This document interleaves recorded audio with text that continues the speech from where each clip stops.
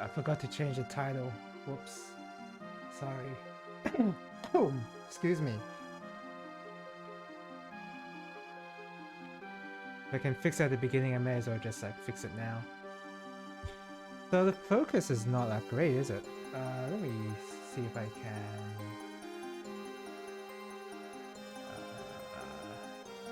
what do I want to do? Oh. Well, okay. Well, you can test the focus right now. So this is what I've done so far on the RG Tallgeese. Is it gonna focus? Do I have it on autofocus?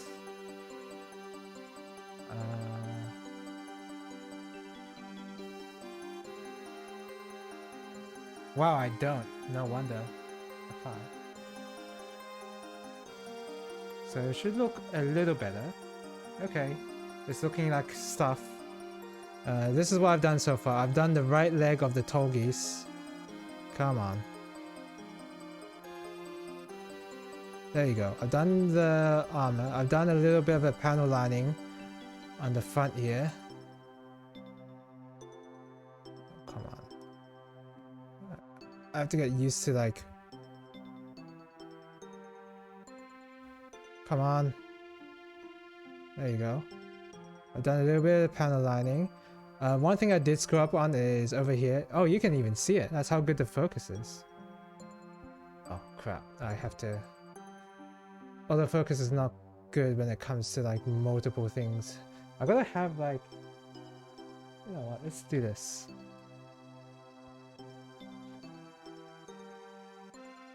I'm shoving stuff in front of the camera. This isn't working.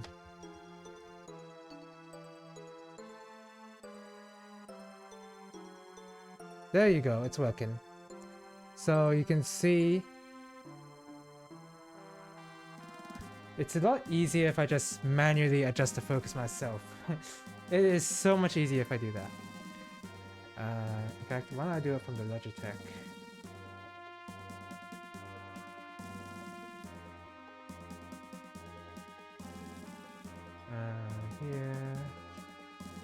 Here. It is not autofocus anymore, so I can actually do stuff like this. So you can see here, I sanded a bit too much at the top there. You can see how there's like a big gap compared to the bottom part where there's not a gap. Yeah, I sanded a bit too much up the top, and now there's a pretty big gap. If you're looking closely, you would notice, but if you're far away, I can't imagine you'd notice it that well. I'm on autofocus now. Autofocus is good for when I'm not doing anything special, I guess, so keep it as it is.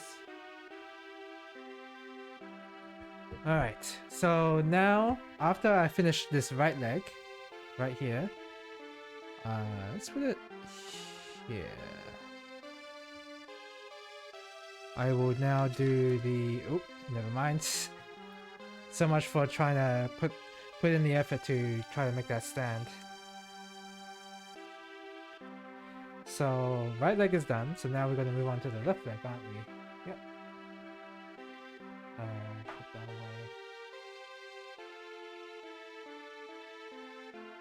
away. Okay, so what we need is the music too loud? I don't... Hopefully my voice is coming out a lot louder than the music compared to last time. Because I noticed that last time when I did my building stream, it was very quiet. Which obviously I don't want. So... yeah, hopefully the music's good this time. Let me adjust things a little bit. Okay. So G2 and G... So I need G2 or one of the Gs. So I got myself some new nippers, this time single bladed ones that allow me to cut closer to the part without leaving too much of a stress mark. I am noticing it still leaves a stress mark though, so maybe it was a waste of money to buy one, but oh well. G215. Yeah. Still have these entry nippers that I've had a long time, and they do pretty well. They do as well as a job as I want them to. It is a little dark-ish. I'll turn on the light when it gets a bit more harsh. And I've changed a knife out for the hobby knife, so it won't. It shouldn't be that hard to cut off some of the leftover nibs.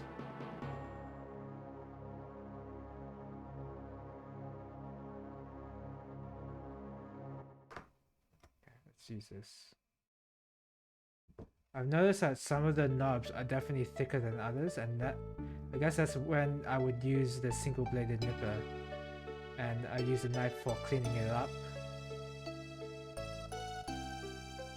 Okay, I got a notification on my phone. Is it important? I don't know. I'm gonna check it out.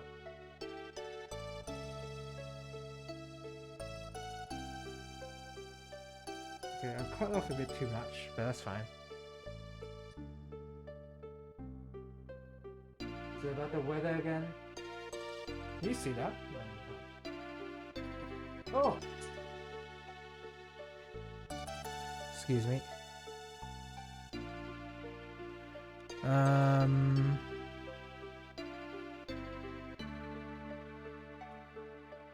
Okay. Yeah. I want to be in the habit of always closing the knife whenever it's not in use, even though I will need it later again. I think it's much more safer for me to like keep the knife closed whenever possible. So G137. So this time my desk is a little bit more open to have a box right next to me instead of behind me, so I shouldn't do that much moving around, hopefully. G37.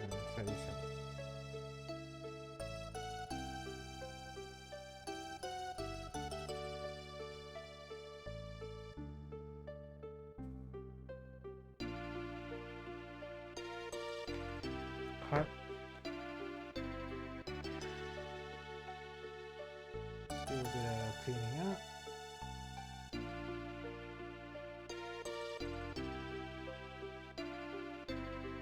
Can you see what I'm doing whenever maybe I should bring the camera in closer.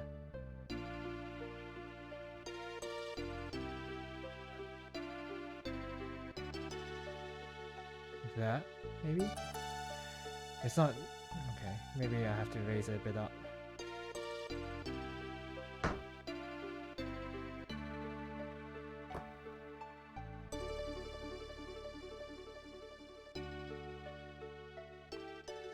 Okay, it does good work on removing the stress mark actually. Pretty good. Changing out the knife on a hobby knife was actually such a good idea. I don't know why I didn't do it earlier. It actually makes it so much cleaner to cut through. Doing it really unsafe.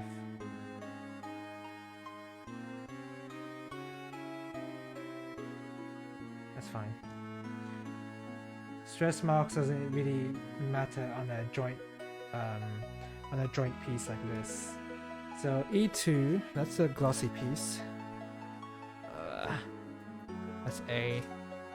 E2 was it? Yeah, E2.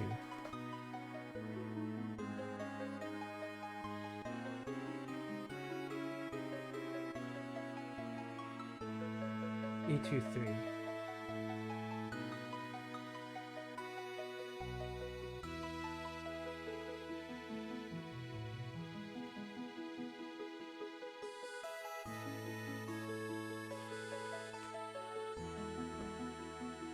I do have a couple of sanders ready, so if I ever need to feel like I need to sand, I've got that handy. In fact, I think I will need to sand this.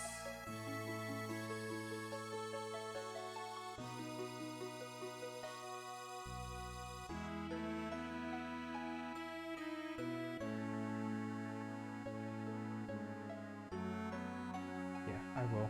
So I need to prep the surface up for sanding. Having the paper there is nice, but I think I should have it like covering the monitor a little because I don't need this monitor, and then I have this surface ready for sanding. So where did I just... here. because I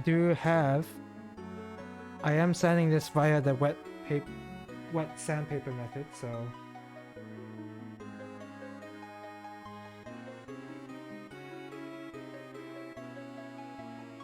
can you see that? Yeah, you can.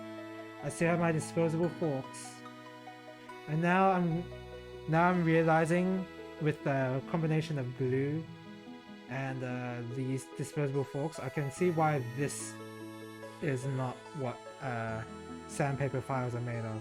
Disposable forks, because yeah, it's very the wood warps so crazily. It's kind of insane how much it warps.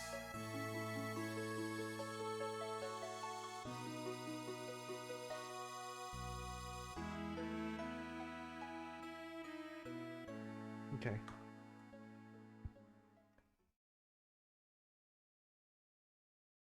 Oh crap, I used a 600 by accident. Oh, well, whatever. 600 is fine. I meant to start with the 400, but well, I screwed up. It's fine. Oh, this music. Genuinely love this music.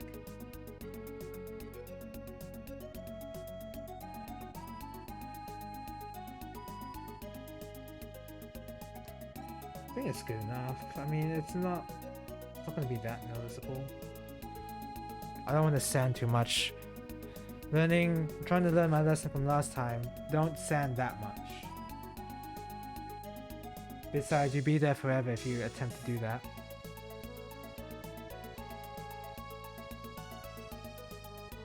You know, this music is gonna be from Lufia 2 Rise of the Sinistrals, which is on the SNES. Really good JRPG. And the music that's playing right now is the world map. Excuse me. It's the world map theme. Never heard this song any more than this, because usually you can get to places very quickly.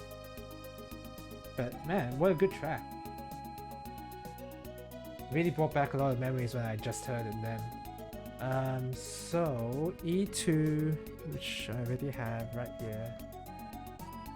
I don't need a... Oh, I need a... Oof, okay, hold on. It's a lot. There's a lot to consider. Put that there. Okay. Yeah, that's good. So E2... 15.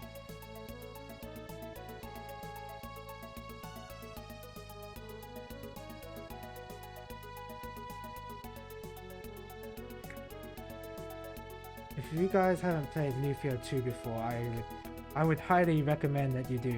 Oh wait. 15? Oh yeah, 15. Good. I thought I screwed up. I would highly recommend people play Lufia 2. It is such a good JRPG.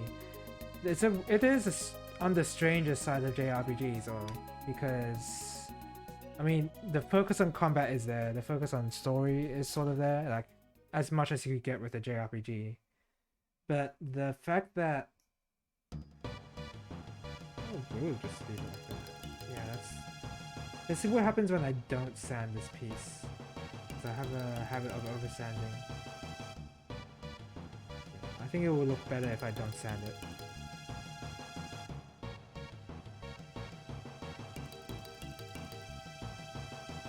Anyway, as I was saying, Lufia 2 is a good JRPG. It does all the standard JRPG stuff. I guess the one thing that does sort of differentiate it a bit compared to other JRPGs is in the dungeon design department. And what I mean by that is not necessarily like how the dungeons themselves are constructed. That's not really the difference. It's more to do with how they made, what they added to those dungeons. So they added puzzles, basically. So every dungeon has like a sort of puzzle that you have to solve, and it's not exactly thematic. Sometimes you just be given random puzzles that you're expected to solve before progressing. And so the dungeons really have this puzzle-solving vibe to them, which may be up to some people's taste or not. Sometimes when people want to play JRPGs, they do just want to get a traditional experience, and Lufia 2 isn't great at that, except when it is, especially with this battle music. This battle song is so good.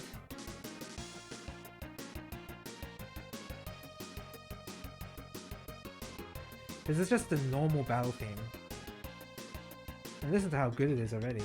Too bad it doesn't really change for the whole game. I mean, there's obviously different battle themes for different situations, but there's not like a, oh, this is, you entered second disc, basically. There's not that kind of change in battle theme, which would have been nice, but with the amount of tracks this game already has with the different battle themes already, that's probably fine.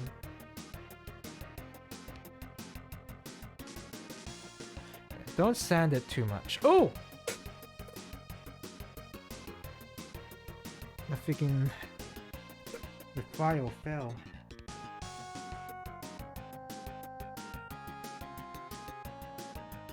You can barely see them up. Perfect. It doesn't need to be any more than that. Have to be careful of oversanding. Okay. So for this piece here, E2 15. I can do a zoom, by the way, in case like it's that hard to see. So let me see. How good is the autofocus? Just like right here. It's pretty good. It sees my fingers more than the actual piece. This is just the victory fanfare of winning a battle. Pretty standard.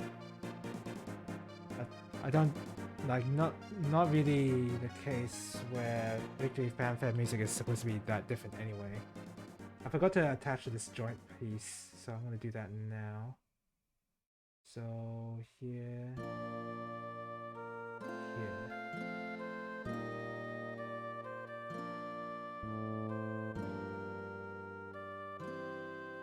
Okay, that's good. And then I put that on top.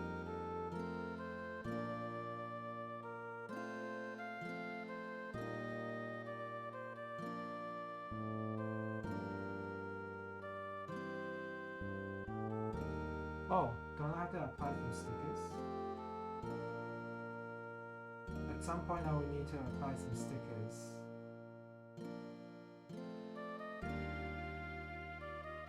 Not yet, it seems like. Okay, not yet.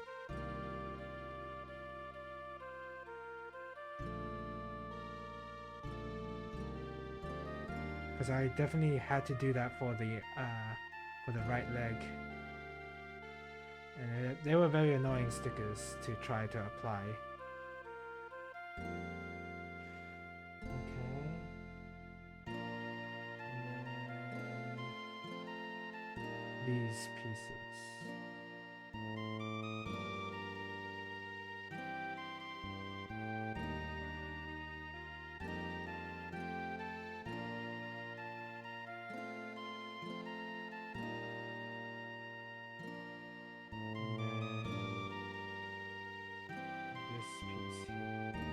Looks so much better.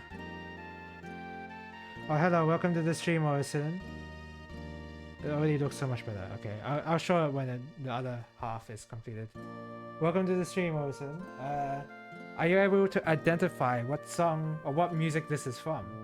Although, okay, to be fair, this is kind of hard to guess from this track. I'll ask the question again. You know what? I'll ask it right now.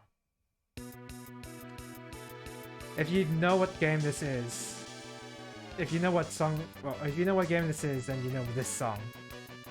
Because this is one of the more popular songs from the game. Unless you play the DS version, yeah. I spoiled it a little by saying there's a DS version, but... wait, what do I need to do now? E216.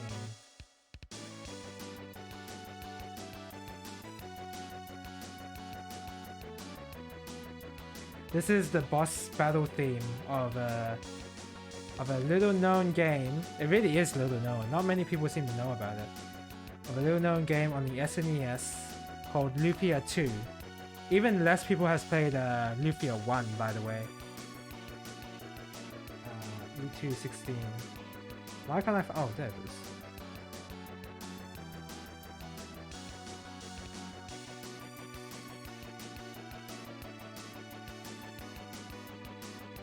I guess Lufia really never...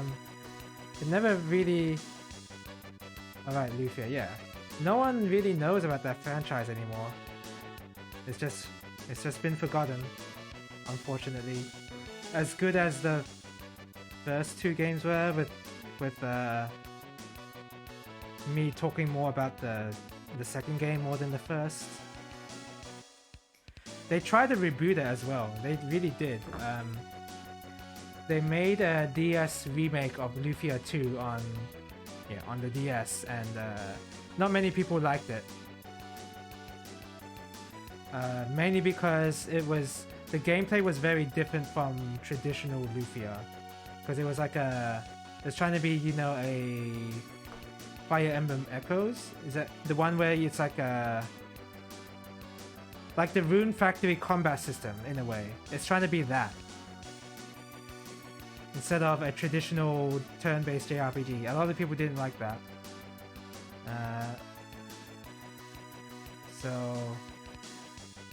And I didn't. I certainly did not.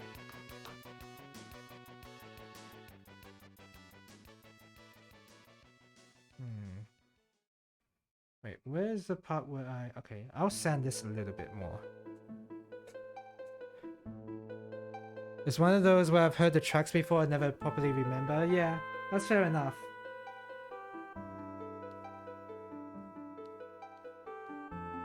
In my case, it's like Lufia 2 was one of the first JRPGs I've ever played, so that's why I'm able to remember what the tracks are so well. Plus, it is a very distinctive musical style, to be fair. At least to my ears. Maybe it sounds more like... Maybe it does sound similar to like a Final Fantasy, but not to me.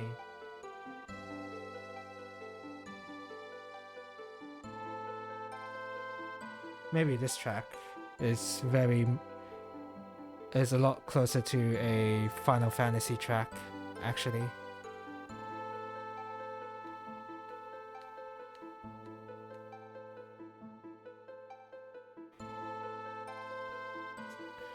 Lufia 2 is a very strange JRPG where I was talking about it a bit before, but the dungeon design is more trying to go for a puzzle aspect.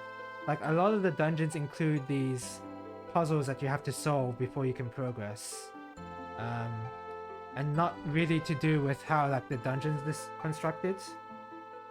That's just like one of the main dungeon mechanics in Lufia 2. So I could probably understand why people would not enjoy that aspect to the game very much.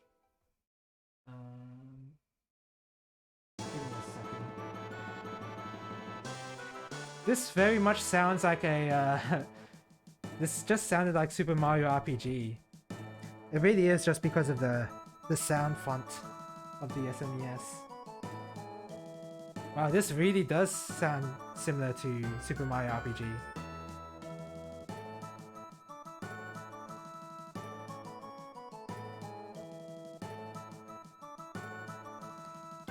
Apparently this Lufia game was made by Taito Corporation, or at least published by them. I guess I was more familiar with Taito with their RPG department than their shmup department.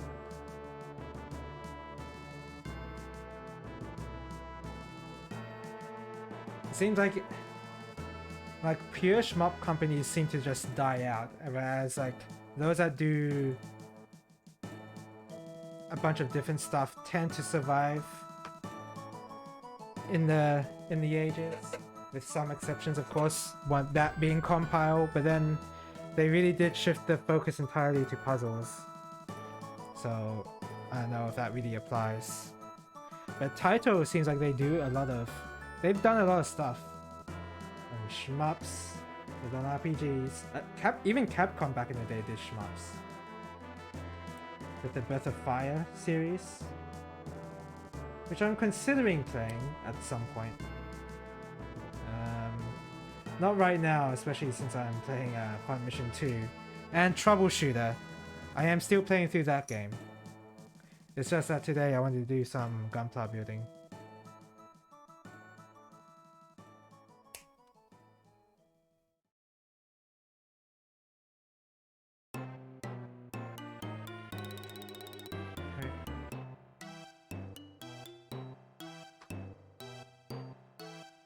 If you do decide to play Lufia 2, don't play the DS version. The DS version is very different, and I mean they do have remixes of the tracks, and they're not bad or anything. They're not bad, but it's a very different experience compared to the original SNES version.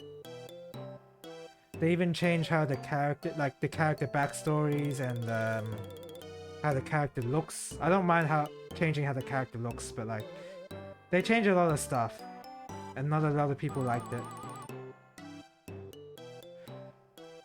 It wasn't like a bad game. It wasn't anything like that. It was just it was kind of like on the same level as DMC Devil May Cry, where technically speaking, that's not really a bad game.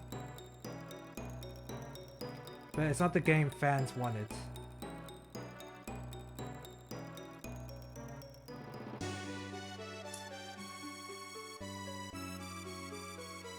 Just fair enough. Considering I'm one of those fans that didn't want what we got on the DS.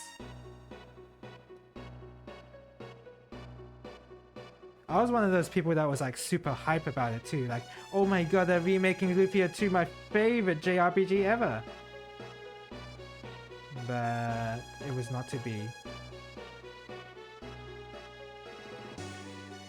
I would like to say that that has taught me to temper my expectations with regards to games that are coming out, or like remasters, but it didn't. I didn't learn from that lesson, unfortunately. I feel like I have learned from it now, but yeah, that was a bad time to be a Lufia fan. To be anticipating that kind of game.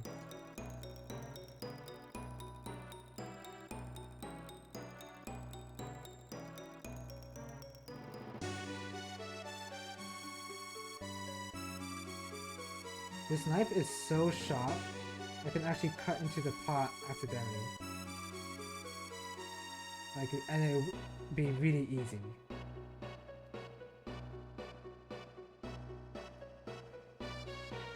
This pot right here is gonna be really annoying to cut. You can see, like, autofocus, yeah, you can see how there's like a nib sticking out. Come on.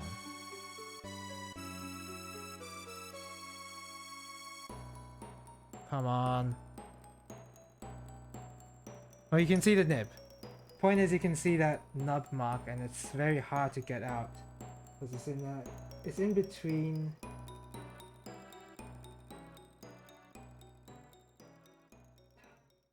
It's in between like these.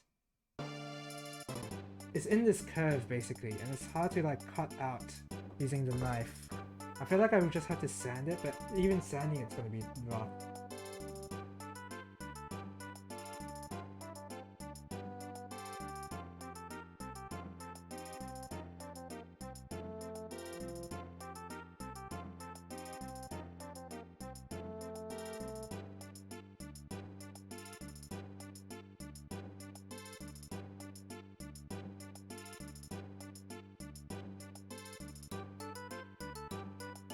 Cutting into the piece.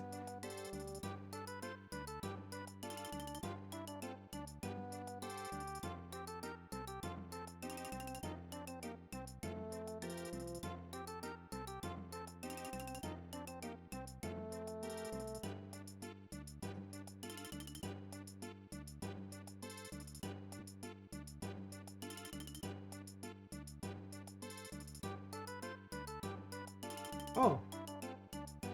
Oh god. Okay, just give me a second. I'm gonna... How long? Okay. I need to bring something in from the car. Be right back. I'll continue to play this music.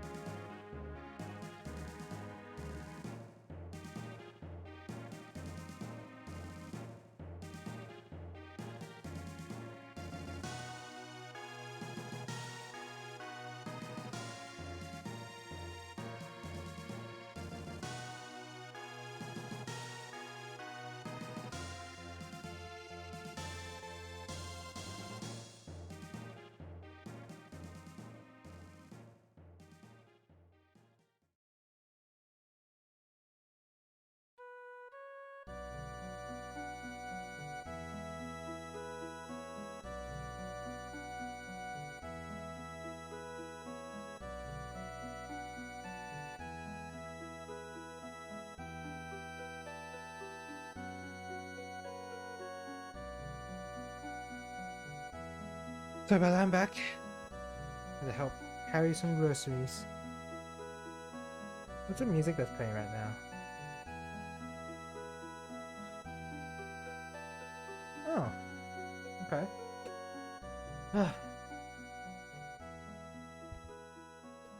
Oh, Lufia 2 actually probably wasn't even my first JRPG.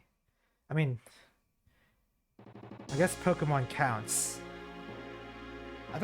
You know what? I don't actually remember what my first JRPG is. Oh, I need to swap to... I don't actually remember what my first JRPG is. It could be Lufia 2, it could be Pokemon, it could be Final Fantasy Mystic Quest. It could be anything. It could even be Final Fantasy... No, it could even be Final Fantasy X actually, yeah. Or even Kingdom Hearts 1. I don't actually know for sure.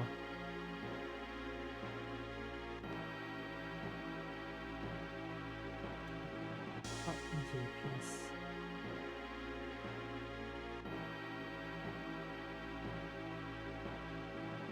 I'm gonna have to sand it. There's no way. We can cut off more of this.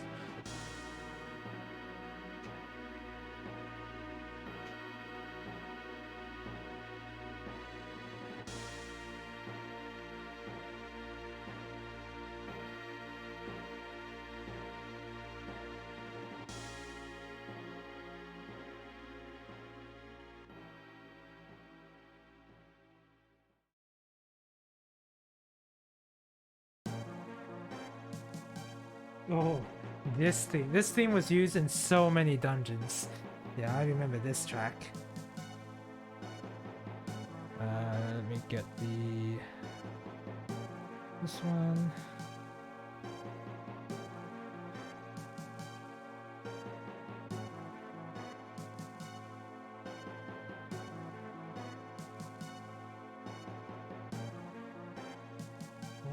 Okay, deciding this is going to be difficult.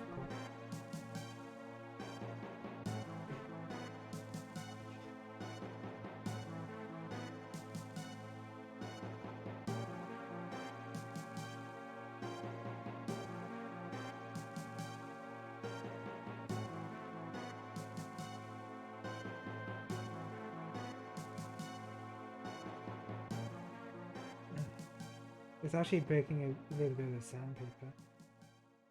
This one I'm gonna have to... I mean, it's working. It's just not working that effectively because I didn't cut off enough of the nib for there to warrant the use of sandpaper, but I can only get at it with sandpaper. So this is my only option. I can only get at it with sandpaper safely. All my other tools will be very risky to me and the piece to try and remove.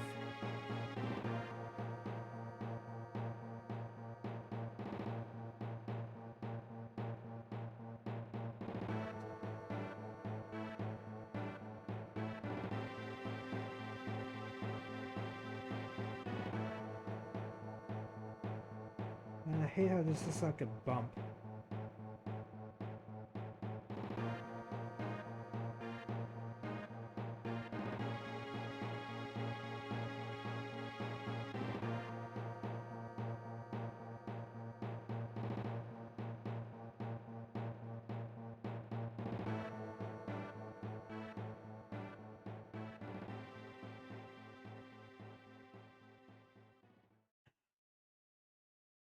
What does I have to do? I hate how I have to leave it, because it's just like a big nub.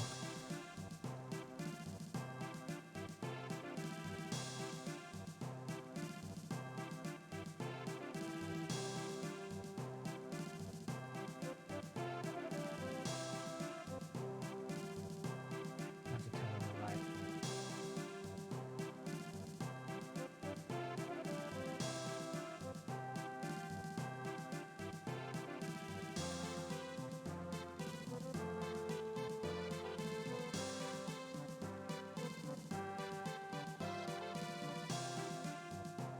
So you can get at it with the knife safely.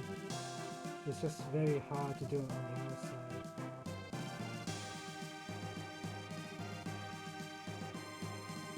There you go.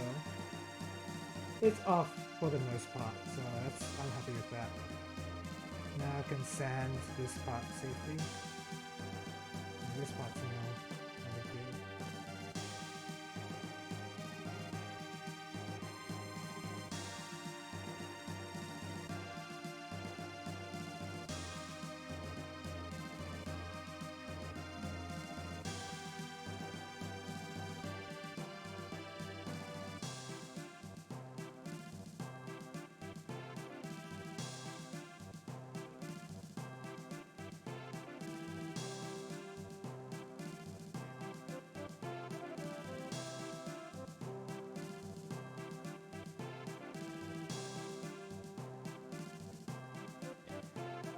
Okay.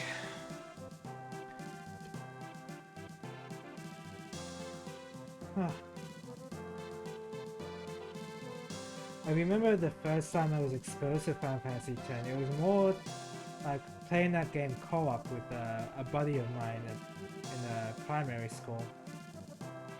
Which is a very strange way of experiencing an RPG considering we only have like a limited amount of time together to play around with, but for some reason one of those games was being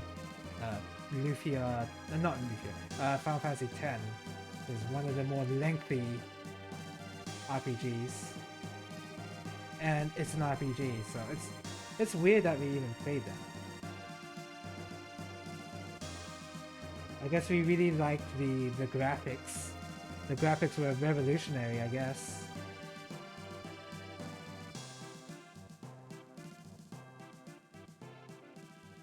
It's fine. And the laugh. The laugh is very much revolutionary, to be fair. Because we never heard anything like that in the video game before.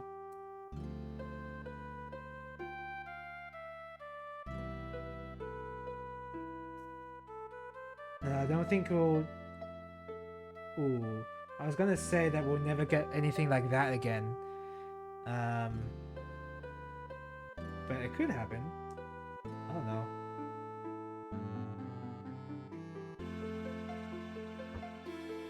I think Final Fantasy X is a unique case where I'll be one of those people that will sort of defend the game in a way where the voice acting in the game where they're trying to go for the...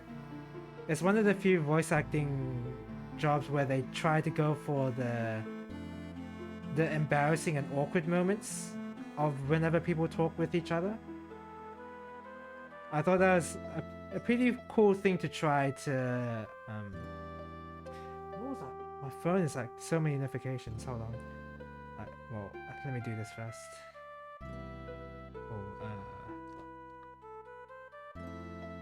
Yeah, Final Fantasy X is trying to go for the awkward aspect with the characters, and to varying levels of success. But I think it's neat that they tried.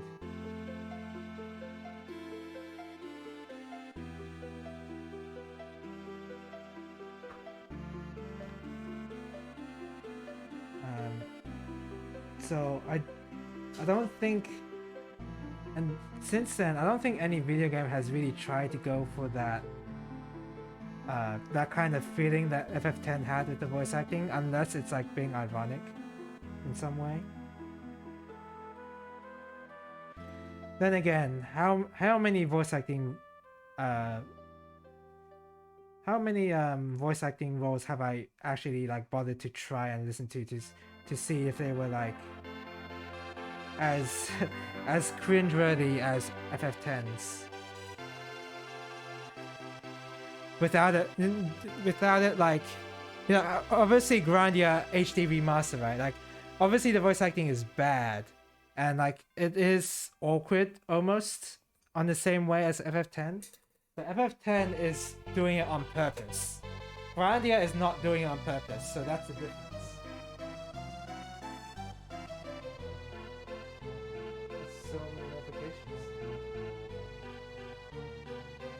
Titus Fantasy X is still a treasure. Oh, you bet.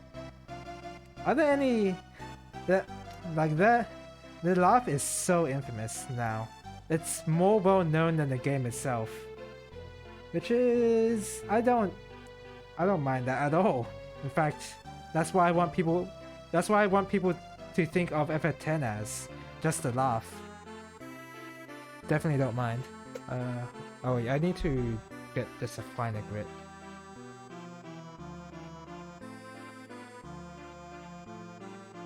But many, you know, there's always like the people that will just point out that that scene is intentional, like they're obviously laughing as like the laugh is bad on purpose. And I am one of those people.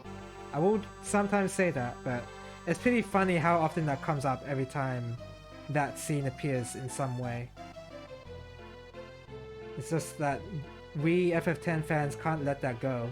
I guess it's after every news outlet or like whatever saying is like giving this scene as an example of bad voice acting. When there's so many different scenes in the game where it's actually bad voice acting. Like you could have given the argument showing a different scene and you'd be correct, but you gave the wrong clip. You showed the wrong clip to have that sort of argument.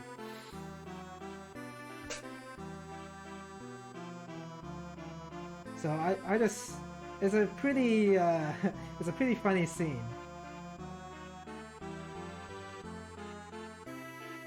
It is definitely the most divisive scene, I guess.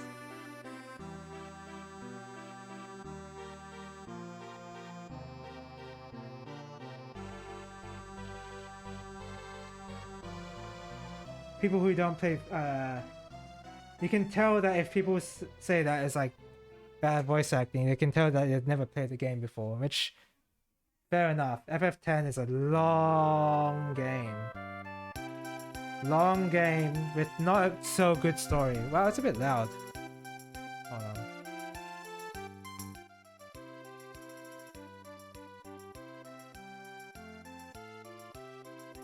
FF10 is a long game. I don't really expect anybody to play it nowadays. It's also not a great game either. Like, I may like it for other reasons, but for gameplay, I don't know. The gameplay can be fun. I really like the idea of the sphere grid.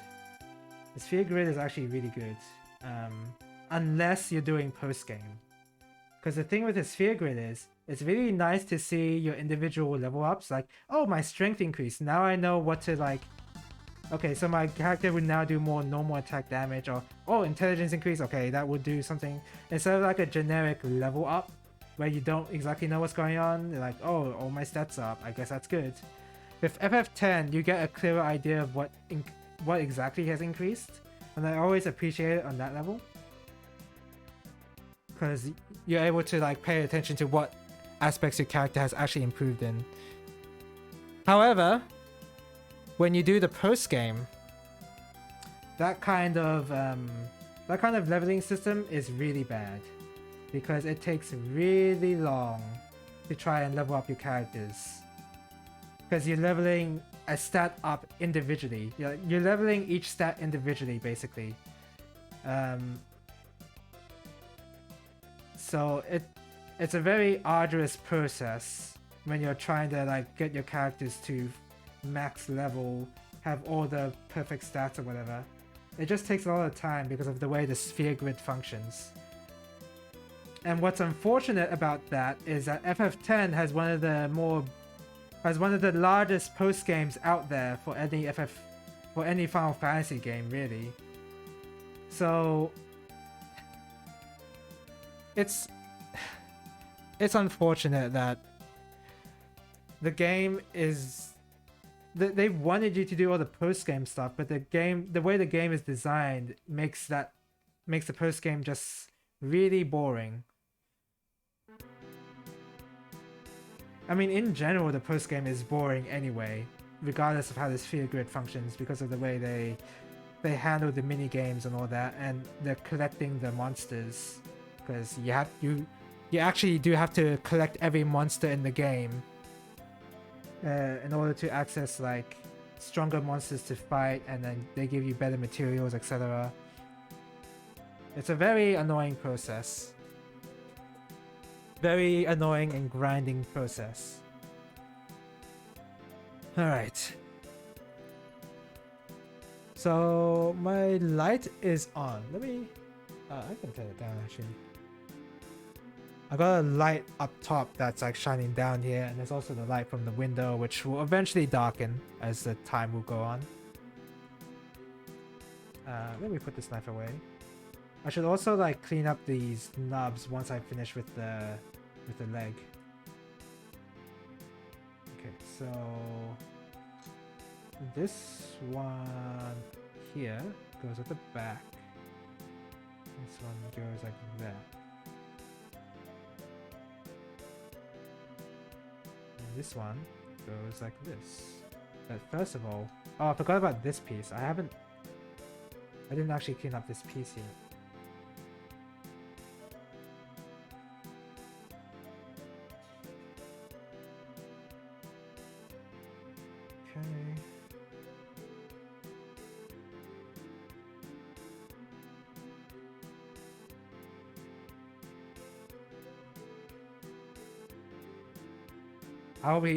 Here's a hot take. You can like spam that spicy emote.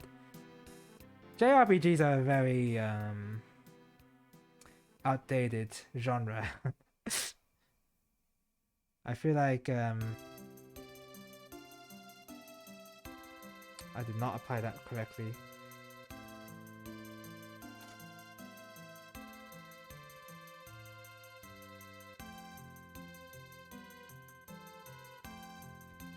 Or did I? It's hard to tell. I need the spudger. Where the heck did I put it? Oh, it's right here.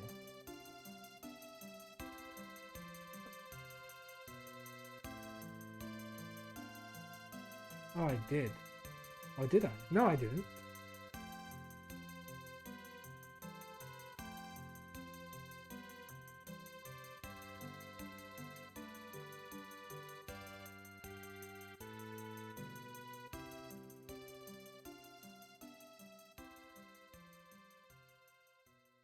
There we go. That's in. That is in. The yellow piece is in. Oh, it's a bit weird looking. Come on. Ah. Oh. Fine. Autofocus, not great. There you go. Now you can see the yellow piece.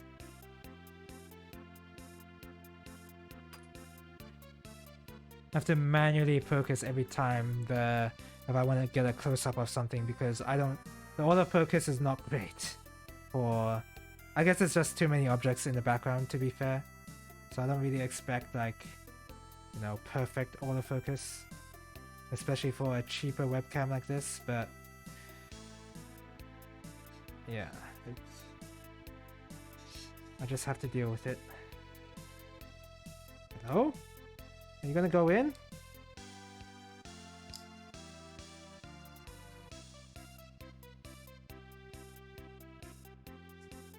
Oh god, okay, that took a while. And then I'll just snap this on. Nice. So that, the bottom, the shin part is done. And then we put on the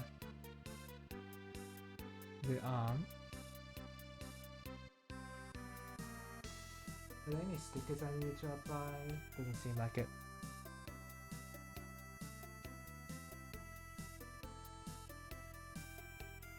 Okay.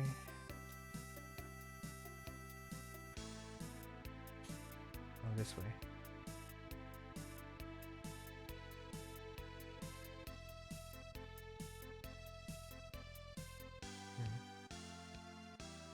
Guess that's fine.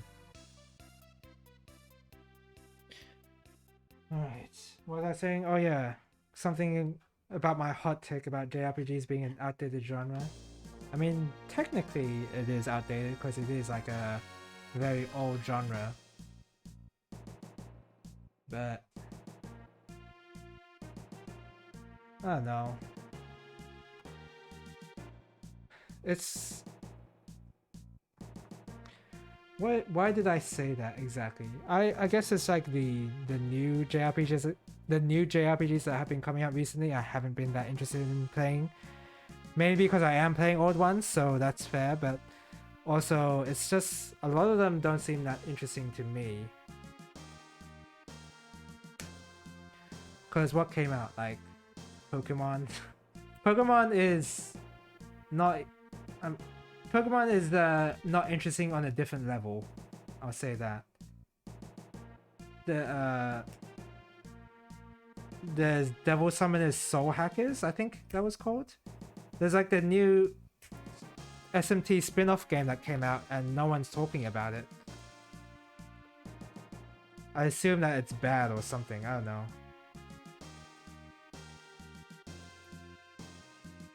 But yeah, I don't know, it's hard for me to get excited about a new JRPG IP.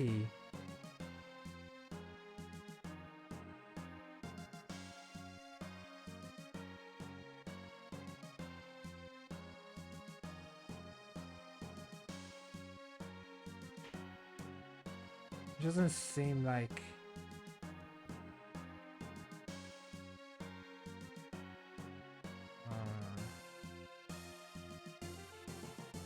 Okay, I think I will sand this. Have I seen the Tizen Riser though? Yeah, I did. That was one of the first things I was exposed to whenever I heard about the Atelier series. Also, welcome to the stream, Dunbrook. How are you doing? Hope you're doing well. I'm glad you're watching me build some Gunpla really poorly. Don't sand this too much. Okay, wait, I need to sand it a bit more than that.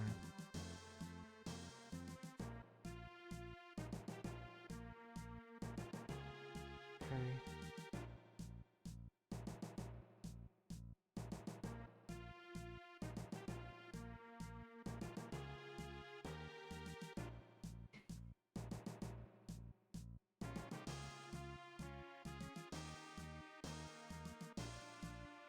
Ah, I'm doing alright, just washing dishes. Okay, nice. I haven't built a gunpla before, so I can't comment on your work. Okay, yes, that's fine. I do, but building gunpla is a lot of fun. I am going through a lot more effort than usual.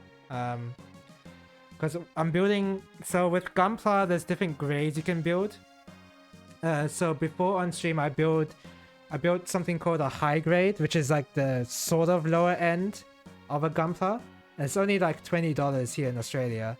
But for $20, you can get something like this. Ooh! Get something like this.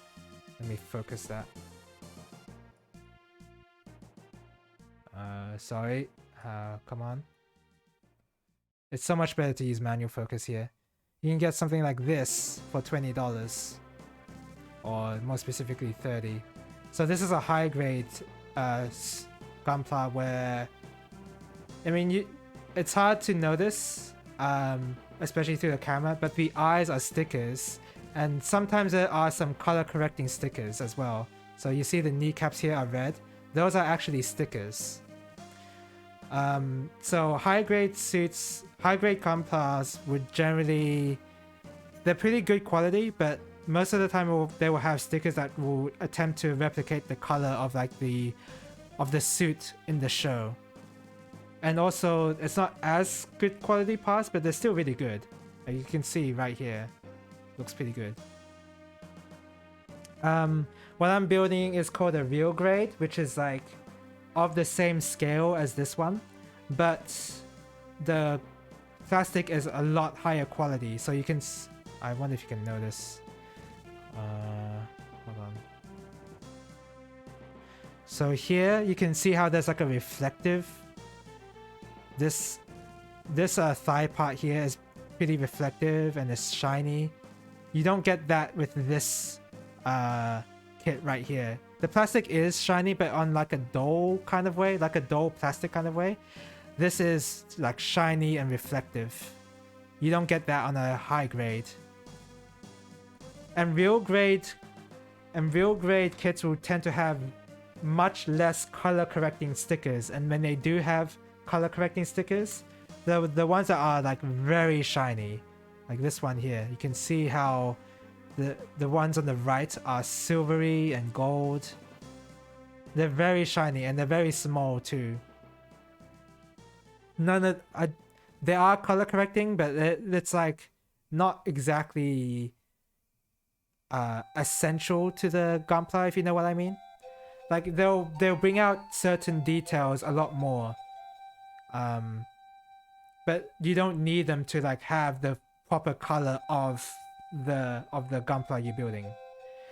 Every color that you have in your RG kit will be in plastic. Like you can see how this yellow is attached and this gray is attached. This white, is it gray? No, it's like grayish. There's gray here. There's like a darker gray here.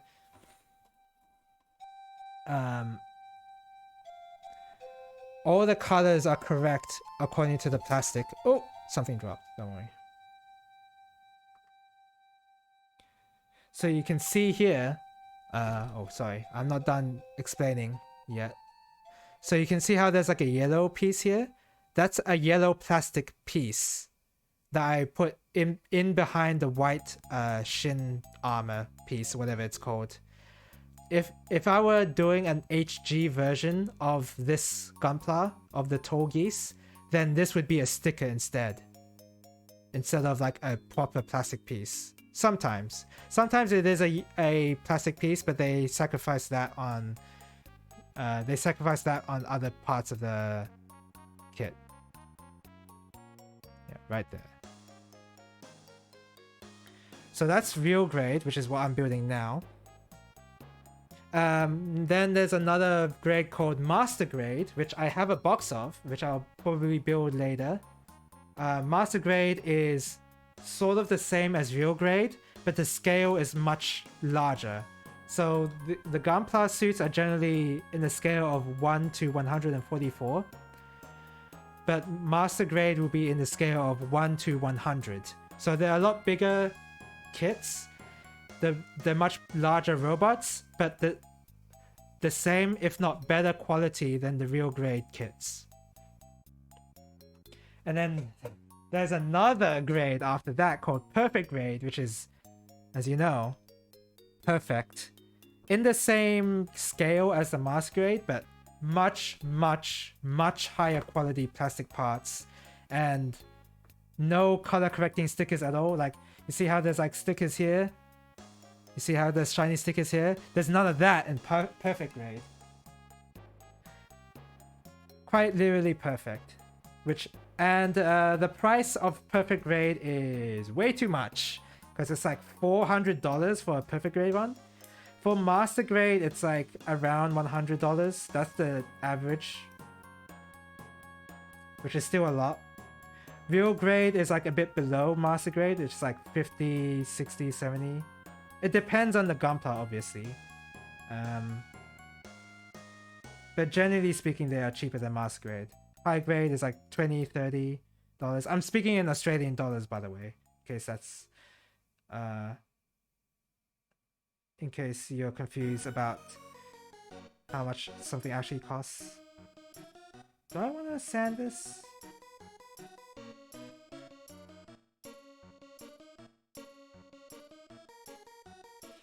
I think I will.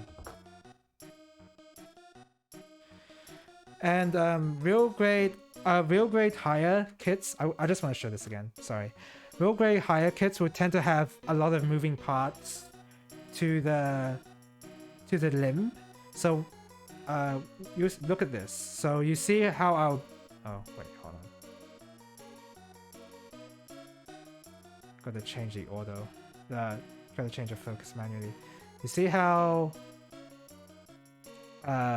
like this kneecap is made of different pieces? If I bend it, this kneecap thing pops out, and if I bend it even further, the kneecap actually lifts like a real leg. Like, look at that. Like, everything is in one motion, and it's like mechanically makes sense. That's the quality you expect in a real grade kit. But in something like an HG kit, like this is the Turn A Gundam that I showed earlier. You're gonna have some level of that, but not to the same level as a real grade kit. Like, you can see the kneecap there, but obviously it's way more simple than the real grade leg that I just showed you. So that's one major difference between RG and high grade kits. There's a reason why the high grade kits are cheaper, I'll say that.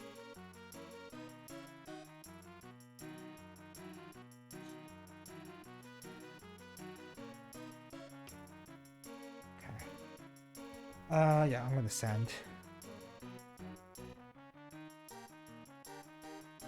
So yeah, there's like a whole process involved when it comes to building these Gunpla. And of course, considering these are plastic model kits, people have like gone above and beyond for customizing their own Gunpla, like painting and doing some weathering, or you know, build some dioramas. There's a whole community of Gunpla builders.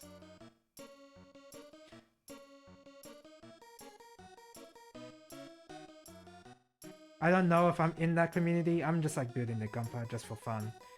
I'm building the mobile suits that I'm more familiar with, that I've seen from the show. Some other Gunpla builders will actually build Gunpla from shows that they've never seen before, which is fine, because they think the robot's cool, they buy it and they build it. There's nothing wrong with that. For me, I just like to know what the show is like before I decide to get the the robot from the show. I like to have a bit of context.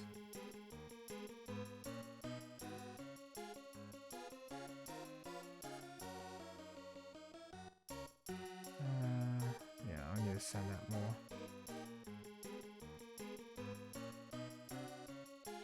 Anyway, what was I saying about JRPGs? Yeah, I guess I'm not that interested in modern JRPG releases nowadays. Mainly because they're usually on the long side. And I imagine that's what most people think as well. Like, oh my god, it's another JRPG that's like 70 hours long. Yeah. JRPGs have that stigma of the like being too long, for sure. Which they actually genuinely are.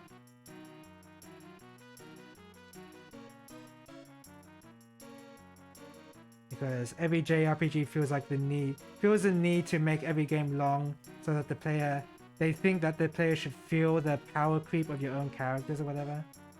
I don't know what the reasoning could be, but like, you know.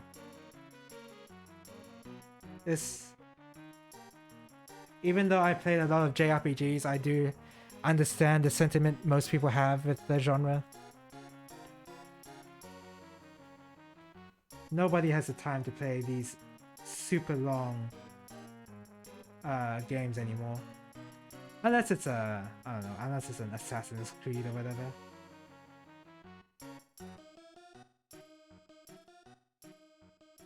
Or a very notable AAA title like Final Fantasy 16. Oh, I guess I am lying. I am excited for Final Fantasy 16, but I guess that's only because FF14 is good and Yoshi P is working on FF16. And I sort of trust Yoshi P at the moment. Naoki Yoshida, I think his proper name is. I sort of trust him at the moment. So I'm excited. I'm excited for FF16, but I know to temper my expectations until then. Like, I'm not going to be so excited that I will like pre-order it instantly. I want to see what the game's like first, but I'm very excited, I guess.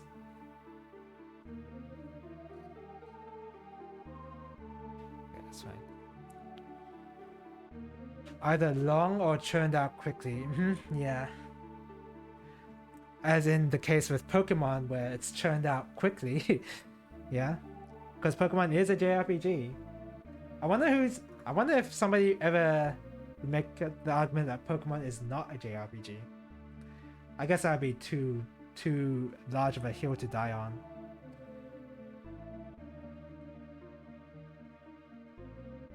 It is telling that Pokemon seems like the only franchise to be immune from like the JRPG talking points generally.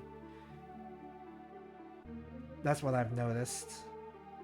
Pokemon in general seems to be immune from any sort of comparison anyway.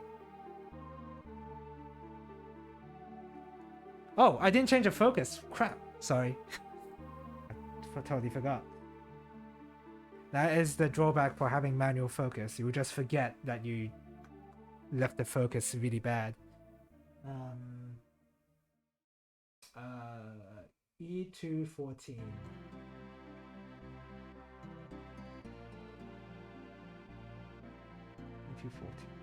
Yeah. My older brother is currently playing Pokemon Scarlet or whatever, Violet. Whatever version it is. I guess I'll play it after he's finished with that game.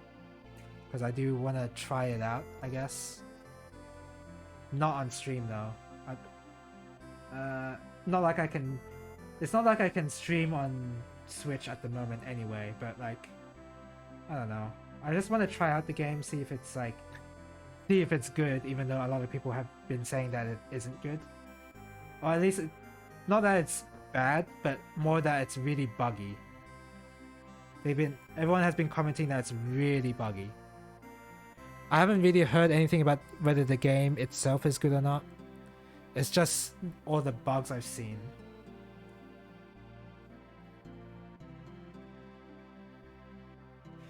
People generally don't lump Pokemon in with other JRPGs. Yeah, isn't that weird though? I feel like Pokemon is a JRPG, but it's surprising that it tends to not get lumped in with other JRPGs.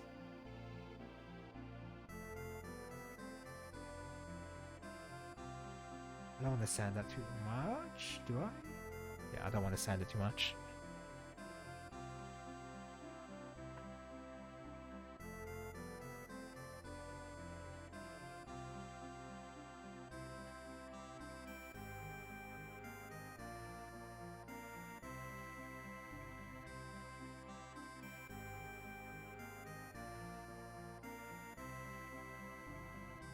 It's fine.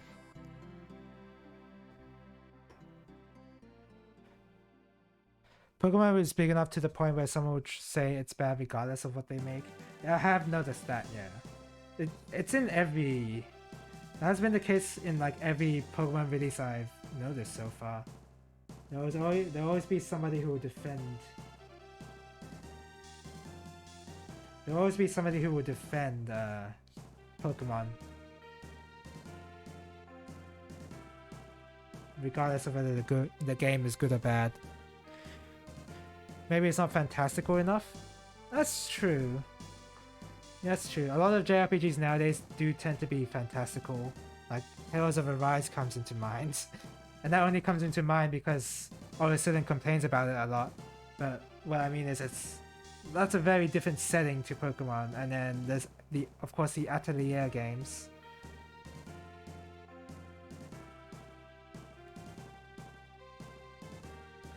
But it's like Gen 5, as funny as it is remembered now, wasn't received as warmly back then. Yeah, and I'll be honest, I was one of those defenders of Gen 5, because I really like Gen 5, personally, because of the way it handles the story, and the unique music as well. I mean, people didn't like the map design, which is fair, and some people didn't like the Pokemon design either, because the Pokemon design was very clearly supposed to be Gen 1 Pokemon, but different. But overall, I still really like Gen 5, even back then. Okay, am I done with this? Okay. So, alright, let me show you something before I move on. So, you can see how I'm still trying to get used to like positioning stuff on a webcam because I've never done this before.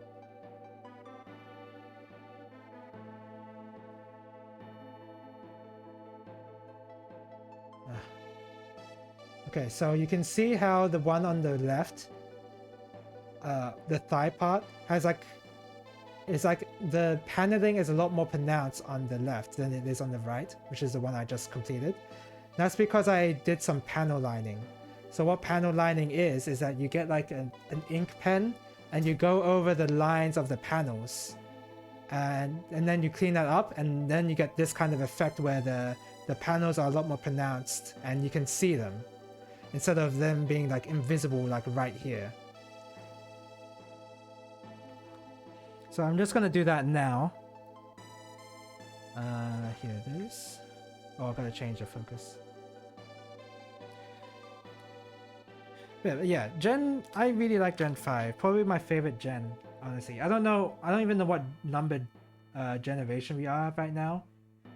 That's how little I've been paying attention to Pokemon nowadays. But when I was big into Pokemon, Gen 5 was my favorite. Even after Gen 4, after Pokemon Diamond, like I like that game, but I think Gen 5 really really made me, I guess, not interested in other Pokemon games, but it was basically the highest point of Pokemon that I've played, and then I stopped because I knew they wouldn't get any better, I guess. We are in Generation 9, damn. That far ahead already. So you guys like my panel lighting? You guys like my panel lighting? I think it's as comparable as the one I showed you earlier. Yeah, it's supposed to look like this. But you're supposed to clean it off. You're supposed to clean off the excess. So I'll do that now.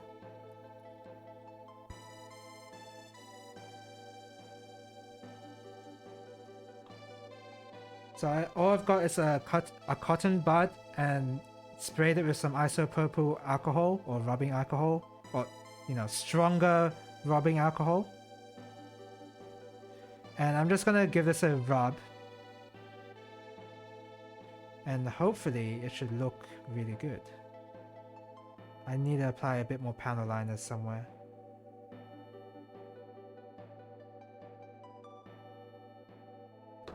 I need to apply a bit more.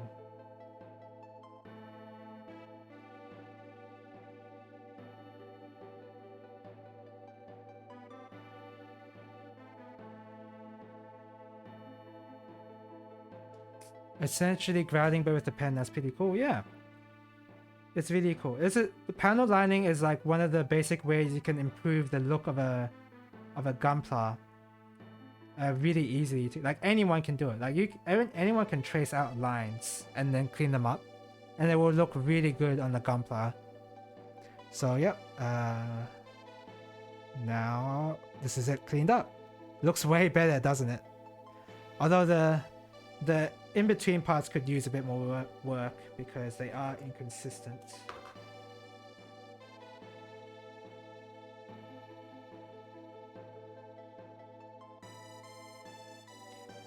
You could also, instead of using isopropyl alcohol, you could just use an eraser even after it dries. After it dries, you can use an eraser and rub out the excess, and you also get a clean line that way.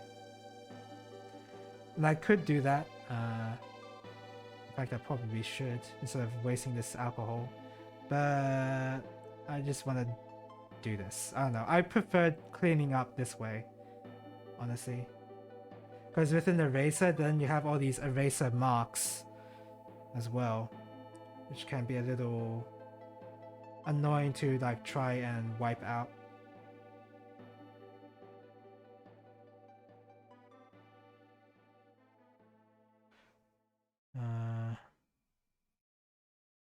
Yep, there you go.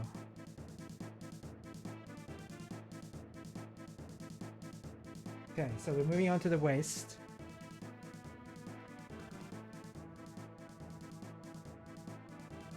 I'm gonna turn on the light so that... You know what? Because I am working on a white suit, I'm gonna change this to a warmer light.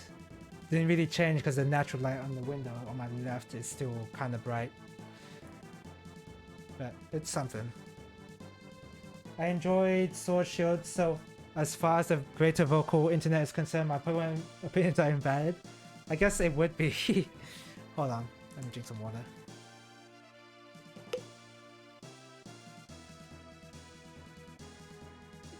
I enjoyed Sword and Shield. I was able to recognize the problems, but considering that I haven't played a Pokemon game for so long, and getting back into it with Sword and Shield, I kind of just like... I just had fun, I guess. I could understand where people were coming from, like the lack of content from other Pokemon games and etc. Like all of that, but as for me, looking for like a simple Pokemon game, Sword and Shield delivered there, even though there were a lot of problems with it. I just have the perspective of somebody who hasn't played these games for that long. Well, not long, but like these games for quite a while. Back when Sword and Shield first released, at least. Okay, so there's a lot of pieces here. So G45.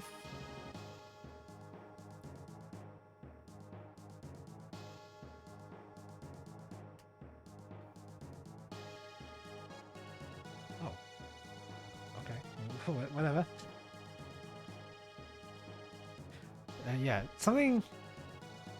The plastic bit of the runner sheet actually broke off instead of the knob that was actually holding onto the piece, which is pretty funny. Like there's nothing irreparable that just happened. It's just weird. Like I can fix that really easily.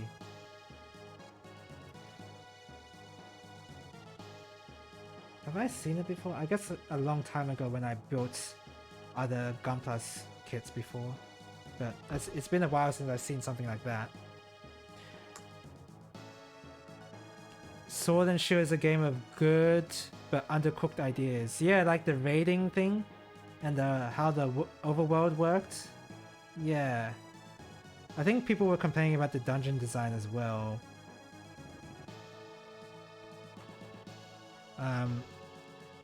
Yeah. Well, the game, I guess the biggest problem for me is that the game is too easy. I guess every Pokemon nowadays is going to be too easy because it is a game designed for children. But I still think it's way too easy. I am of the opinion that there should be some challenge in video games, regardless of what kind of level you're at when it comes to games. I don't know. So you could go two ways with that, I guess. Like, even maybe somebody who's like at a lower level of video gaming skills will be really engaged at what would otherwise be like a really easy experience for any other person. But I can only really talk about me, so that's what I'll do. And in terms of me, I would prefer my games having a bit more challenge than what Sword and Shield offered.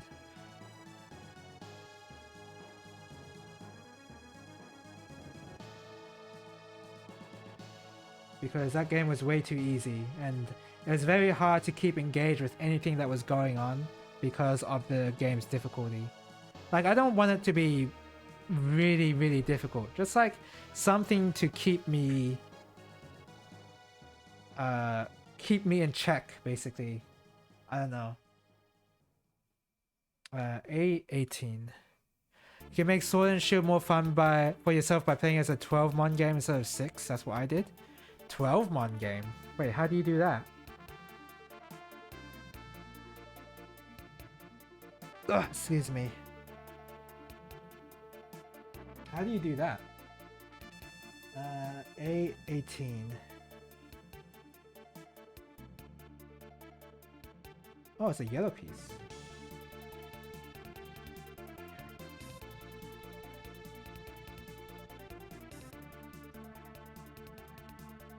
Okay, I was afraid I cut into the piece a little, but I didn't.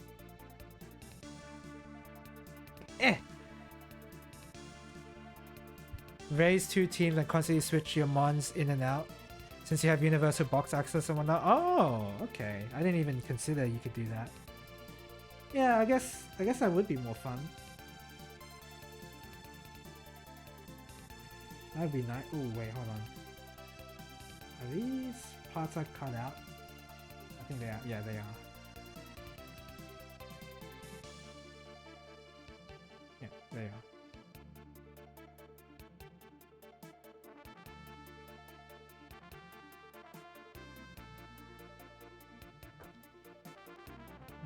Guess I'll use a knife. Have you played Ultra Sun and Moon? No, I haven't. I might have a box lying around somewhere because I forgot to give it back to my cousin.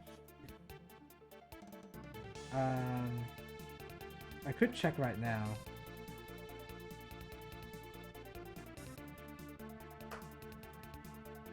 Hold on a second though. That's fine. I'm gonna check right now.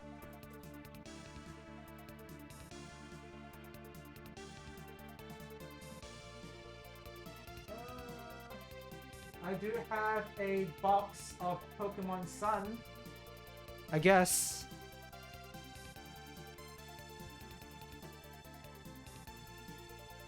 Those games are quite challenging if you turn off the EXP share.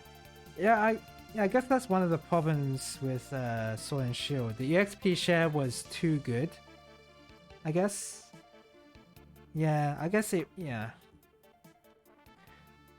I understand why they have it though, is the thing. And it is very convenient. I appreciated having it, but I almost wish I didn't have it, if you know what I mean. Oh, what? Oh, like this, I guess. Yeah, I guess it is like that. And then you put A8.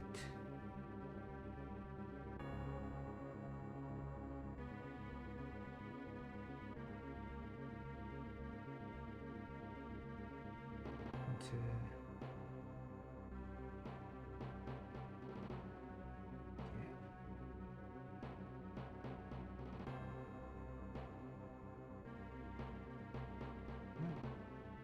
I don't know if that's right.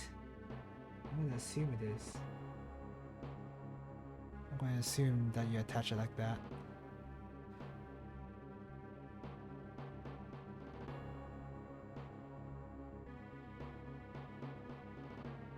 Doesn't look right. Oh, it is right. There is like a small round indent just for this piece. Just like it's not sitting flush.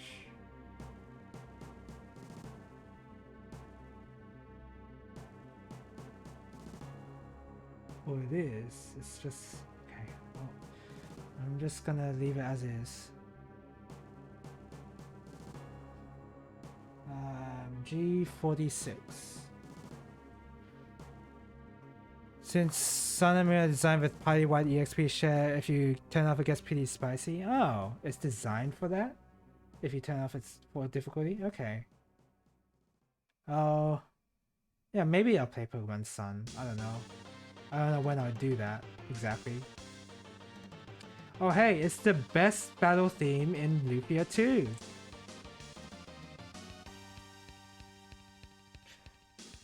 You can't even see me rocking my head.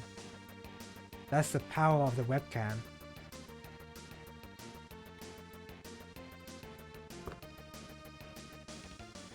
It's unbelievable that they were able to get this kind of rocking soundtrack for the SNES. I guess I'm easily impressed though. I'm easily impressed when anything musically great comes out of an SNES or Sega Genesis at this point. I guess it's because I've been so used to hearing bad tracks on especially the Sega Genesis.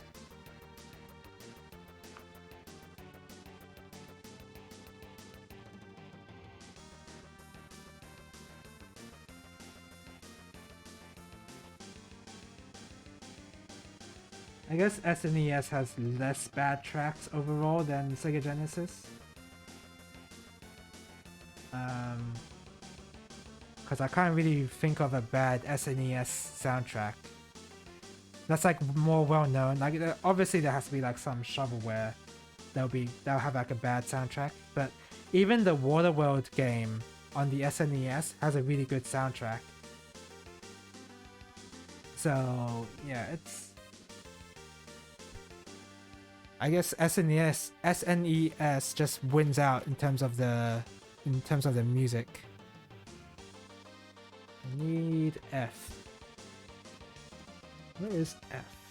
Is that F?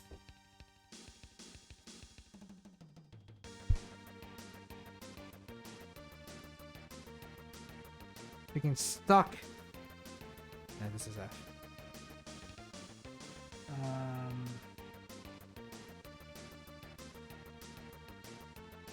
F18.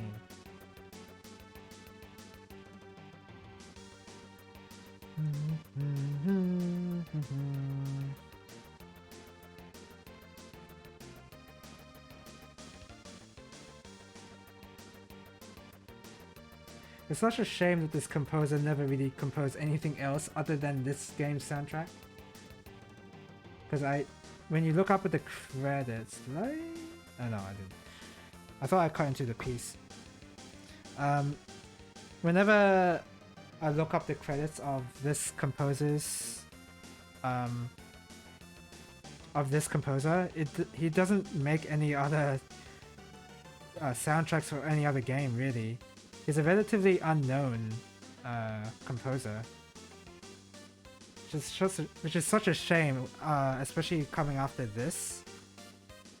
It's like really one of the best SNES soundtracks I've ever heard, and he doesn't get much recognition because he doesn't get a lot of work or something, or he doesn't want to work in the music in the games music industry anymore.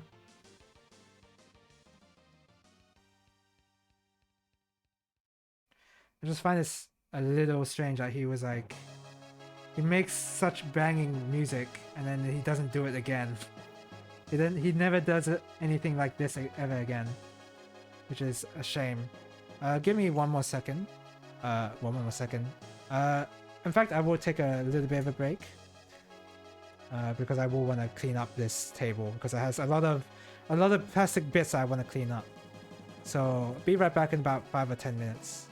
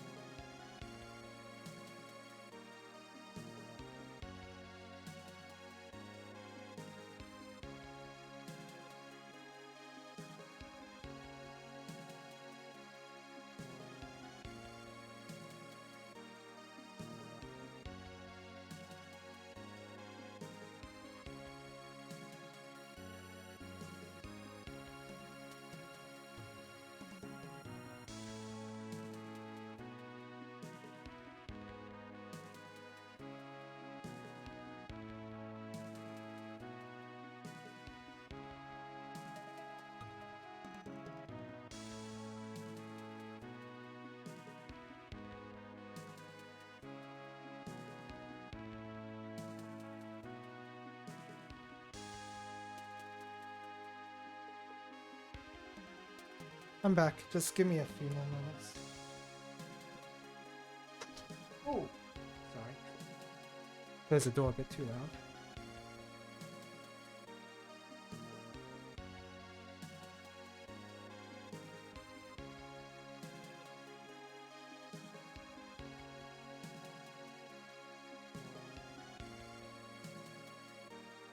Just let me clean everything up before I continue on. I did just finish the leg after all, so...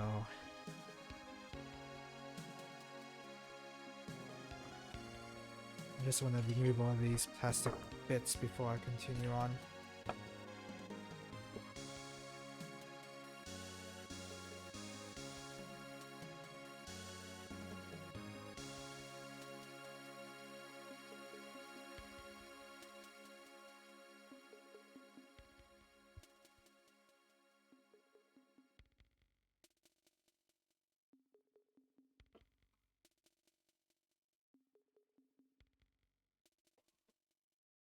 Okay.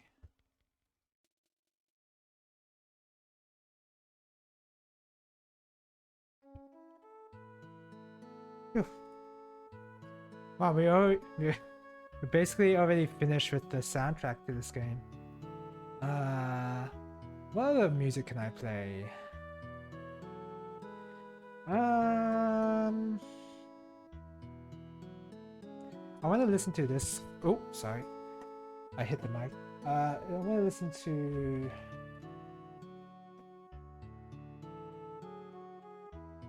this music again.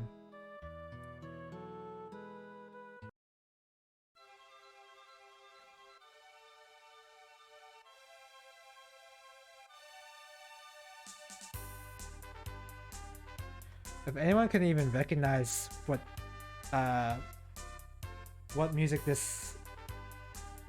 game this music came from, I'd be impressed. Speaking of JRPGs, I recently saw videos about FF7 Remake. It certainly isn't a remake. Wait, what? Wait, what do you mean by that? Isn't it totally a remake? Or like part 2, do you mean? Like part 2 is not a remake. Because I haven't seen any news about that.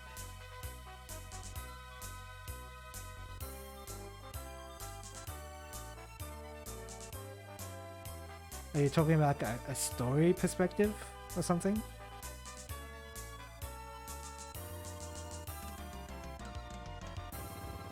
That'll be fine.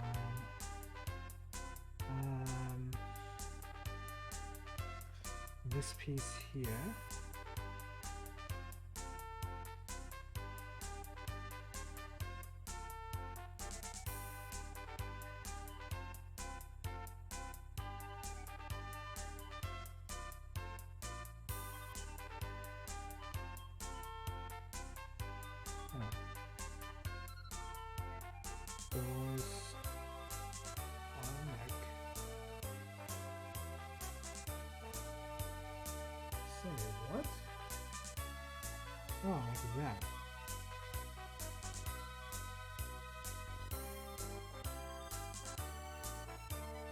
No, it doesn't. That doesn't go on like that.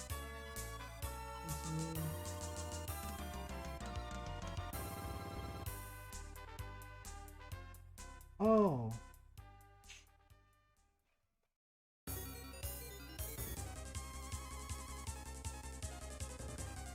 The writing is a diversion from the original game. It's more of a reboot than a remake. Ah, okay. Speaking from a story perspective. Yeah, I wouldn't know anything about that. Considering I haven't played FF7 at all, like in any shape or form yet. That seems... Is that the route people wanted from the game? Like I can't tell if like people would be excited or mad about that. Oh, there you go. Now it sits better. This goes here. Oh, that's so much better. Everything is falling into place. There's alternate timelines or something. What? Wait.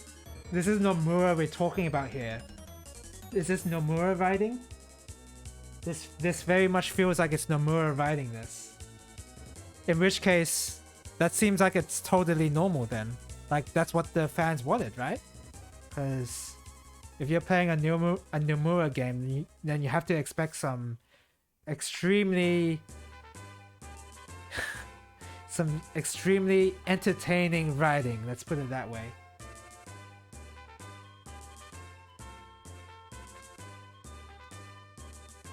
Forty-four, yeah. It's Nomura writing, yeah. So, I mean, that's what the fans wanted. Right? I mean, I feel like that's just what you have to expect if you want Nomura back to write more Final Fantasy stuff.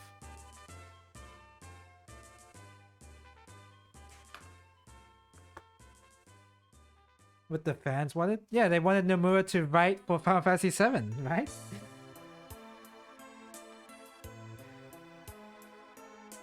For Final Fantasy VII Remake. I like, for me, looking as a bystander to FF7 in general, like, isn't the charm of that game is how Nomura is, like, you know, involved with Final Fantasy VII? Like, that's one of the main parts of the game. That's just how much I don't know about Final Fantasy VII. Like, I like Kingdom Hearts, and I like it because of the Nomura writing being so bad. That's one of the best aspects of Kingdom Hearts. So isn't that the same way with Final Fantasy VII? Like, for the next Kingdom Hearts game, you want Nomura to be continuing writing for Kingdom Hearts, because that's part of the enjoyment of those games.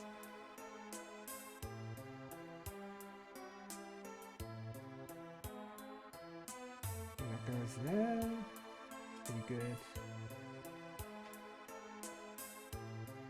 Last I heard, there was a celebration when it came out that Nomura wasn't involved with Final Fantasy 16. I would celebrate. I'll be honest. There'll be some games where I obviously do not want Nomura involved at all. One of them being Final Fantasy 16, of course. For other franchises like FF7 and Kingdom Hearts, I don't care. But yeah, I would celebrate as well if Nomura wasn't involved there. It has to be like, I don't know, it's like there's a certain level, a certain amount of Nomura I can handle in a franchise. And I guess it depends on how much I care about whether the game might be good or not. And I am genuinely excited for FF16. So if I'm seriously excited about a game, about a Final Fantasy game, then Nomura has to not be involved. But if it's like, if I'm jokingly excited, like Final Fantasy Strangers of Paradise, like if it's like that, then I'm so excited that Nomura would be involved.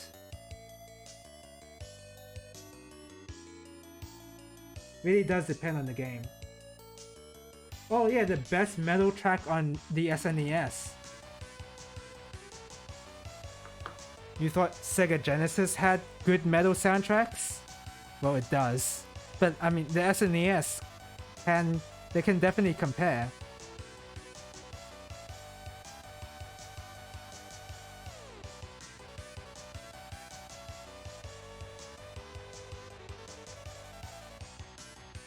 Man, this track is so good.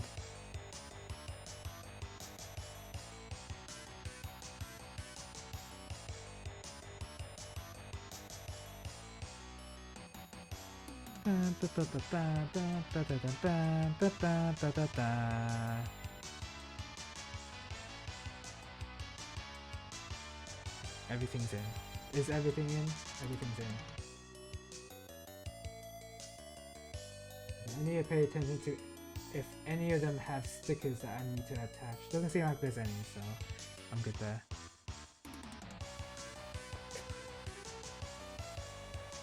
Okay. God, this track is so good. Let me see. FF7 Remake does whatever and expects to be called clever for subverting expectations. Yeah, I'm aware of that kind of writing. Nomuraism, I suppose, yeah. What if Aeris and Zack didn't die? Hey, that's a spoiler! I didn't know Aeris died because I didn't play the game. It's been like how many years? The internet has spoiled me at this point. Like, there's no way you can escape from the spoiler that Aeris dies. Let's see. G142. Oops, I hit the webcam, sorry. The light coming from the window is still really bright.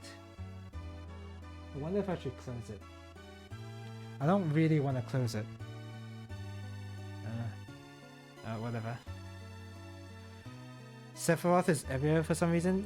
It's not the case in Final Fantasy VII. The original version. It's just... I don't know. I've never played the game before. So I don't know what Final Fantasy VII is like, except for Advent Children. I watched Advent Children before I played Final Fantasy VII. And, you know, I had fun watching Advent Children. Which is, you know, what you want. That's like their goal. They want you to enjoy watching it more than think about what is actually going on in the story. So, mission accomplished there.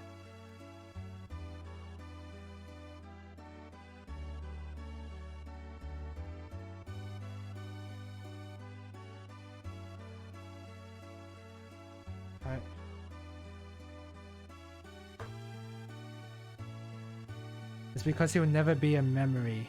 I don't understand that. I guess that's something like FF7 players would get. Sephiroth doesn't show up until mid-late game in OG Final Fantasy VII. Oh, okay. I mean, yeah. Okay. I guess that would be annoying that Sephiroth would show up everywhere.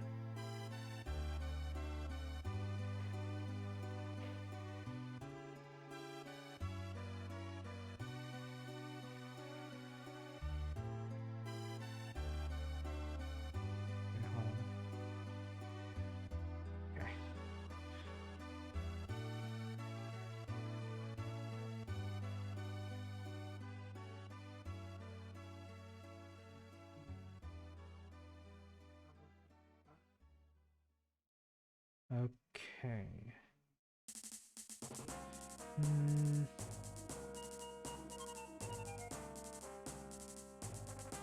Okay, I don't want to clean that any more than I have to. FF7 Remake is just go away, Sephiroth, you're not welcome here. I guess he wouldn't be. It would... I don't know, I guess... I mean, Sephiroth is such a well-known character at this point that you kind of just gotta show him in everything for the trailers. That's probably like what the shareholders wanted or something. I don't know. Or what Nomura wanted. I will never be a memory is an iconic quote. Oh. He says it after Cloud dunks on him in Advent Children. Oh, look. I may have watched Advent Children, but you can't expect me to remember any of the dialogue or whatever. Just give me a second. Oh, sorry. Oh, don't worry. Cloud did not appreciate the pear he bought. Did Sephiroth gave Cloud a pear? Why? Like, all of this is so confusing from somebody who has never played these games before. I don't know what you're on about.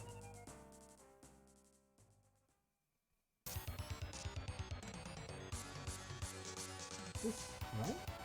I guess so. I just gotta push it in. Oh wait. Yeah, I gotta push it in. Yeah. Okay.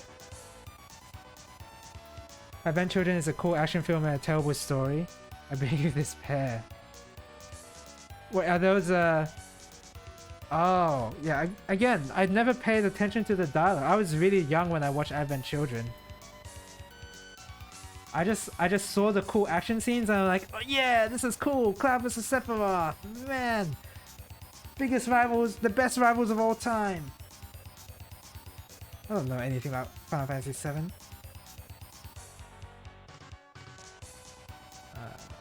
Hold on. Here?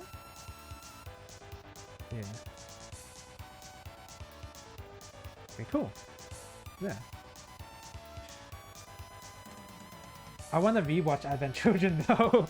Wouldn't it be funny if I still haven't played Final Fantasy VII and then just decided I'll just watch Advent Children? Oh, that would piss off some fans for sure. E123 and then... Okay.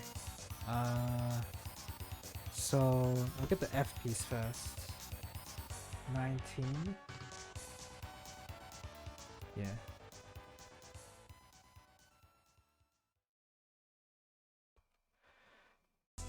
The Omni Slash he does at the end is still sick. Yeah, like the action scenes are so cool. That's why I can say I liked watching Advent Children. Have you played Dissidia? No, I haven't. Isn't that the Arena Final Fantasy game? Arena Fighter game? I don't know. Did I cut out the right piece? Yeah, 19. When Yomu does SOE, I still think about it. Yomu from Toho, I assume, but SOE, I don't remember what that abbreviation is. Is it Yomu from Toho? I'm not sure. Wait, it's not right. I don't know what SOE is. I guess I should know considering I played Soku, but I don't usually remember names of moves, generally speaking. So 23.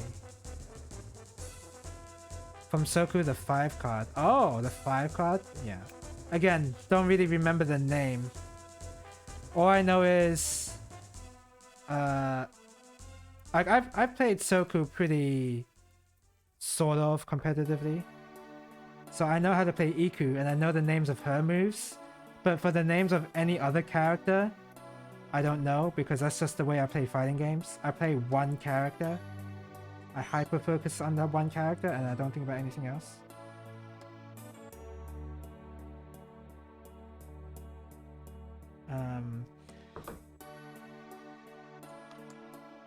So, yeah, that's why I didn't recognize that, even though I am a Soku player. I play Iku decently well. You can even... Oh, hold on.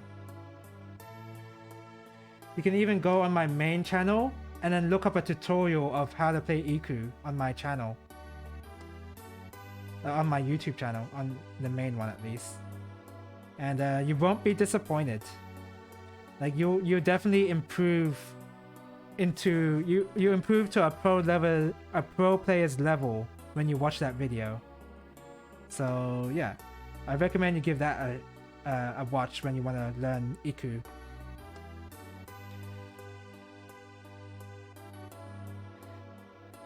Maybe Dissidia for Retro Saturday? Maybe. I've never played Dissidia though, which is why right now I'm focusing on games that I have played before for Retro Saturday, which will eventually run out, so maybe that will be when I play Dissidia. And there's still like plenty of games that I want to play on Retro Saturday. So, yeah. Maybe, I don't know when that will be, but I would be down to try it at least once. But maybe not as a Retro Saturday. I saw that, I learned how to JTA thanks to you. Yeah, one of the best videos I've ever made.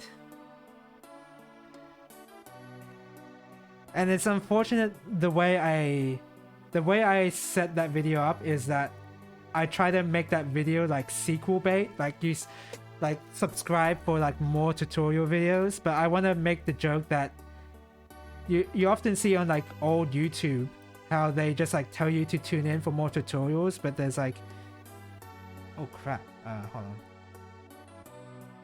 Oh, is this under the grate? Oh, it is. Okay, wait, hold on. Yeah, often you see like these old YouTube channels like tell you to subscribe for more tutorial videos, but there's never any more. So I just want to lean to that aspect of the video a lot more. So as much as I want to make a sequel to that video, I really should not.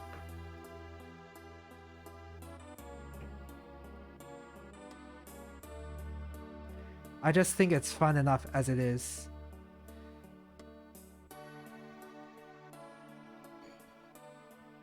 Did it just snap, or I think it snapped. Yeah, that's fine. Should I sand this? I'm gonna sand it a little. Yeah, I'm sanding it a little. Yeah, I'm going for the meta joke. Yeah. Like people have... I have had people say to me that I should make a sequel, and that's always been my response to that. No, that's the point of the video. That's the point. There's no sequel to it.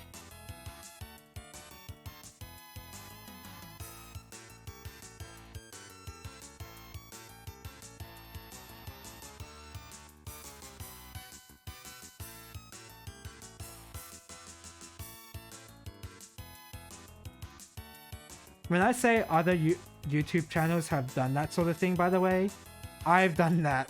I have made tutorial videos where I just do like a one-off, and I don't do any more follow-ups to that kind of tutorial, to that whatever I'm trying to tutorialize. Like I have done that personally, so like I'm speaking from experience when I make that kind of meta joke. Oh wait, there's a bit more I can sand.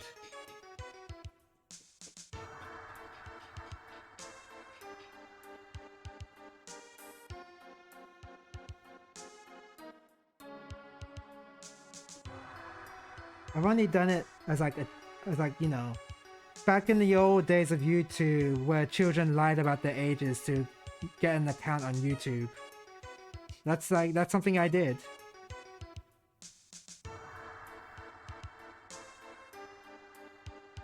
I wonder if there's still the case where, yeah, there'd still be children nowadays lying about their age, wouldn't there? Right? I feel like that's just like a common... That's just a cultural thing that happens when it comes to these online websites. You're not supposed to sign on in Twitter until you're like 13, but there's plenty of under 13 children on that website.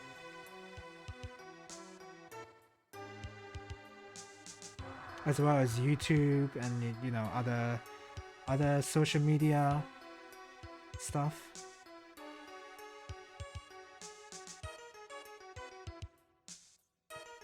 That's good. Yeah, guaranteed. Yeah, it's not even like a question. Like there's obviously people who lie about their age. But yeah, I'm saying that when I did that, I did make videos on YouTube, and that they are still on YouTube. They are still on YouTube. I'm not gonna show them. Maybe I'll show them without showing the title or the channel name. It's really embarrassing. But they're still there on YouTube. So yeah.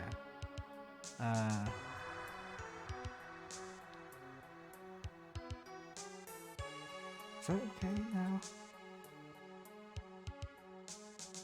That's fine.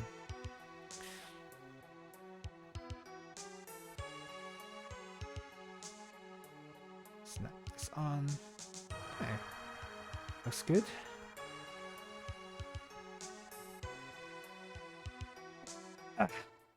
I should get back into playing some Soku. I haven't played that game in quite a while. I took a massive break from it.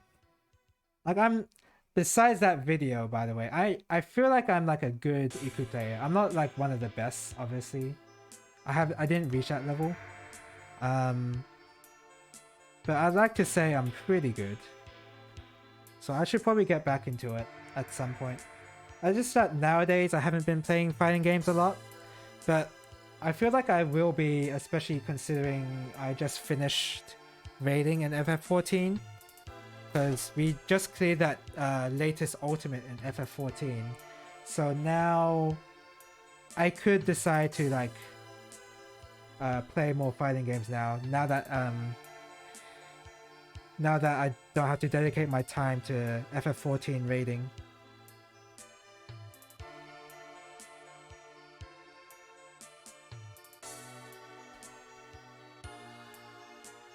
Just want to be sure I'm cutting this off properly. Okay.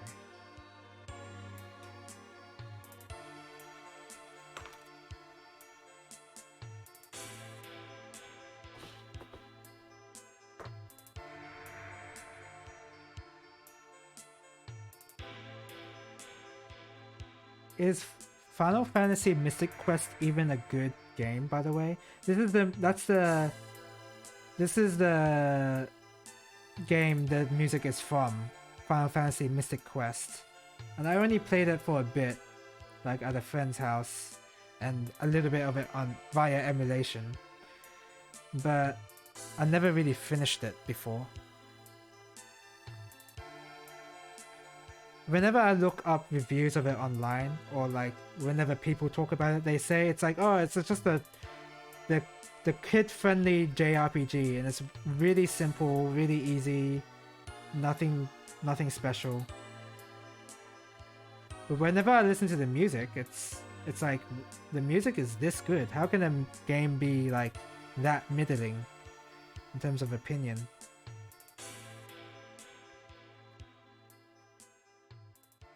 I guess all JRPGs are built different. Like how Bravely Default just randomly decides to make you loop through the game like over... how many times? I was gonna say 7 times, but I'm not sure if 7's the right number. That was a very brave thing that they did to make you replay the game for that many times. And by brave I mean pretty stupid.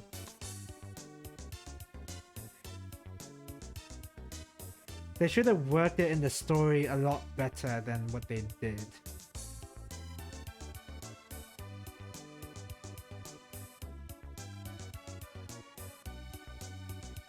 Too many, yeah.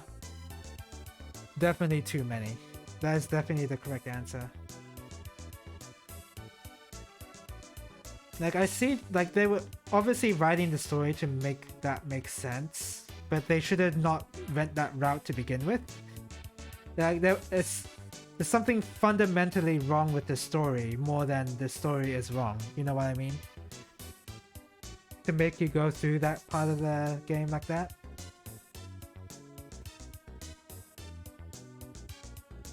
Yeah, it's... I really like Bravely Default. I think I prefer Bravely second, I think. But Bravely Default is definitely one of my more favorite JRPGs. Can I claim that? Yeah, I guess I can. I really like the mechanics of it, because I am a fan of Final Fantasy 3 DS Remake. Apparently I shouldn't be according to the internet, but like one of the first few JRPGs I got into was FF3 via the DS. So, here.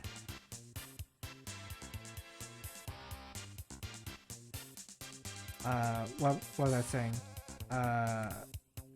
So the thing about Final Fantasy 3 DS Remake is that they have these job changes, similar to Bravely Default, and like similar to Bravely Default again, these classes have different stat growths, different abilities. Like it was Final Fantasy 3 DS Remake was basically Bravely Default before they had an idea of how to make Bravely Default. It was basically the prototype.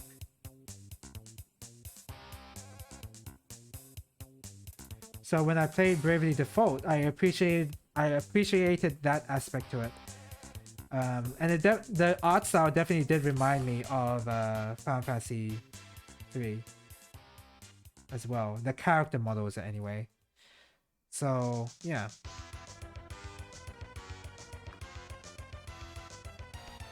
I really like that part, but the story aspect is very suspect, yeah.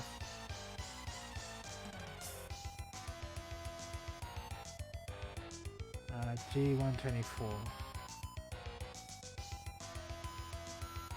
24.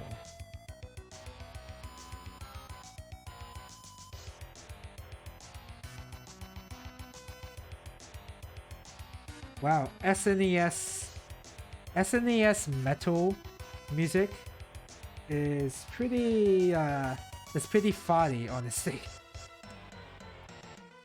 Like I thought what was it? Thunder Force 4 had some pretty farty metal soundtrack, but the SNES can compare.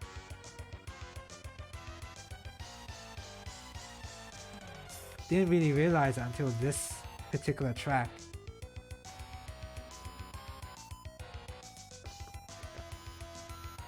Do I want to do any more work on that? Not really.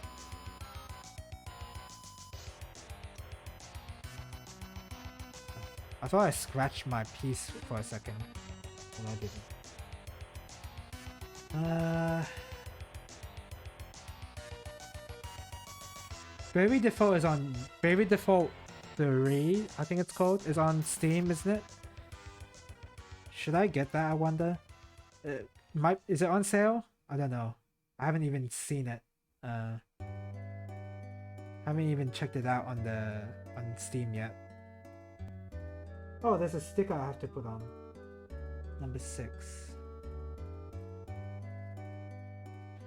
So putting on these really small stickers is as annoying as you would expect.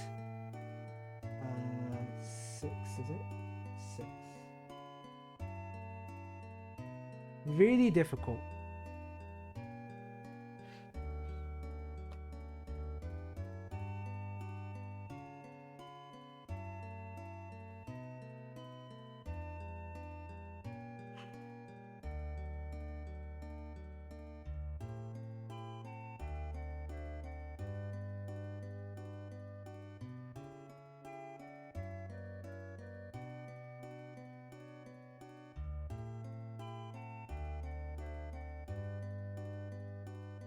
How to even make the sticker pop out?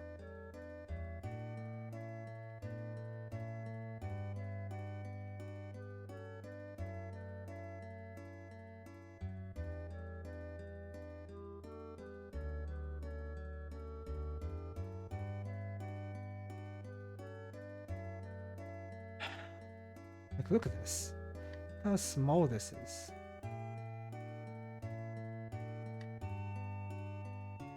Look at how small that is. It is so small.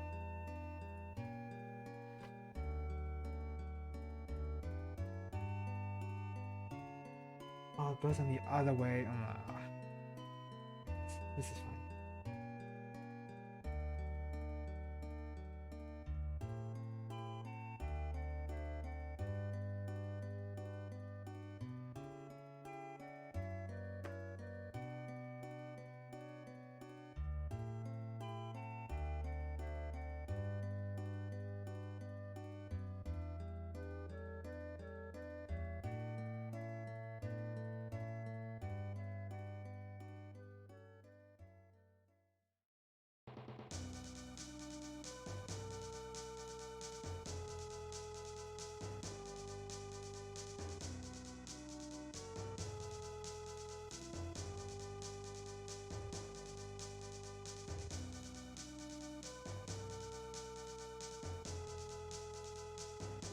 Bravely Default 2 is not on sale? Damn.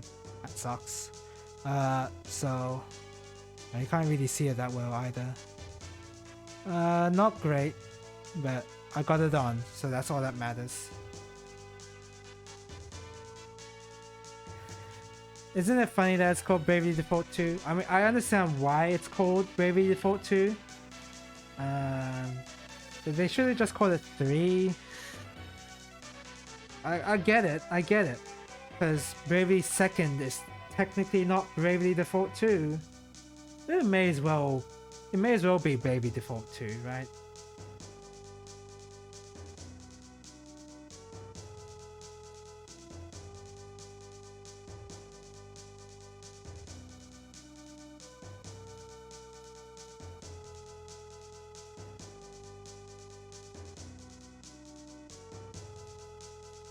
Oh, there's a bit more shaving that needs to be done.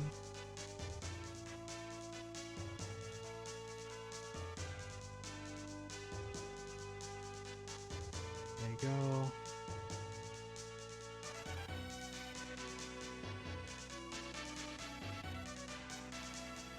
Oh, there's some spice in this song.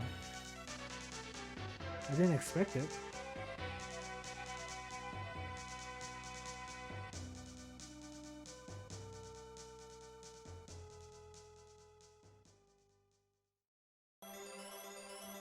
Okay.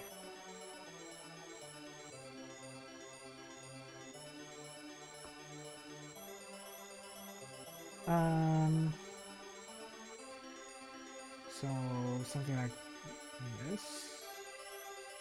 Put that here. Oh.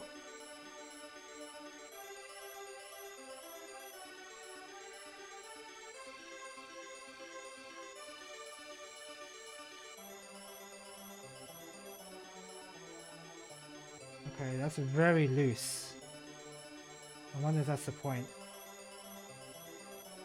Oh, you put it on and then you turn it over. Okay.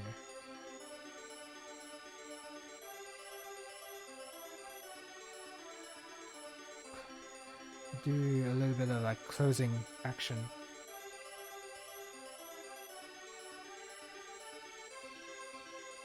Is that on?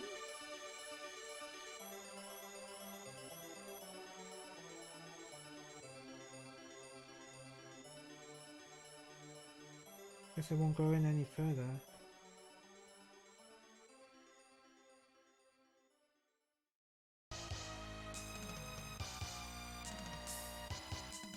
Yeah, it doesn't go in any further.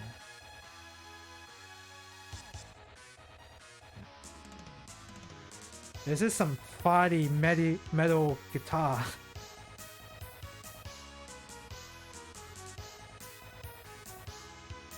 They really tried their best with this game's soundtrack.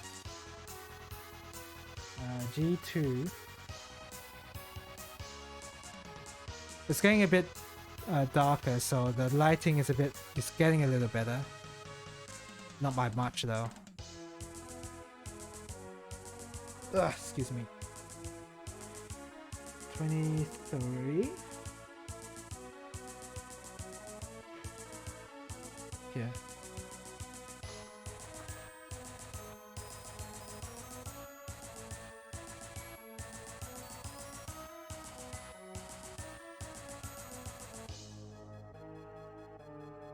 Okay. And then 24.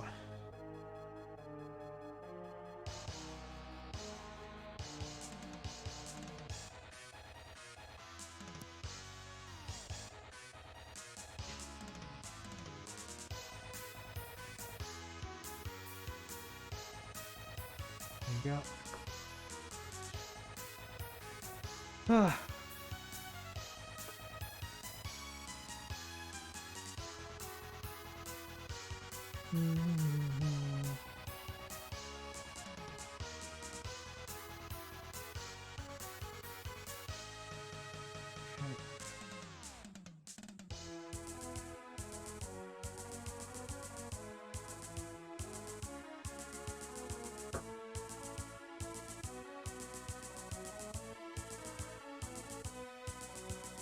There you go.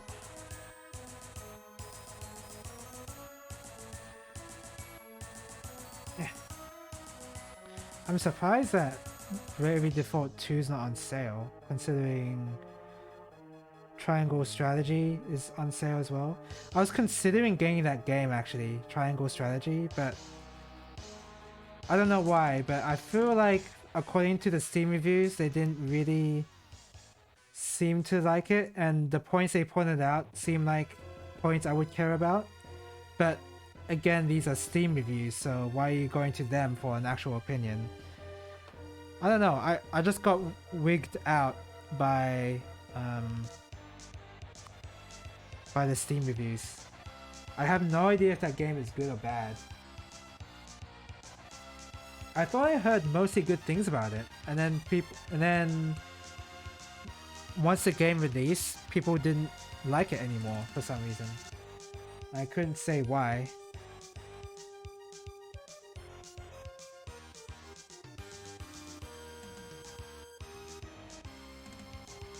Oh, what?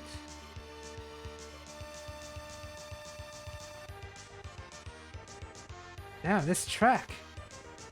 How'd they make such good music for this Final Fantasy game?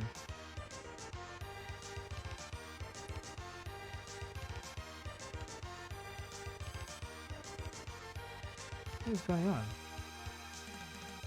Oh! I haven't cleaned out this piece yet. Oops.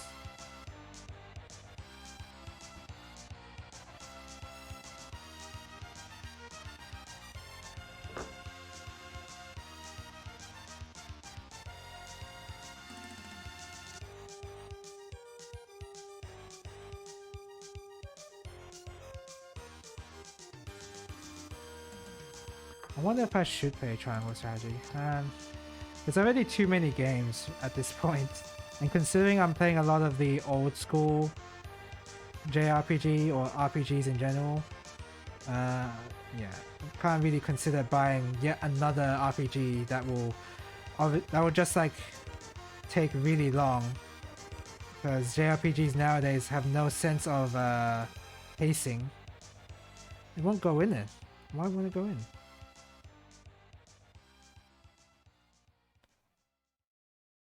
I guess it all circles back to how JRPGs nowadays I'm not that interested in, because of the way they develop for them to make them the longest games ever,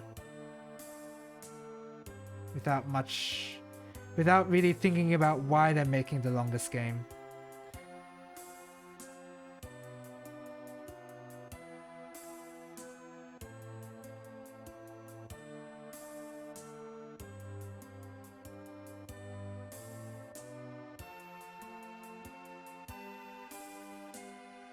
I don't like how these pieces are placed.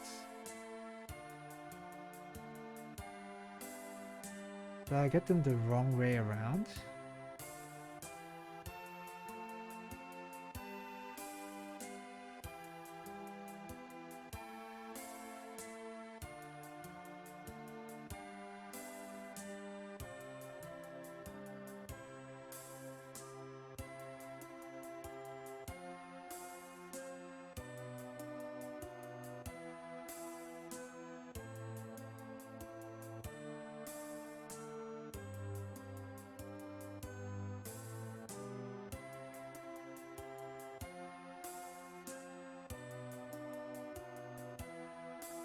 What's going on? They're not sitting quite the same way. That's what's getting me.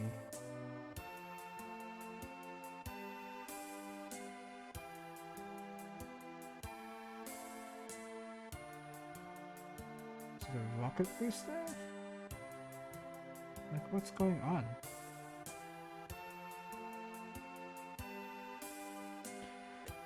Oh.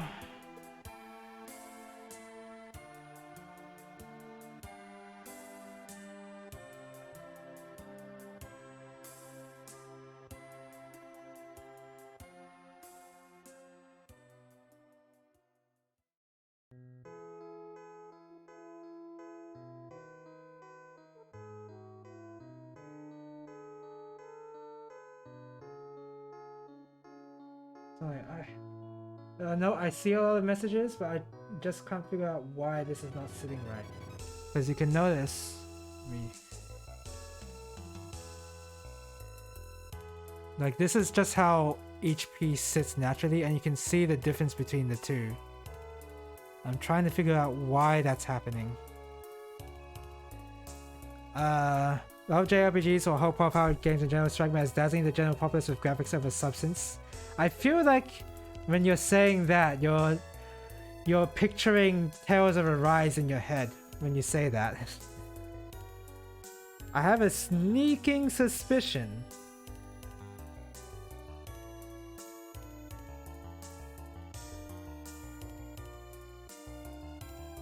Why is this sitting a lot better than... Oh, snap it on. Right? Do you just snap it on? No, you don't. Something just snapped.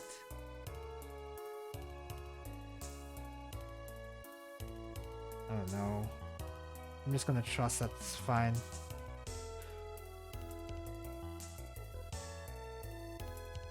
I might have screwed up. It's fine now. Whatever. I assume we'll be fine for later. Probably. I think instead of probably, you should say definitely.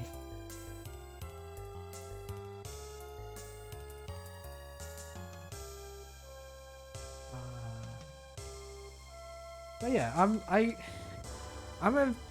like in a...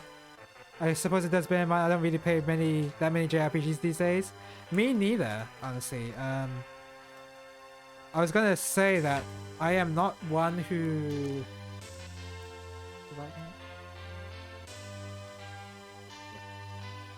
Like, I have played a lot of JRPGs in the past, but yeah, I'm not really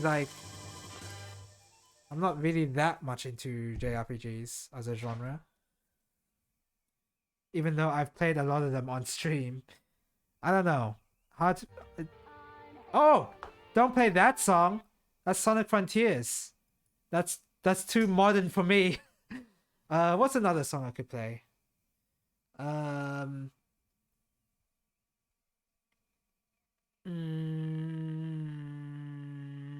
mean... Whew. Okay. Should I... Oh, with campfire ambience. No. That's not that's not what I'm looking for.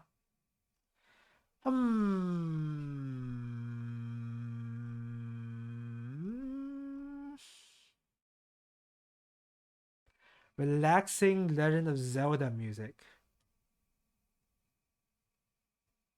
I want a soundtrack from a game rather than just a compilation. Let's see.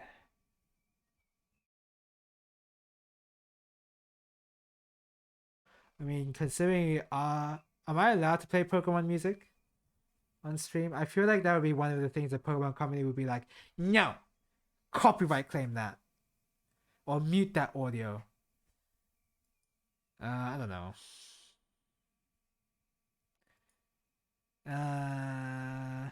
I would love to play Pokemon music, but I'll think about why I built this. I don't want to just play JRPG music either. Like any genre would be okay as long as it's okay to play on stream. I've already played Pokemon Mystery Dungeon music. I could play Shiren music. That's a very relaxing sort of soundtrack. I do like Rune Factory and Atelier, but I wouldn't call them high profile though. Atelier has become a little high profile, sorta, these days.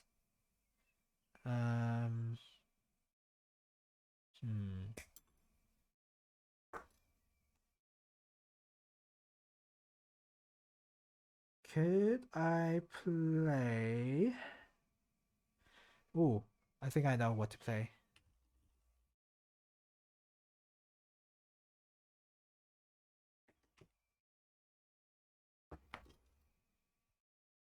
Just play this. This is only a 30-minute long soundtrack. The music that you're about to hear is from Waterworld. The movie on the SNES, made by Ocean. But the music to this game is actually pretty incredible. They clearly put more effort into the music than the game itself, which I haven't even played, so what do I know? It's a bit loud.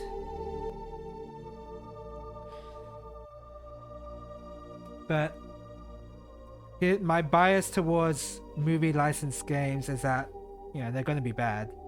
I just expect them to be bad at this point. Oh, this is under the grate. Under the gate. Okay. Now I can barely hear it. Oh, this is main menu. The map music is going to be where you really notice that where the soundtrack is really good. They are mostly going for the ambient sort of feel anyway. Now it's too loud. I guess it's supposed to start quiet. Okay.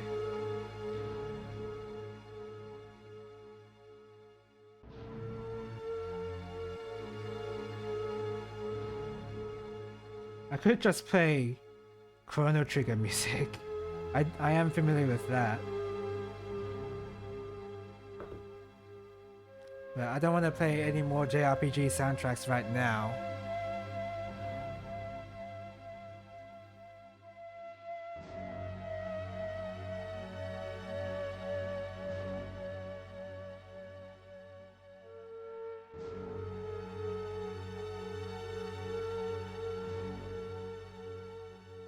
That's fine. I don't want to sand it too much.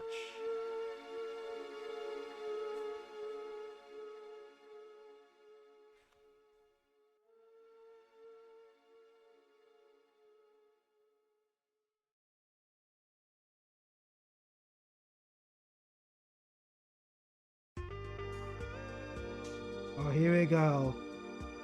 The best song in the soundtrack.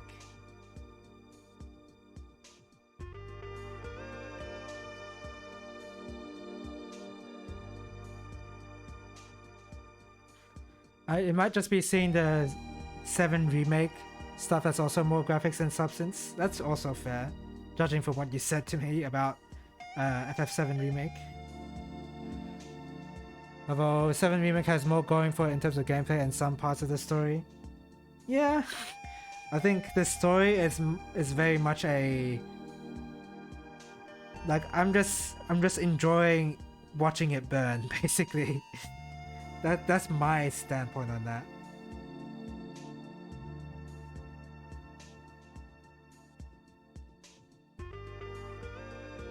And of course, the fans will cry about it, and probably rightfully so. But me, I've already cried about it when I was a fan of Kingdom Hearts, so I'm numb to the kind of complaining that the fans will have when it comes to Nomura writing, because I've already been there.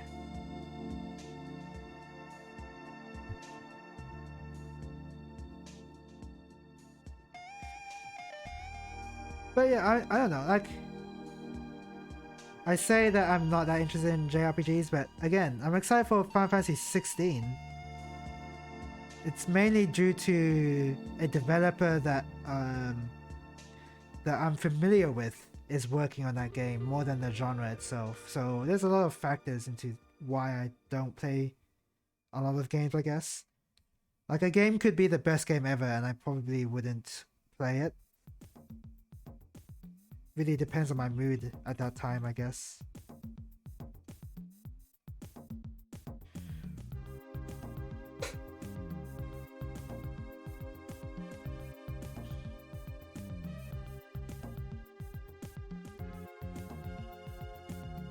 It's kind of hard to tell if Nomura is part of what. How do you know when Nomura is part of the writing aspect of the game, or if he's just a producer? You have to check the credits either way. But There's no real way to know until you do that.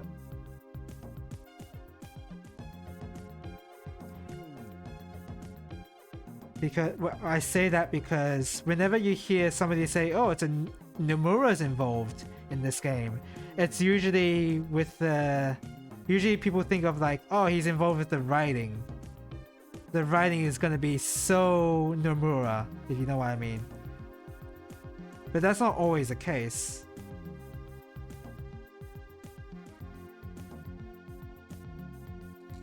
Like the world ends with you. That wasn't written by Nomura, was it? At least I don't think it was.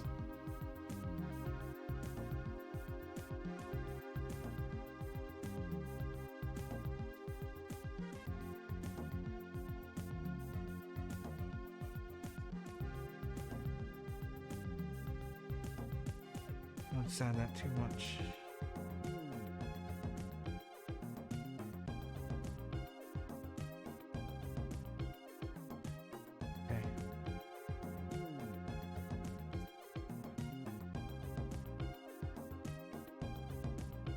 Yeah, JRPGs are in a strange state nowadays.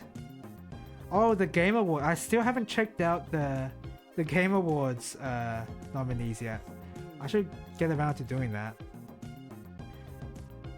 Like, it wouldn't take up much time, I know. I'll just like take a glance and see if there's anything good on it or whatever. I assume most of it will be bad, but I don't care about that part. I just want to see what's even nominated.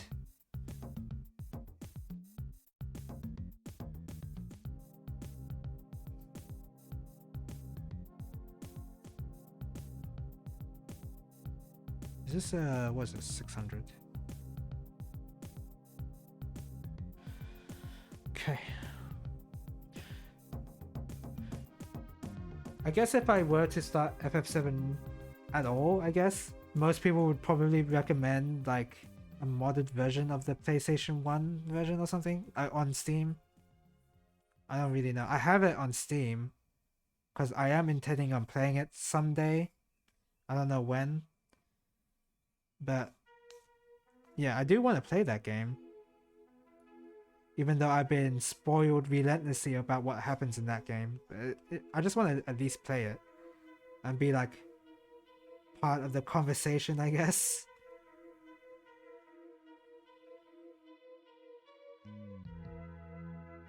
And I'd probably try to understand what exactly people are mad about.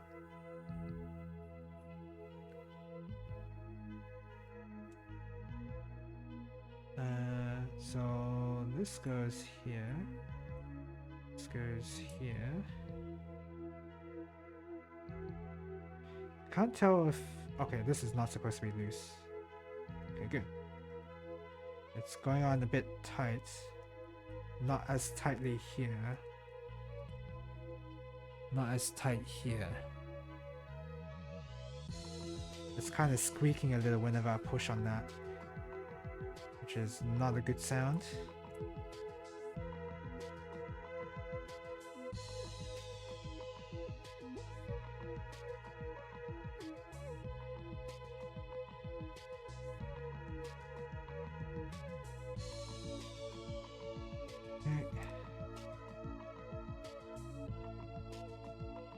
I feel like this is supposed to go in tighter, but maybe not. It's just... I guess it's fine as it is, but there's like a... I guess it can open? Oh yeah, I guess it's supposed to open to give you the booster effect. Like right here. It's supposed to give you this kind of effect. You can see the boosters underneath. And then you can close them. You don't need a focus for this, but it would be nice. Oh! And then you can close them for no boosters. So I guess they're going for that.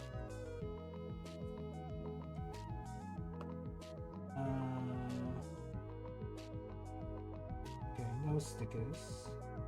And then you just snap that onto the waist. On the back.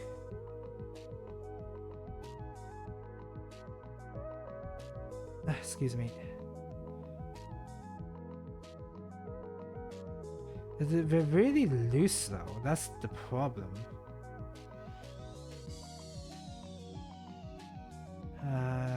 Like one slight touch will just like move them a bit.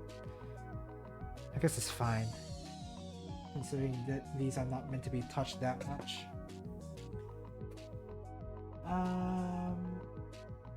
G1, G2. Okay.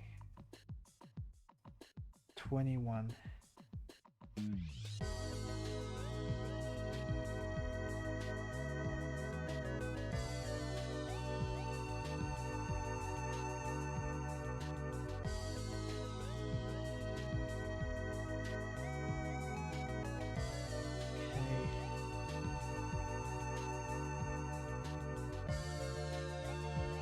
That's from G2, and then get one from G1. G1 is... oh, this is 21 as well.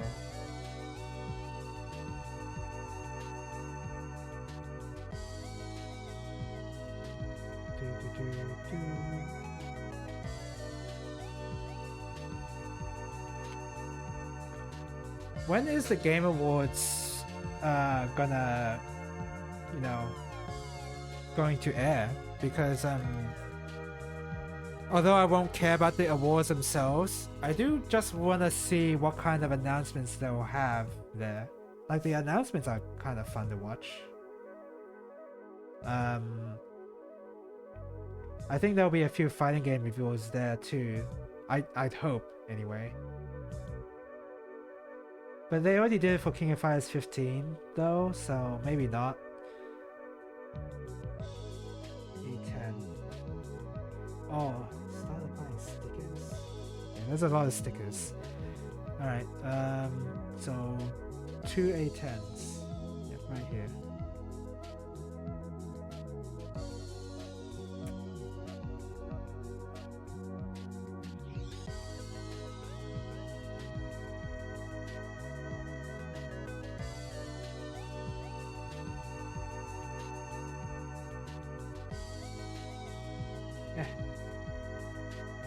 It's getting a little dark, isn't it?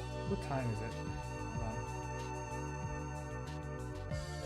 Please cut. Thank you. 7:30. It's getting a little dark, but not too dark.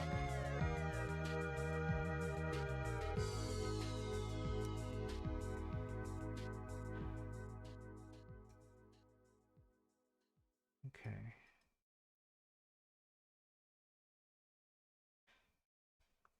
I guess I should, while I'm doing this, I could also think about what game I'm going to be playing tomorrow. Because I did say it will be a shmup, but I don't know what. It could be Raiden or something, I don't know. Just... I did say also I might be practicing Ikaruga as well.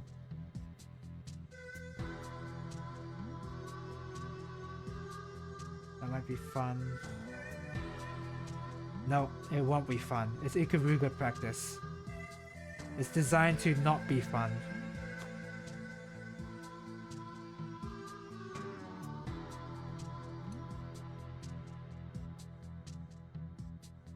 There's obviously a whole bunch of arcade shmups I haven't played yet, so I really just gotta look through the list and see if I can find them.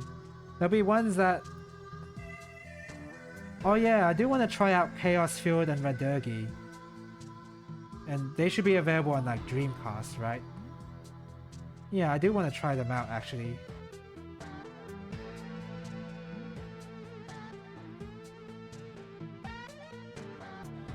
Wow, this soundtrack's going places. I wouldn't have expected it.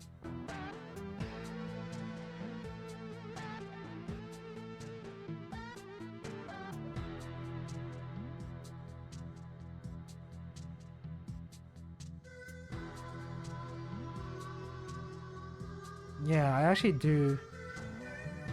OJ shmups are fun now. I could play the one that you recommended, Hellsinker, as well. But yeah, I do want to like Yeah, I actually do want to play Chaos Field or Red Derby. I don't know if I will be able to last for the full stream though, because now I have time. I now have time enough to like play through the whole day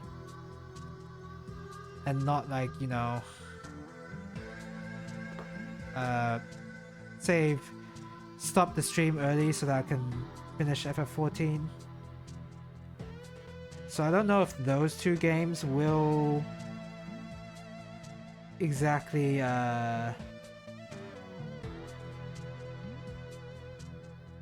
last for the full 4 hours, but I'll be willing to try. If they don't, then I'll be willing to try Hellsinker as well. Or I could just start another game that's made by Ladybug called Record of Lotus War. I haven't played that game yet, and I have it in my library just sitting there. Definitely wouldn't mind trying that out, because yeah, it's a Metroidvania by Team Ladybug. Why wouldn't I play that?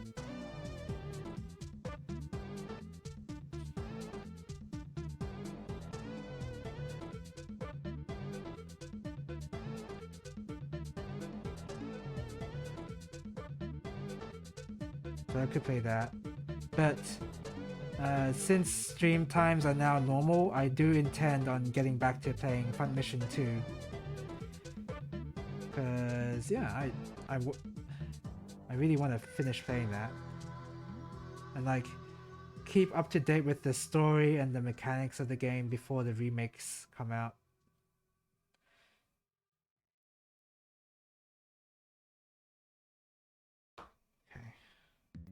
Yeah, they're fine now. The knobs are fine. So now I'm gonna apply some stickers. I have noticed I am like straying away from Dojin shmups. I couldn't tell you why. I just feel like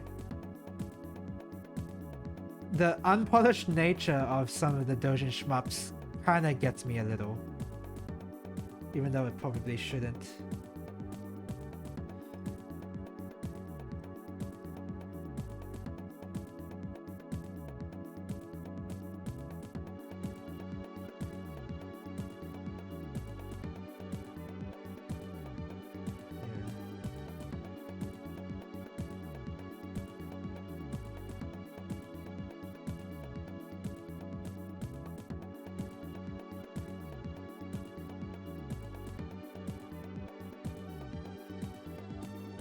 Wipe that knife.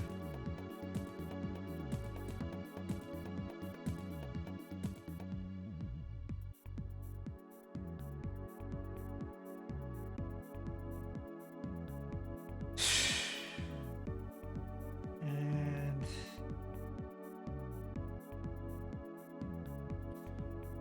I'm gonna turn that up more.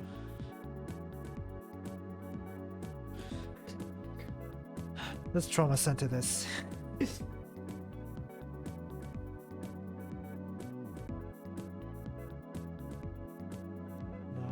please. Thank you. This is fantastic music to be playing while I do this.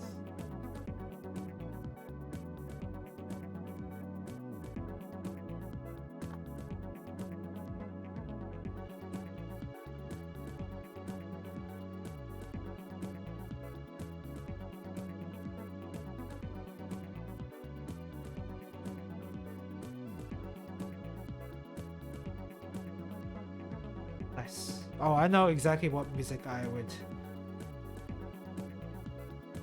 want to play after Waterworld. So let's compare the sticker placement.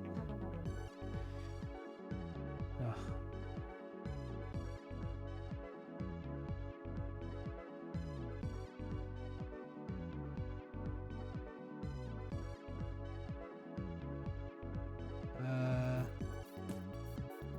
It's hard to tell, isn't it? I'm really bad at like positioning stuff for the camera.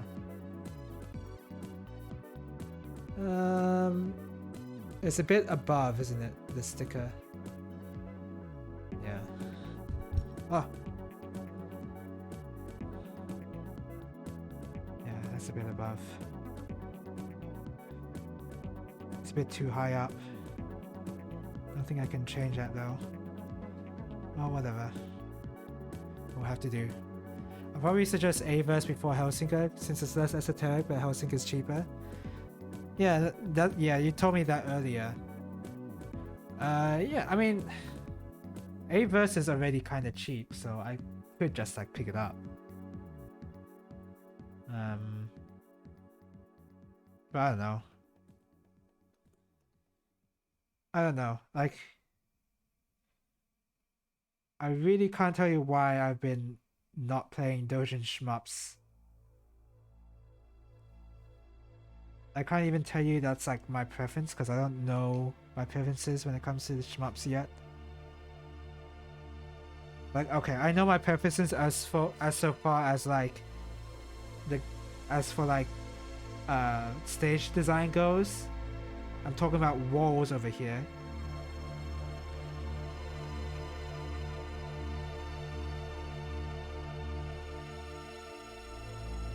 Like, I know my opinion in regards to walls. But with regards to like games itself, I don't know.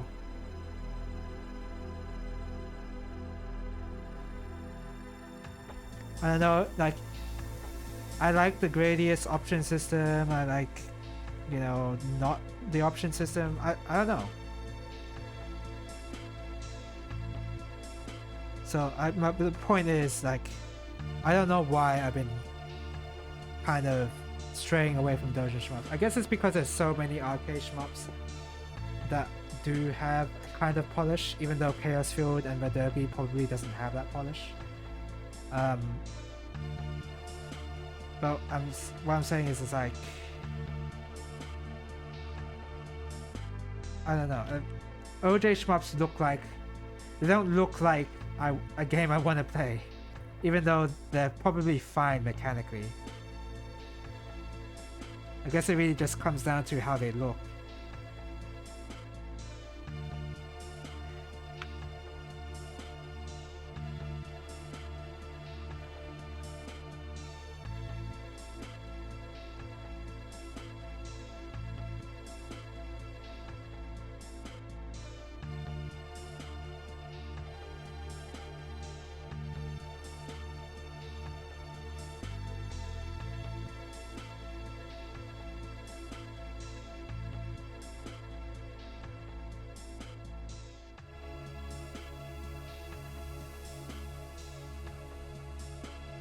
Oh, it's so difficult to try and even remove. Did I take the knobs out for this yet? No, I didn't. For this one,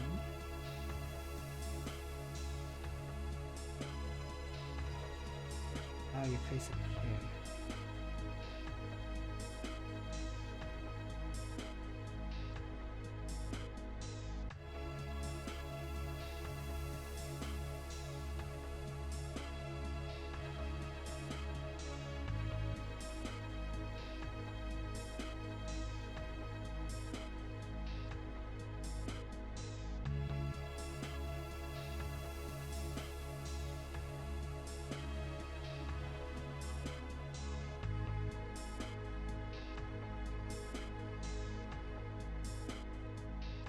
Okay, that's a good application.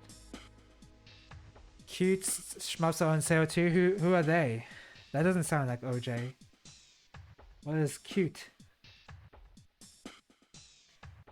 Ah, damn, they're a bit too far to the left. Well, then why did you make the... Oh my god.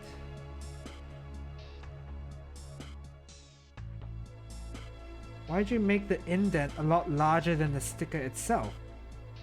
That doesn't make any sense. Like, I put it on the indent, the sticker, and it apparently is too small. Alright, whatever.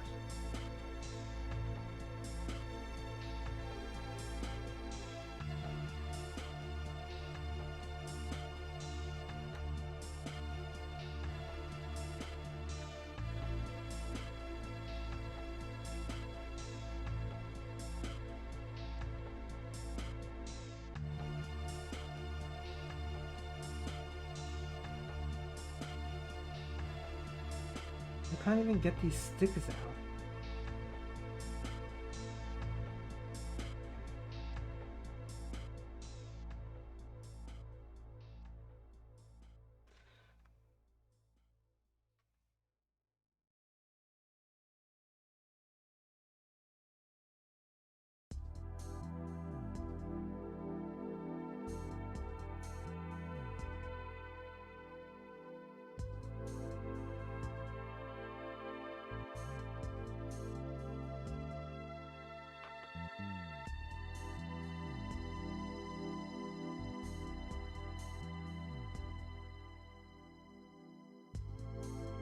Oh, that is perfectly placed.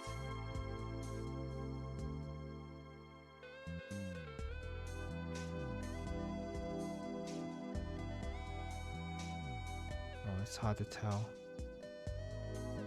So there's this one here that I think is perfectly placed, and then there's this one here that is not as well placed.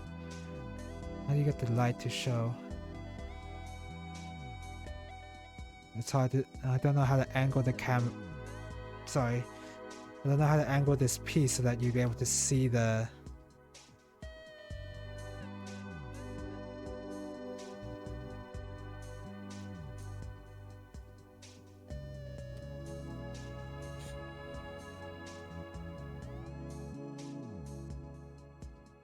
No, you can't see it. Sorry. Oh well. It's getting a little dark. Let's turn on the light. Yeah, there you go. Much better. Let's get those Ginga Force Natsuki Chronicles. Oh yeah, those shmups. Oh, I thought the game music ended, but no, there's still a bit more.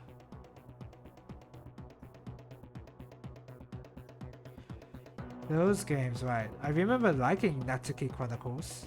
That was the one with the red lines, wasn't it? That you could turn on for assistance. I remember liking those. What's this? What's the Missile Command / Space Invaders shmup that I played earlier? I kind of want to try that out. See how much that is, and if it's on sale, I might get it.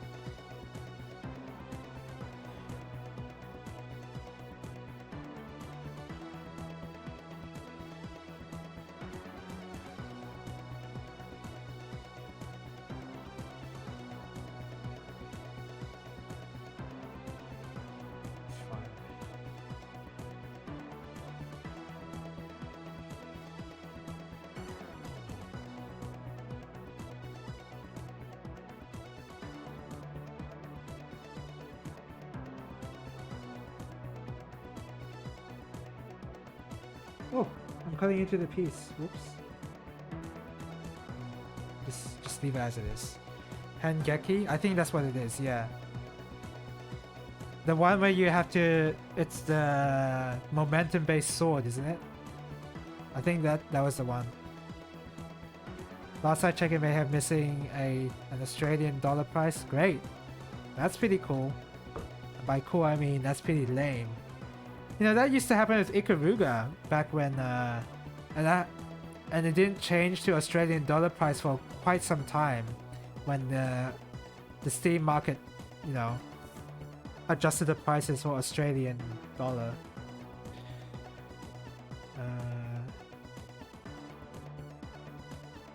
So here and here, yeah.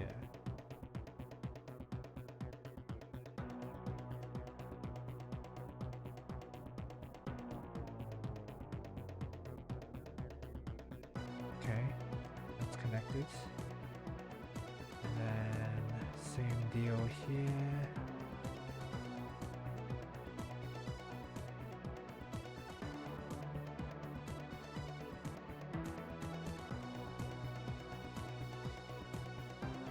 Okay.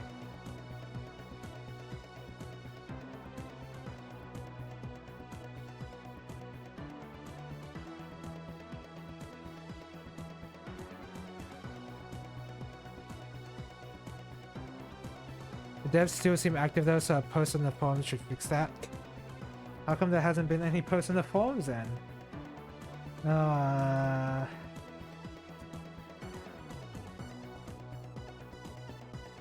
Kinda just threw that away as if I didn't need that runner sheet anymore, even though I actually do still need it.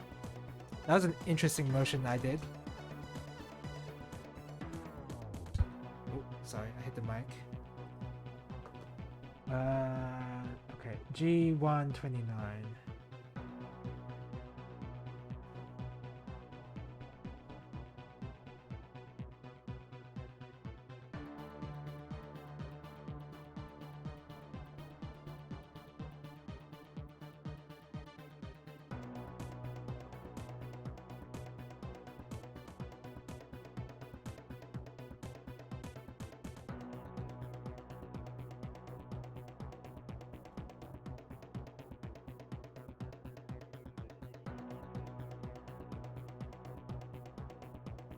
I'm not gonna go over this with a knife. I'm not gonna go over this small piece with a freaking knife. Now I need G229. Doesn't even seem like I'm anywhere close to finishing.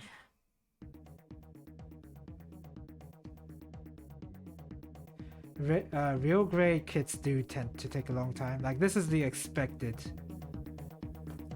Like this is the expected amount of time you're supposed to spend on these kits anyway. So it's not like that this is surprising, but still it's still like, you know, you can still feel how long this takes. Okay, so point that here. Do that.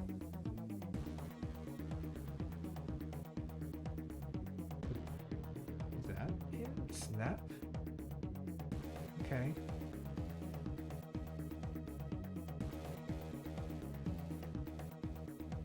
Oh crap, I didn't want to do that. Okay.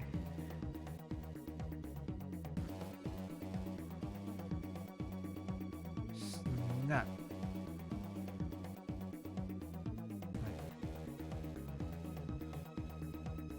Now, let's see. A14. A14. Oh, let me do this first. So G130 and G230.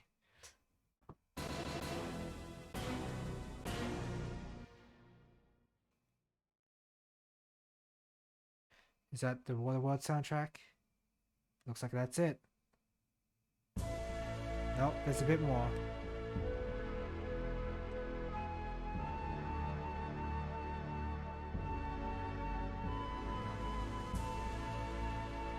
G130.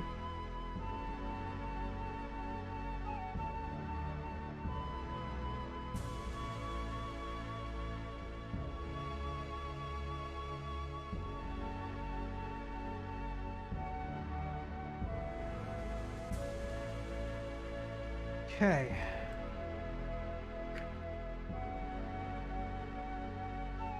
It's strange that there's not much games I really want to get from the Steam sale.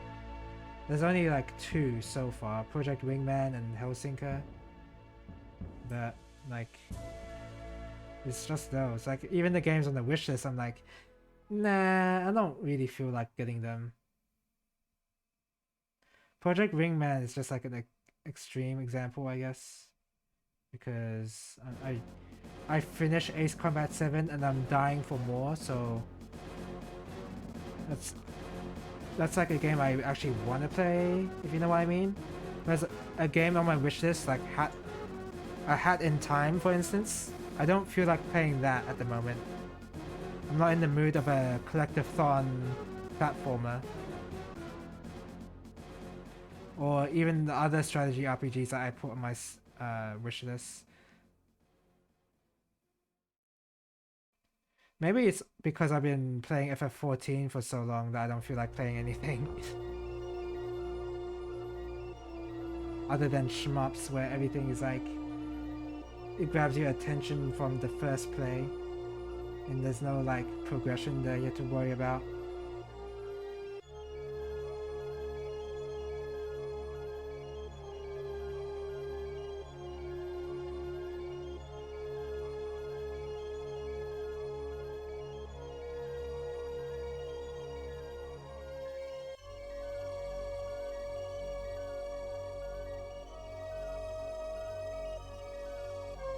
Oh, please.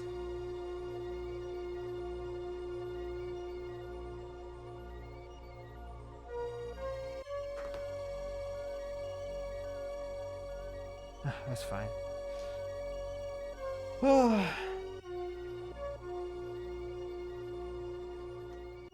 Okay. Oh, it's already been freaking 3 hours. Jeez. Okay, let me finish up the waste, and then I'm gonna take a break because I've been sitting down for a bit too long. C15.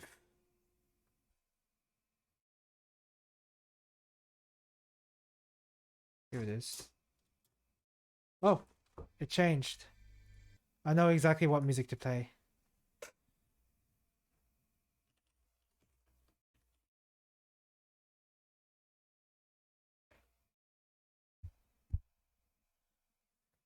Man, I've heard this music for so much, so I don't know if I should play this. Like you won't believe how many times I heard the tracks on this game.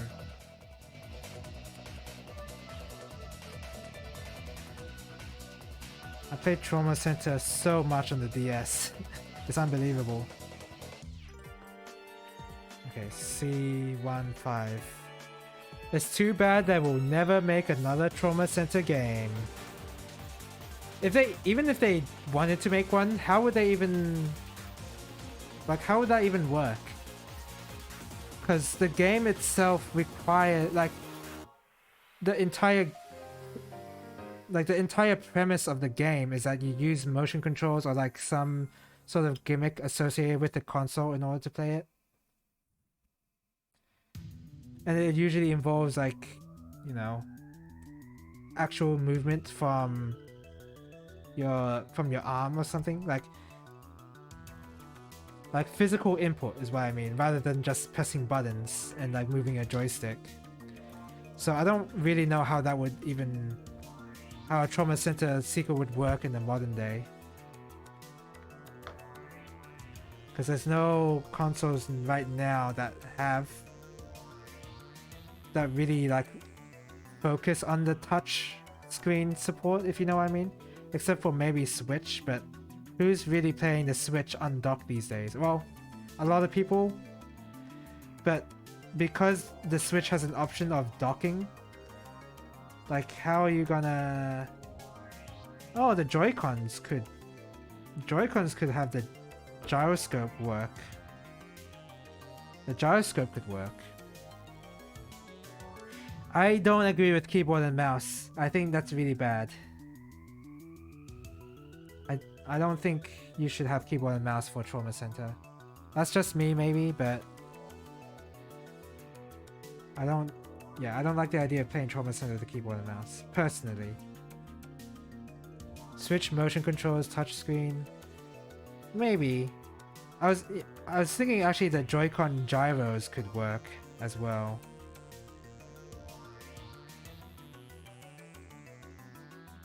That wouldn't be exactly terrible. The PS touchpad, I haven't seen that used for actual gameplay purposes, like real-time gameplay purposes, like other than like pausing or like changing something in the training mode of a fighting game.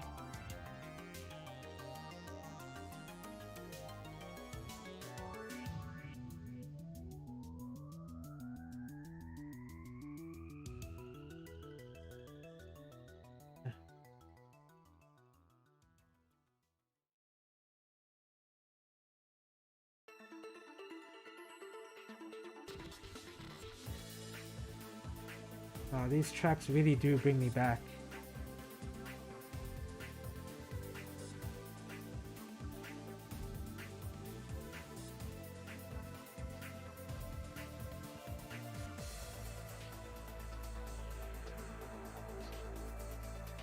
Man, trying to play Trauma Center emulated on the computer was such a not a great experience. Like even playing the game via a tablet was not ideal because of the way it doesn't exactly translate. Your movements don't exactly translate to what's happening on the screen. Like I don't know, like even with the Wiimote I felt like there was like a direct involvement with what I'm doing with the Wiimote onto the screen. But with the tablet pen, it's like, oh, I have to make sure that what I'm doing on the tablet pen is actually going on my PC and like correctly, and like, you know, there's a lot more steps to try and make your tablet pen work.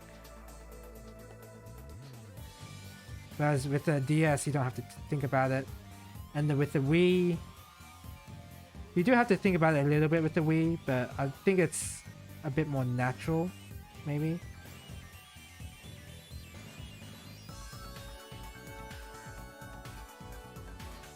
Yo, it's hot! Oh, hello, welcome to the stream so far. How are you doing? I was actually so focused I didn't even react to the fire magic sound alert.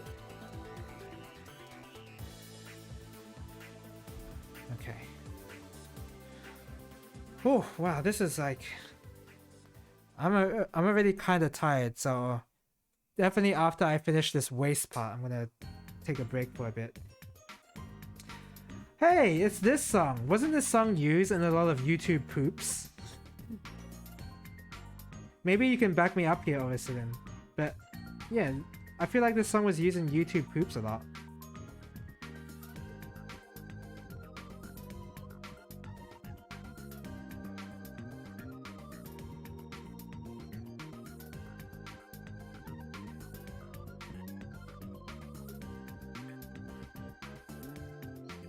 It's fine, I don't need to sign any more than that.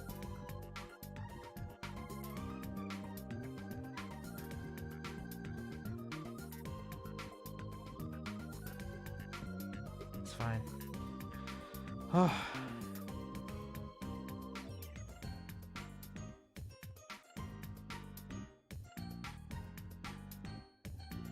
For such a happy tune, you would expect that the game would be, you know, all happiness, all good times, very wholesome. Very much not.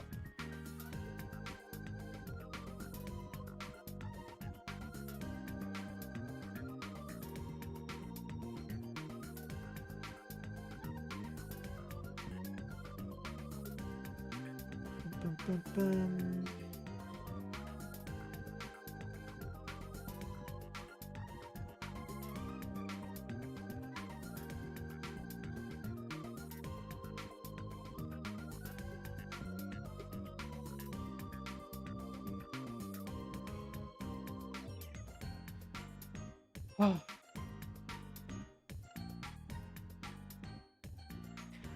You're doing well, stayed up really late playing around with free VTuber things, so that's fun. Oh yeah, you did say that you were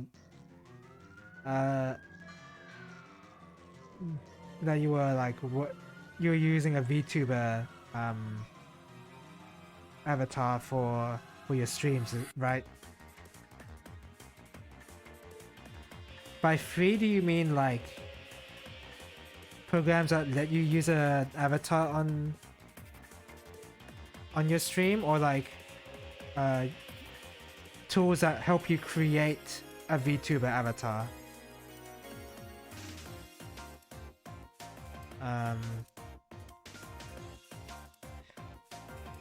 Because there's like, I think there's like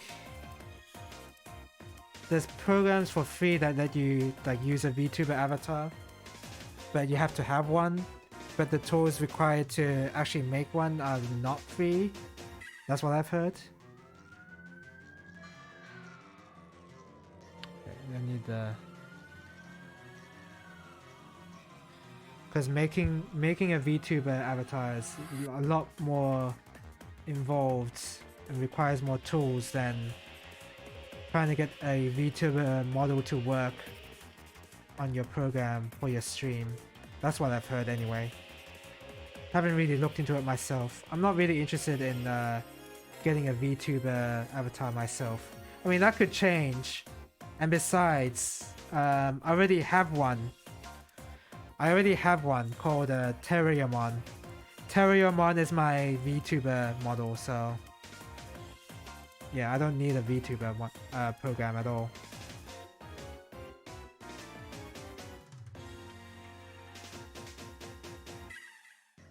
I wonder if there actually is a Terriermon VTuber model that I could just use for free. That'd be fun. I was using a janky way to make a PNG avatar that broke horrifically after an OBS update. Yeah, OBS is a little funky like that. Sometimes they even change my audio settings without my permission, and it's really annoying.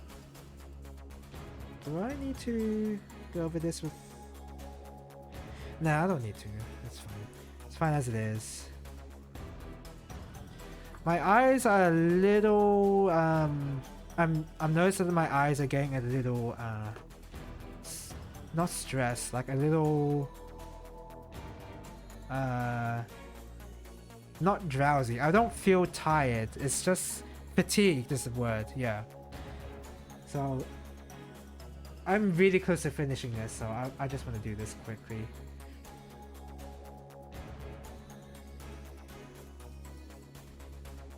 So over here, was it? Yeah.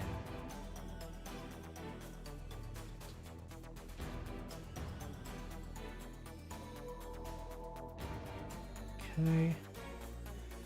So with my webcam, hopefully it's on the autofocus.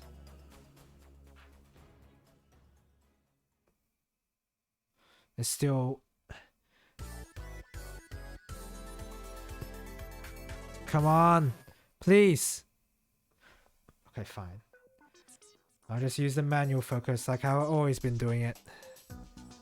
So this is just the part I just connected, and this kneecap, well, this is not the kneecap part, but this joint moves pretty well.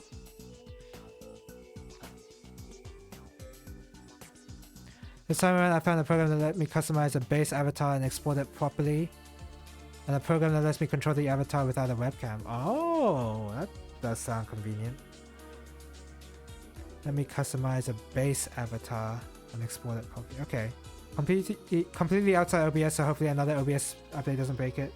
That sounds like that's good future proofing, I think, because OBS updates can be very wacky in the worst way possible. So that's good that you're doing that. In my case, OBS updates tend to mess around with my audio settings, so I have to like change them around a bit. So that has been annoying for me.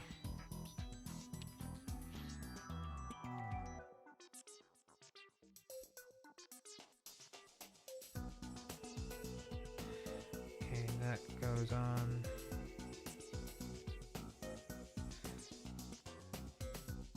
Goes on pretty well. Oh crap, is there a sticker? Okay, good, no. There's no sticker. Good. Whew.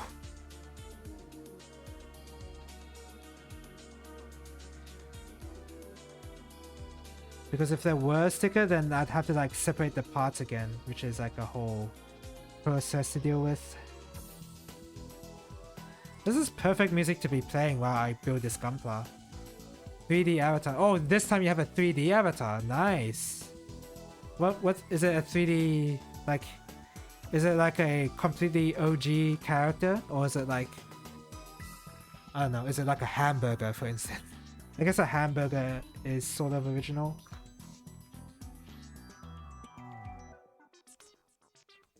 But like, oh crap, what? Oh, this came off. Okay, that's fine.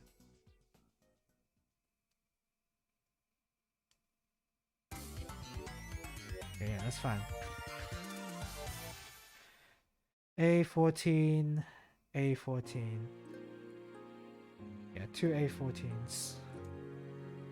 Volume activated speech animations, MIDI activated emotes and animation gaze follows cursor. So what was the question?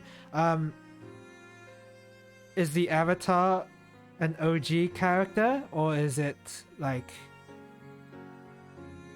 is it completely original to you, or is it like another character from another show, or did you make it yourself? You said it was a 3D avatar, so I'm wondering if you like made it yourself. I assume you made it yourself, but like, is it like completely original? Like, because if I made, for instance, if I made myself a VTuber model, it will probably be either Terriermon or the ducks in Guru Logichamp. I built a custom character using preset assets in the program. Oh, that's nice. The program sounds really handy. That sounds very handy. Oh, my eyes are getting I'm actually getting tired trying to look at the small details. Is this part of it? Yeah, it is. Let's remove that.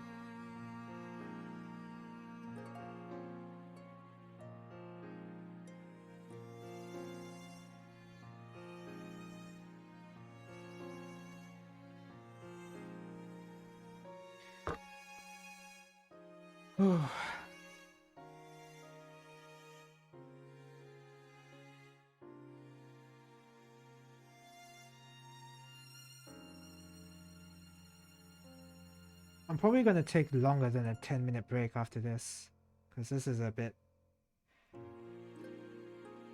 I actually need to do a bit more refreshing after this. Because the pieces are so small, which is what you expect in an RG kit, which is only a scale of 1 to 144.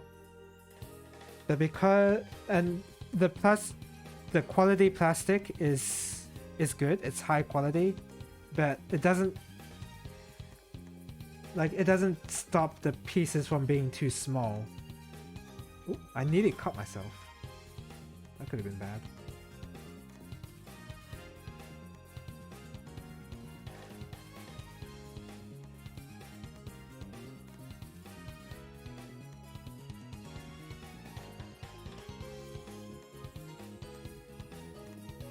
This is very Persona music, huh? Very, very Persona.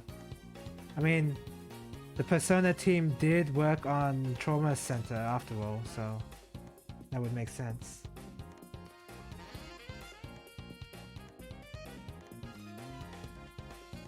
Even down to the art style.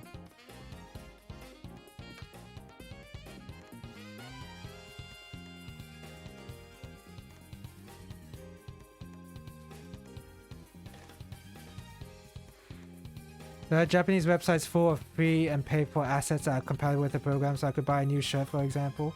Oh, that I didn't even think about that Japanese programs would have all that like ready to go and easy to manage. I guess that would make sense considering VTubers became popular in Japan, so of course they would obviously have a lot of tools for that.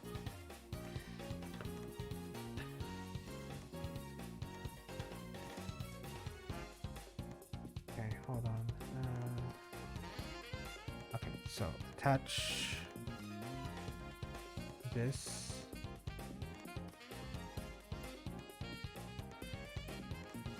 and put it here.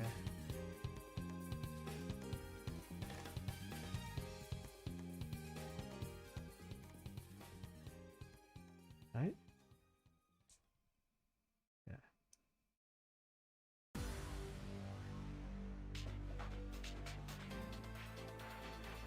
Oh, I remember this track. Holy crap.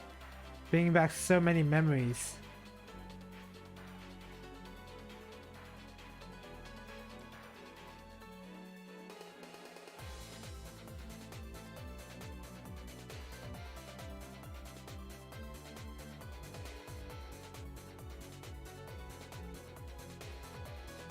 Huh. Oh no! There you go.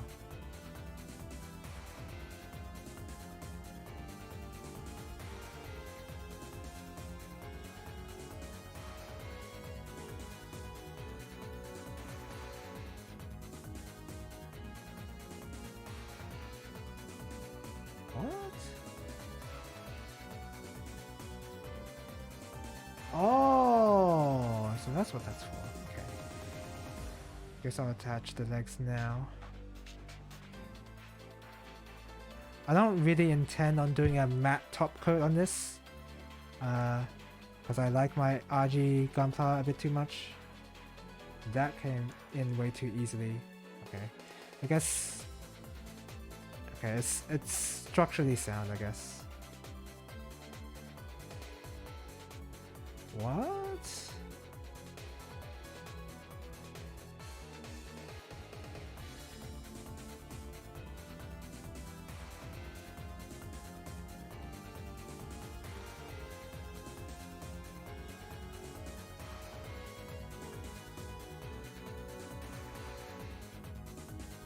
How the heck is that supposed to fit in? That doesn't make any sense.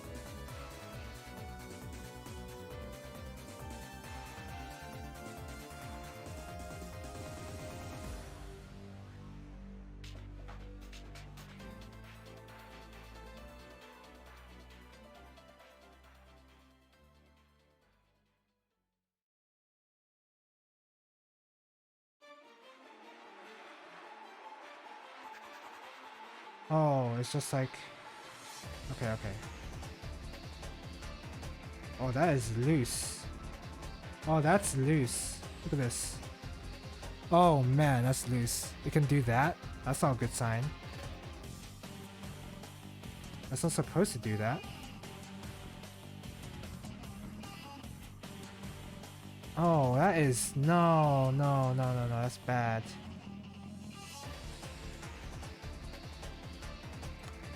That's not good.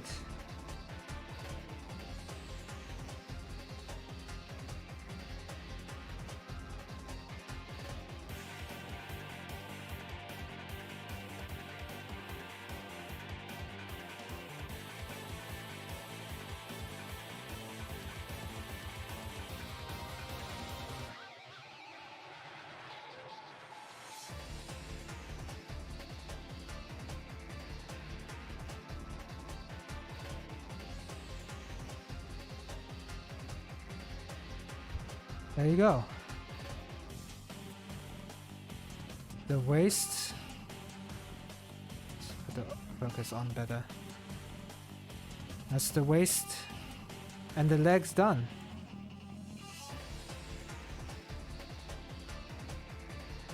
Man, the left leg being that loose is actually really bad. It's not supposed to be like that.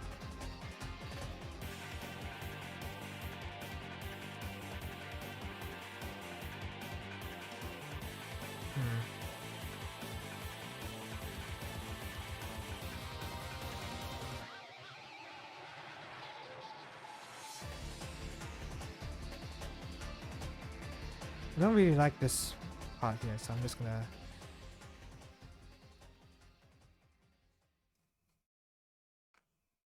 I can't...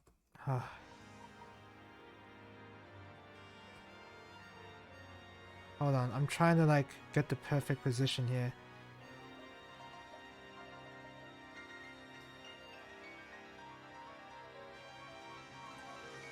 It's really hard when you're just a waist and legs to try and position this. It's very back heavy, I think. That's what's going on. There you go.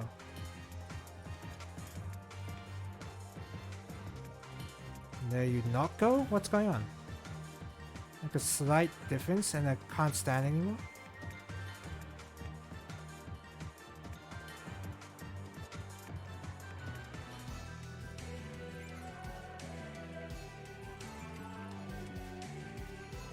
There you go.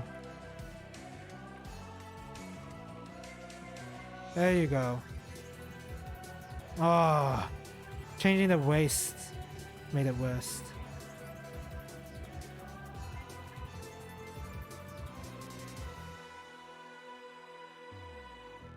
There you go.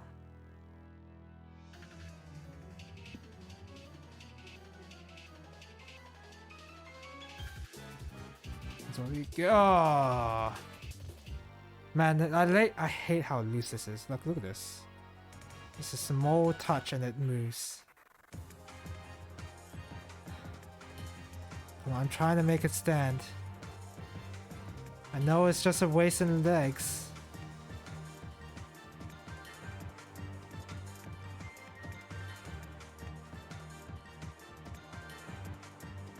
But it should be able to... Yeah. Maybe the legs are too far.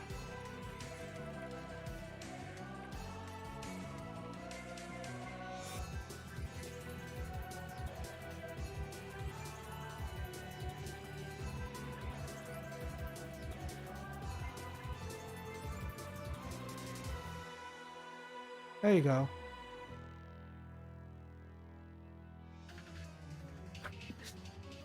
There.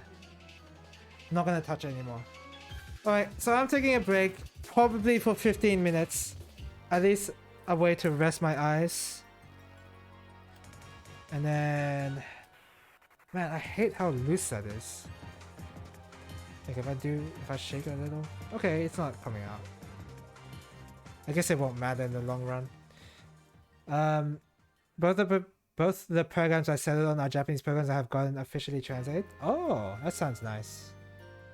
So even I could decide to get a VTuber model if I wanted to. Oh my god, there's still so much more. Okay, I'm taking a break for 15 minutes minimum. Oh, don't worry about that duck. Don't worry about that. Alright, be right back.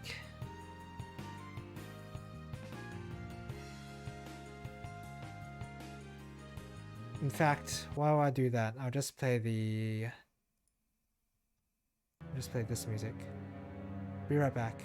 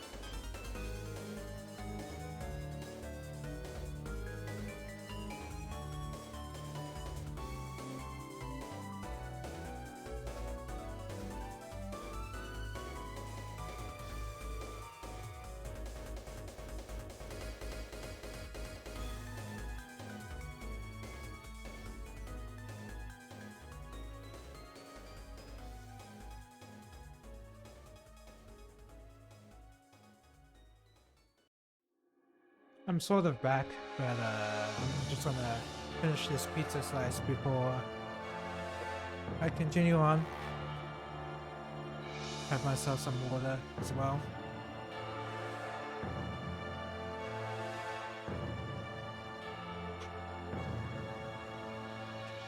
I really had to strain my eyes there to assemble this kit.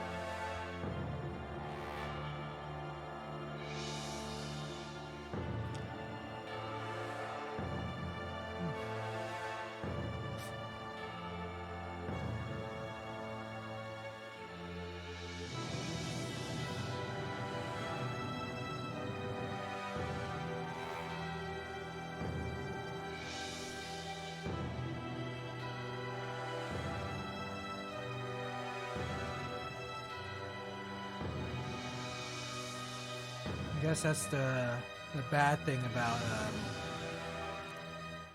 real grade kits is that they're like more complicated plastic parts on the same scale as a high grade kit.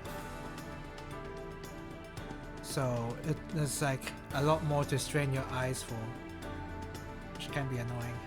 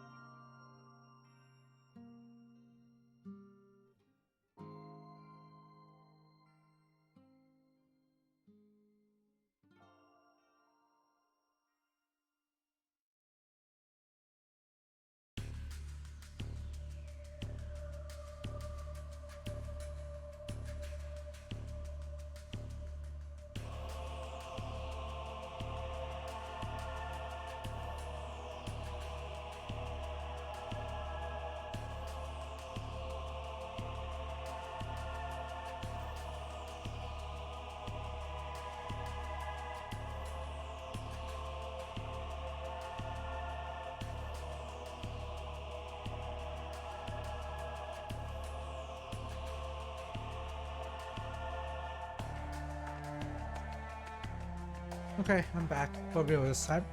Finished my pizza slice. There's still a piece of it in my mouth.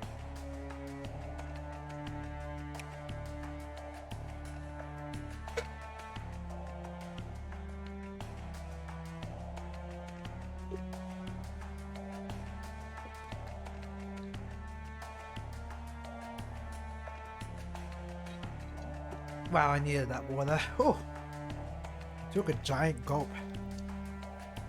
Whew. Right, so before we move on to the chest unit, as the page says, we'll clean up a little.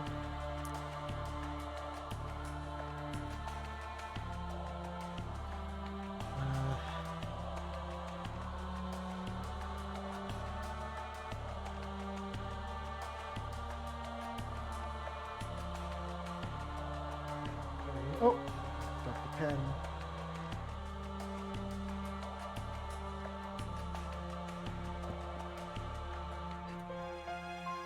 I actually have the box. Come on. Alright, box is out. I'm using the box as like a collector of all these plastic knobs I've left on my table. If I don't clean them at this point, at this stage, then it's gonna pile up and it's gonna get everywhere. So it's better for me to clean it up now after every stage than not at all until the end, I guess. Cleaning it all up until the end is gonna be a rough time. I moved the mat, unfortunately, so the camera angle that I've worked so hard to try and get is gonna be off. Hydrate? Okay, I'll hydrate again once I finish cleaning. Yow, it's hot! It is not hot, unfortunately. Not a thermos. It's probably one of those days I could get a thermo cafe ready. No, the more was it? It was kind of hot, like in the morning. So, I guess that's why I didn't think of. Oh crap! I guess that's why I didn't think of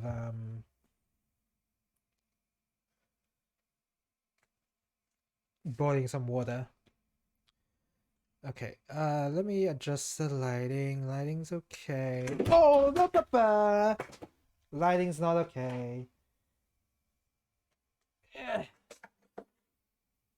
It's fine.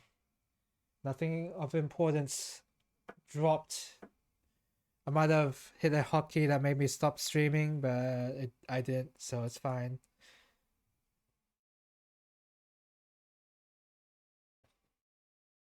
Nothing really.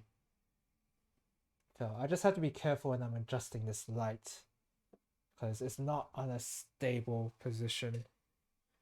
It's getting kind of hot too, the lamp. Alright. So let's play some music. Let's play some of this.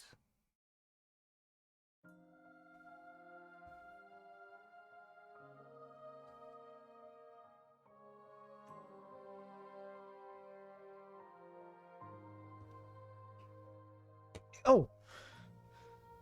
That's not what I wanted to do. Guess that's okay.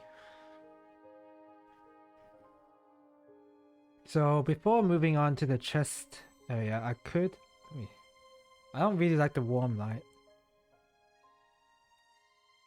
I guess the warm light's fine. Before I move, I hate how loose this is. I'm probably going to do some panel lining on this. So if you notice here, I've discussed it before, but I'll talk about it again. Let's see.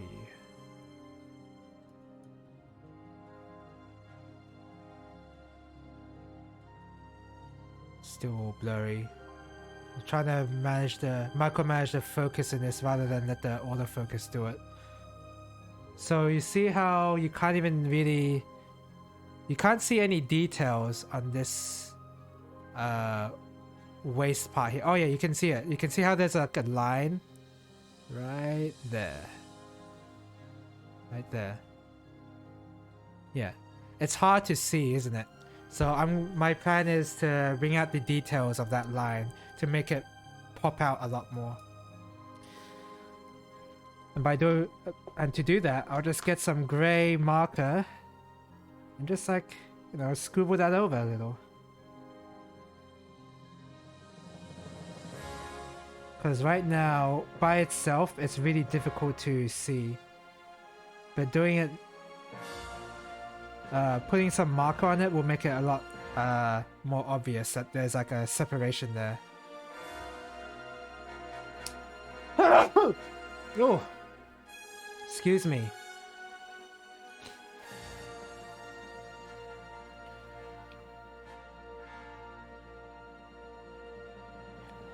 So we'll get all the panel lining done. We'll try erasing it with a regular oil eraser instead of rubbing alcohol.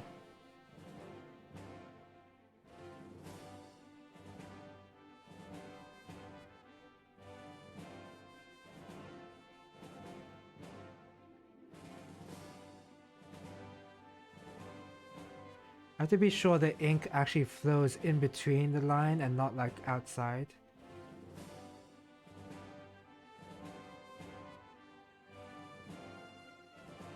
Okay. That's fine, and then there's a bunch of lines here.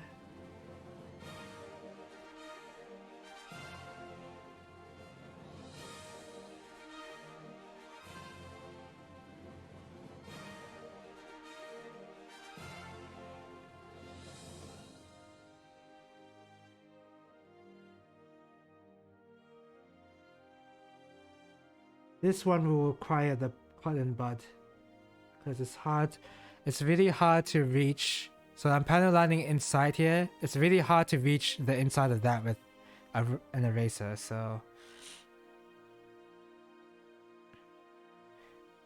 here's a bit of a sort of inappropriate talk here. In Australia, I've always, like, we call an eraser a rubber.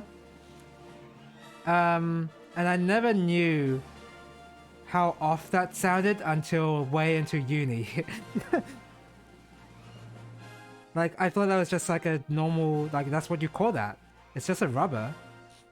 But it was only until uni that I discovered that there were sexual implications to calling it a rubber. I guess that just goes to show how naive I was back then.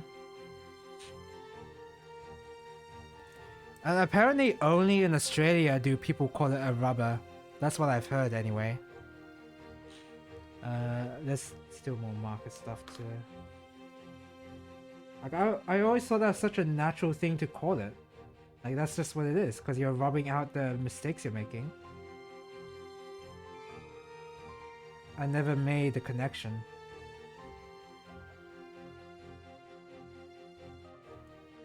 Let's see.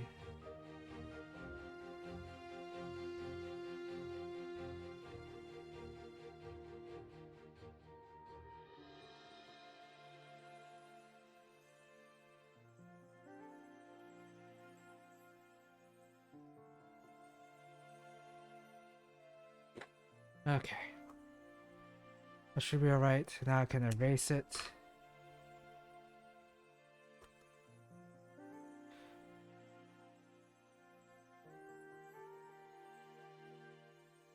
So right now it looks like this.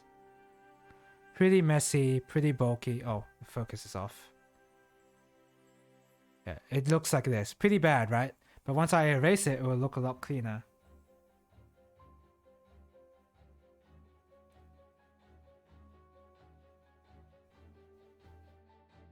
I think I still will require the cotton bud method because there's hard to reach corners that the eraser can't reach. And this is a very... Okay. So I'm seeing the problems trying to panel line this. Maybe using an eraser is not a good idea for this particular panel.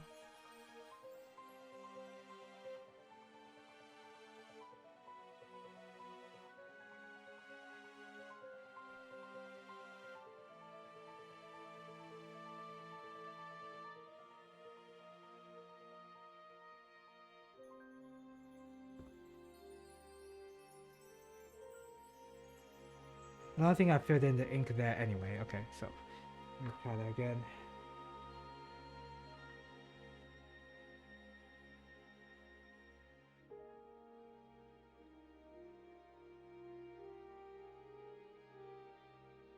So I'll just show what it's supposed to look like.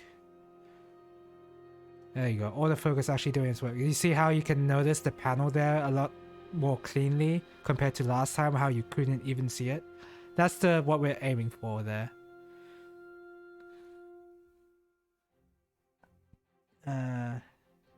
There's still stuff to clean up though, but okay, let me...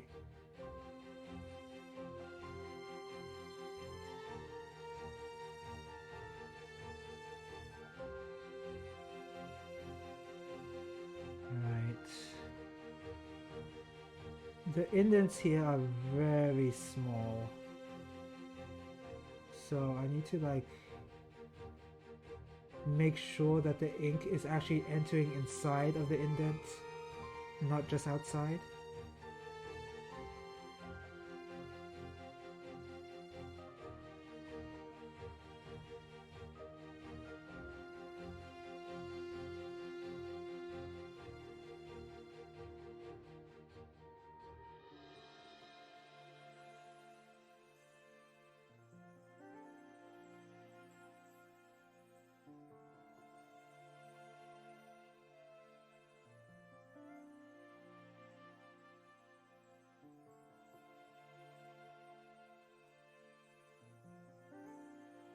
Ideally, you want to do the panel lining last, by the way, before, like after you finish constructing the gunpla. But I just want to show what this is like.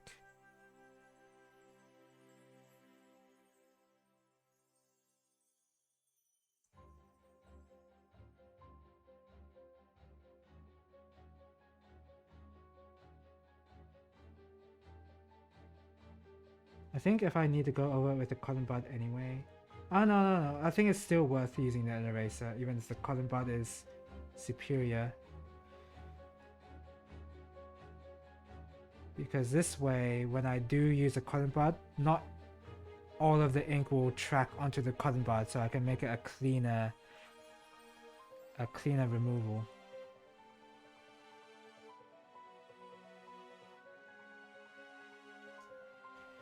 There's a lot of different colors you can panel line your gunpla, by the way. You can use black, you can use brown or yellow. There's like generally rules, but they're not hard and fast rules as to what color you want to use your panel lining for. So for instance, you could use black for all your colors, and that would be fine. But black is a very stark and harsh contrast color on white. So what I've used instead is gray, which is a lot less contrasting. And it doesn't look as cartoony as it would when you use black, generally speaking.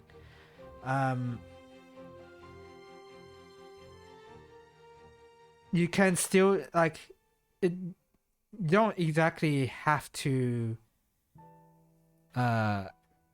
use gray on white for your gunpla. Like you don't have to stick to black or gray, regardless of whether you're going for a cartoon look or a realistic.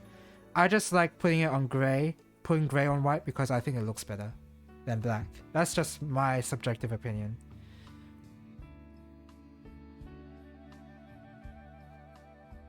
So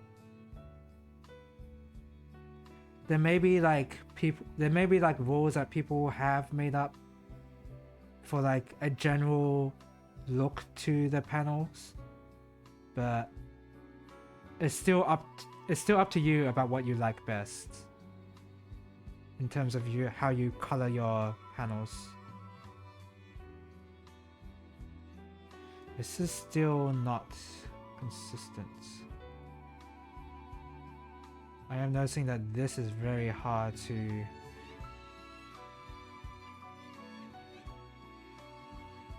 panel line.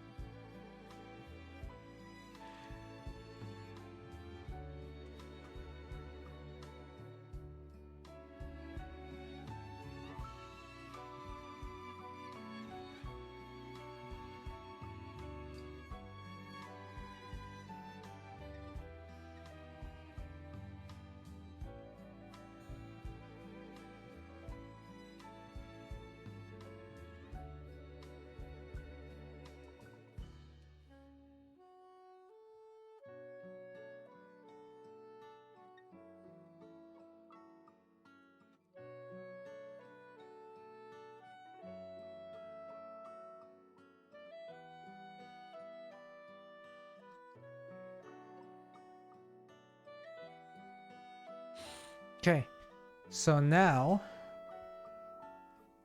you can see the panels. You can see it actually being separated, unlike last time how you couldn't even see that kind of detail at all. So yeah, that's the benefit to panel lining, and it makes your Gunpla look a lot nicer as for doing something so simple. So if one were to like get into Gunpla building, panel lining is one of the easiest ways to make it look really good.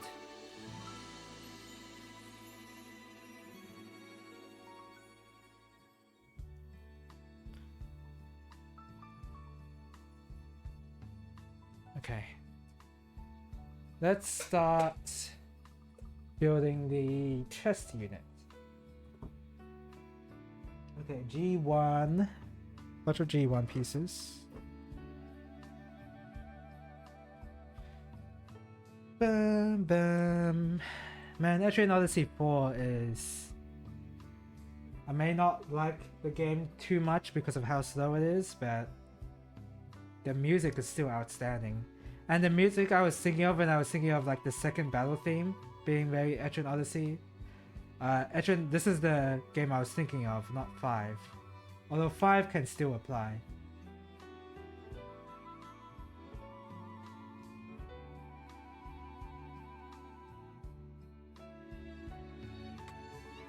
(32, 33). Is the camera angle even... I'm gonna have to raise that a bit higher. Eh.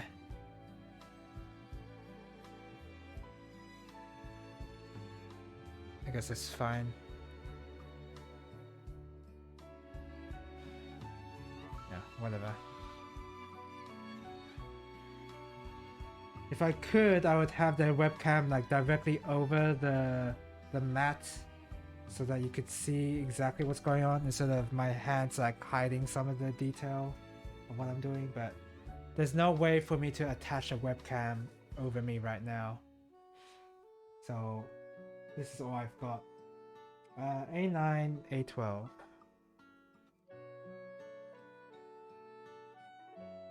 Oh.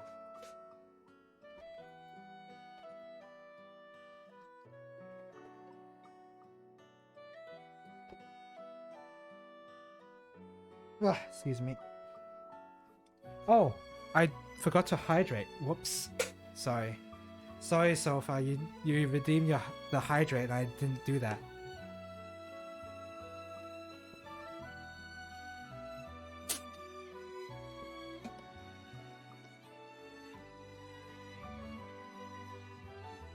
Right.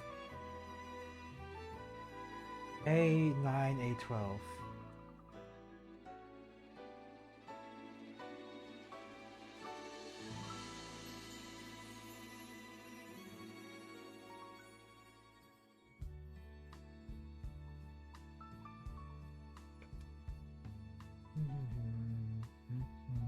Still waiting when they will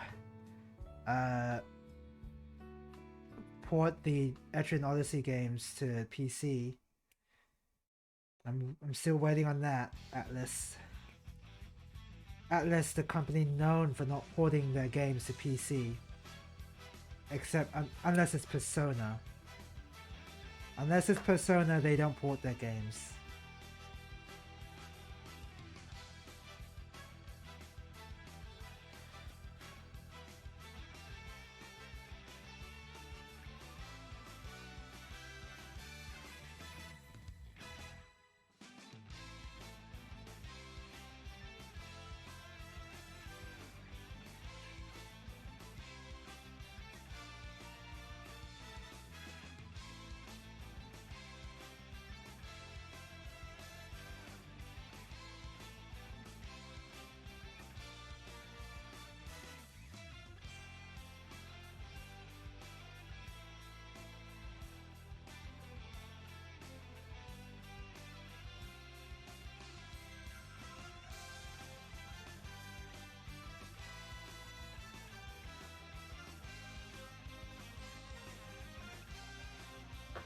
I'm gonna have to get the knife out.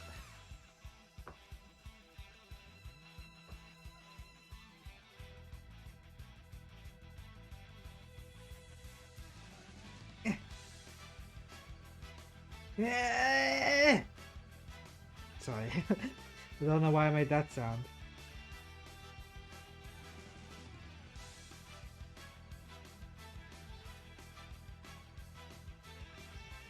Is this the sign that I should change to a new knife? Well, only the tip is a bit blunt. So I probably won't change it. But it is getting noticeably dull. Oh, I forgot to fix this up.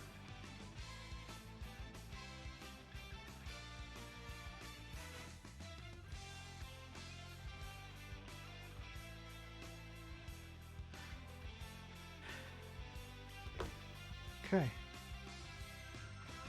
Ooh, do not cut that. I'll cut this though.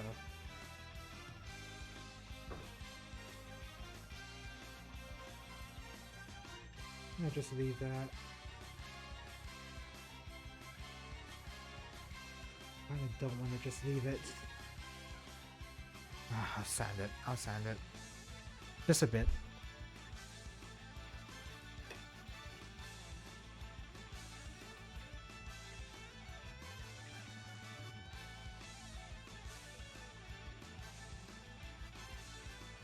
Yeah, that's all.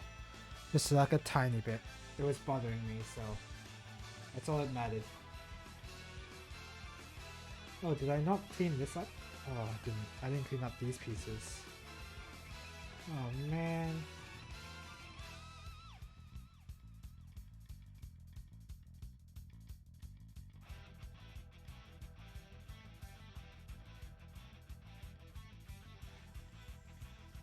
It's fine. There you go.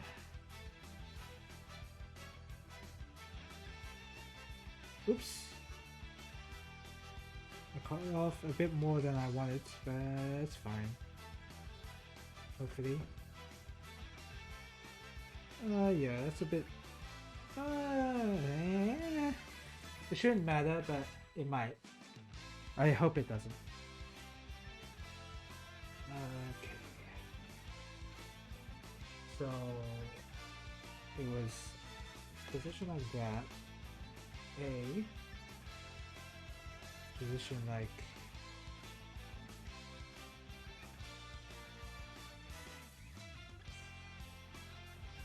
this.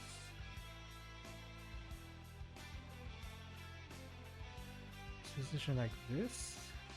Oh wait.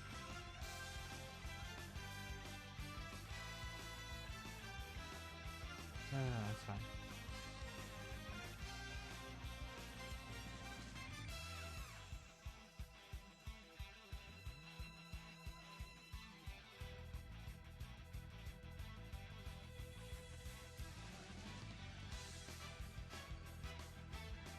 flush? No. Okay, it's flush now, I think. Nope. As flush as it can be, I guess. So it's like that. It's like that, and then A12 is like this.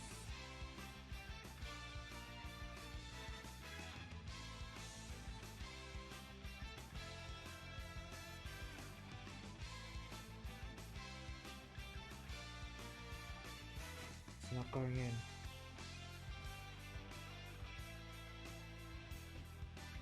Is it supposed to go in? What? This doesn't make any sense. Is that supposed to...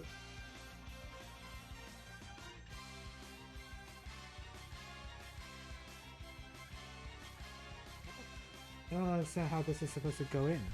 Unless I'm looking at the wrong piece? No, this is the right piece. Oh, on the sides of it. Oh. You know what, that makes more sense. There you go. I thought it was supposed to go inside of the gray pot, but no, it's up to the side. Right, alright, fine. Oh!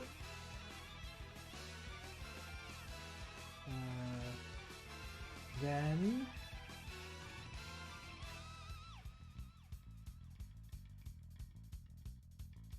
into that giant hole.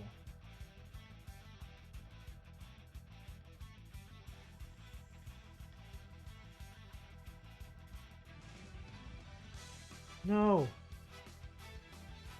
Is this the second battle theme? No, it's not. Not yet.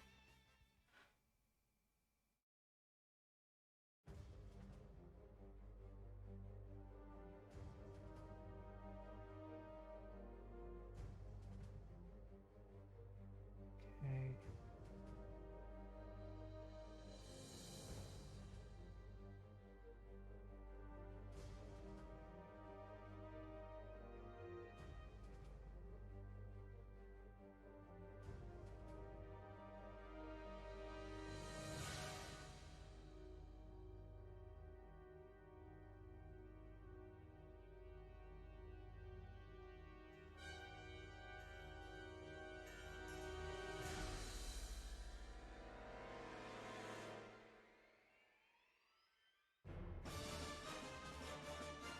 Oh, this track. I remember this track.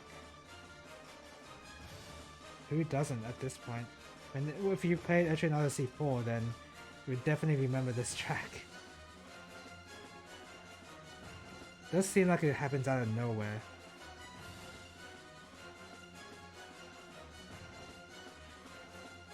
Is there a reason why that...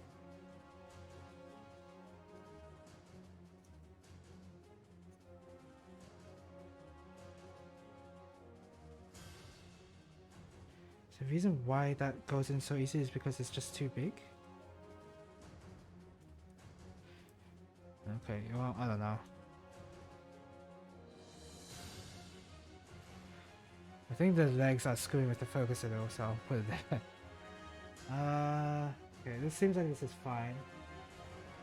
G140, G141.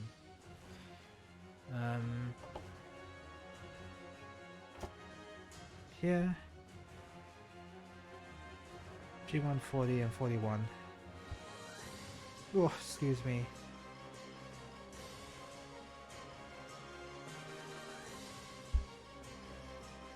Oh, snippers.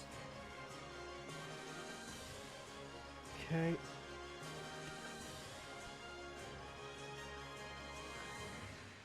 You know, even after hearing all this Etrian Odyssey music, I don't have any desire to go back to Etrian Odyssey at the moment, for some reason. I don't know, maybe I've been burdened with the too many games curse. And considering I've already played through Etrian Odyssey, it's like, yeah, I've already played them, why would I play them again?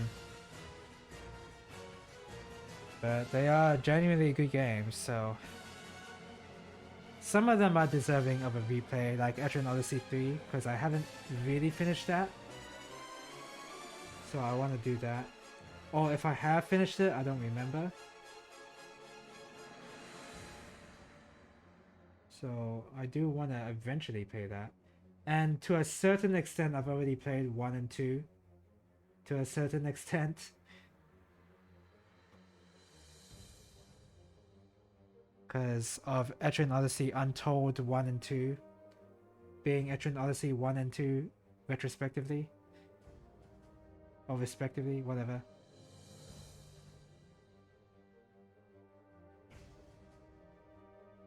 But I realize that Etrian Odyssey 1 and 2 are very different games from the Untold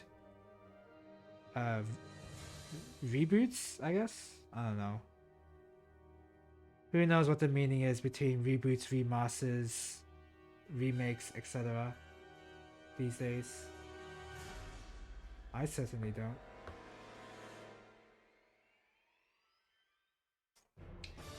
Okay, so where's the piece? Here. So here,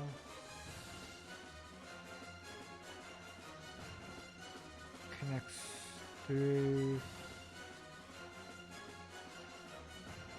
to here, I think. And then that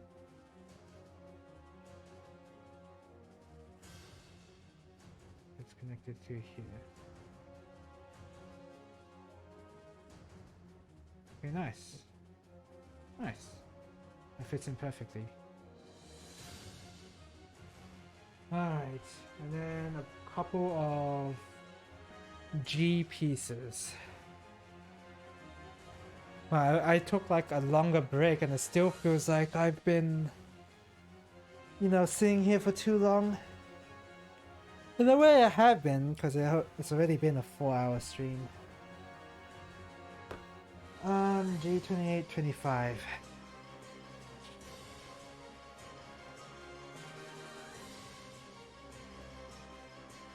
Now with FF14 out of the way, I can play that game very casually now and just like, you know, steadily grind some currency in that game while watching some anime. I have been watching anime. What did I just take out? 28? I think I took out 28. Yeah, 28. Good. And 25.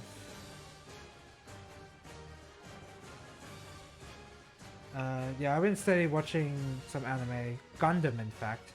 Which is why I've been doing these Gunpla building streams. Because I've been into watching Gundam recently. But surprisingly, not even watching the good Gundam shows. I've just been watching the bad ones. And oh boy are they bad. Because I'm watching through what is known as one of the worst Gundam shows out there, called Gundam Seed Destiny. It's probably not the worst TV show because there is a Canadian live action show of Gundam, I think, called G Savior, apparently. And I haven't seen that yet, and I don't know if that's the worst. And apparently there's a bunch of others that I don't know about. But Seed Destiny is really bad.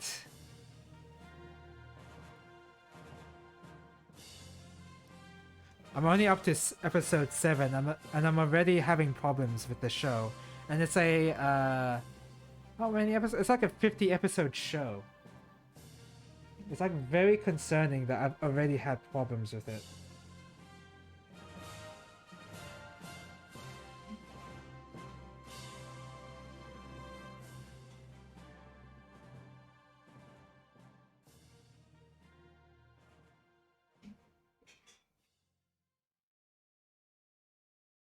I want to be careful here.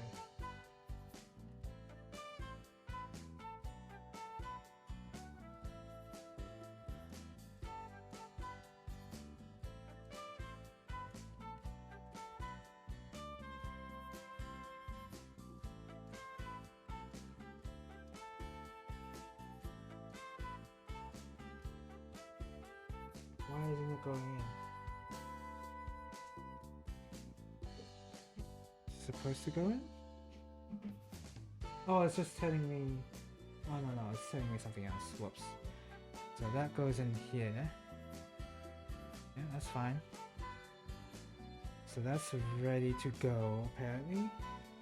And then get the G2 pieces. But yeah, it's just the way the I guess with Seed Destiny, I have a problem with it fundamentally. It's just the way the show is written. It's just like no nuance to it. Evil guys are evil. Good guys are good. It's way too black and white for my taste, and it's not black and white in like the good way. Like, you know how in Yu-Gi-Oh or like any other toy anime, it's like that is pumped up to the max with the black and whiteness. But that's totally fine because that's generally speaking there for children. But also it's like the whole the show is about that kind of like hot-headedness, like emotional thing, right? That's the entire point of it. Of toy animes. But with Gundam, it's supposed to be like, I don't know. Okay, so it's supposed to be is like any Gundam show can be whatever they want. But with Gundam, it's like it's supposed to be a bit more clever, I guess is what I want to say. And when Gundam Seed starts to like remove any nuance with the conflicts of the show, and it's also trying to be taken seriously, then that's when I start to have problems. Because you can't be taken seriously but also have the same nuance as a toy anime. You can't have it both ways.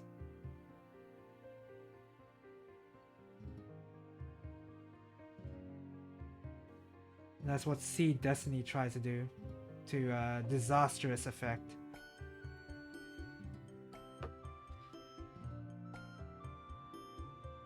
Okay, hold on this way.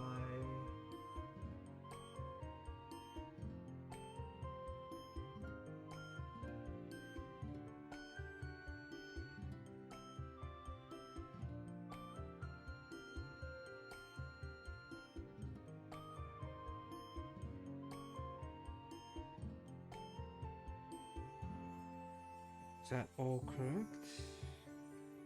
Yep. And then you put that on top.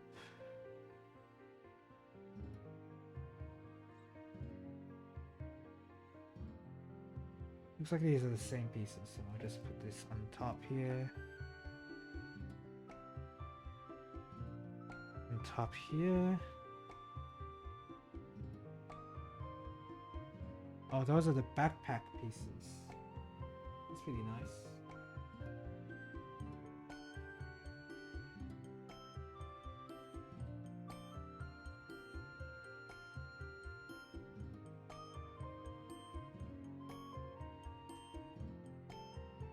Oh, those are the arms, actually. Okay, fine.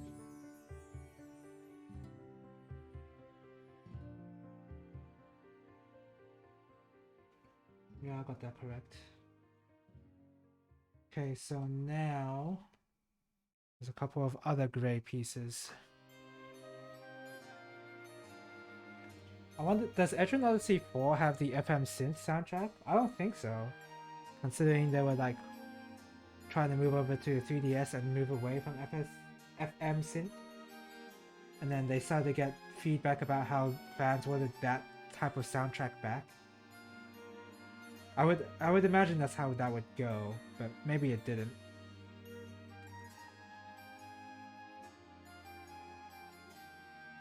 $27.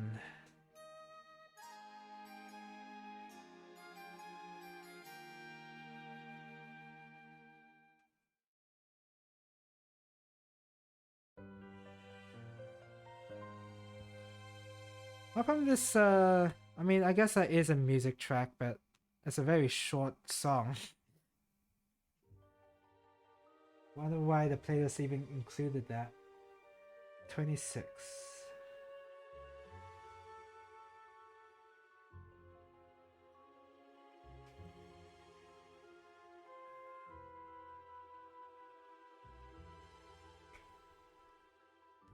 Oh, I'm already feeling like I'm super tired, and all I've been doing is just straining my eyes. 38. 分かってきな。 Oh, thank you for the follow, Daniel Gamer 884. Thanks, I appreciate it. Oh, well, I am. Oh, I should stop complaining, honestly. But like, man, straight building for 5 hours. Or was it 4? 4 hours. I have not done straight building of gunplas for 4 hours before. Like, this is my first time building a gunpla for this long. And I'm really starting to feel the effects.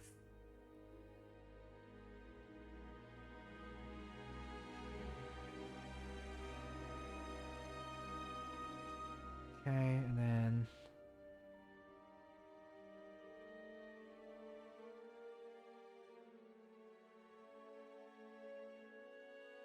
Boop.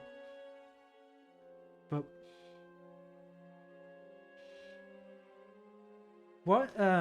What is Yuzo Kisho's latest project anyway? Oh, isn't it that weird game that I discovered on the Quest Corporation? Wait, what was that company name? Yuzo Kishiro has a company that he founded, but I don't remember the name of it. It wasn't Quest Corporation. That was like a... Quest Corporation made Tactics Ogre. And then some of the people from that team moved over to Square Enix to make Final Fantasy Tactics. It was something. Yeah, I can't remember right now. Okay, so...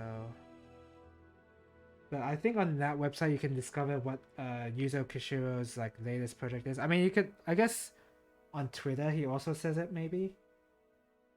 Haven't really checked his Twitter that much recently, or Twitter in general, because Twitter at the moment is like having a bit of a fit, one could put it.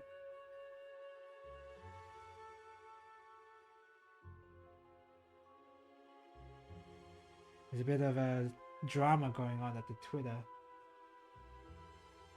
That the drama isn't why I'm not using Twitter that much. It's because I'm not used to using Twitter. So that's why I haven't been making that many posts. Like, I guess I should have, when I just cleared the Final Fantasy 14 Ultimate, that's when I should have made a tweet about how I cleared that Ultimate, but I didn't, because I don't think of using Twitter. Is this in? Doesn't look like it's...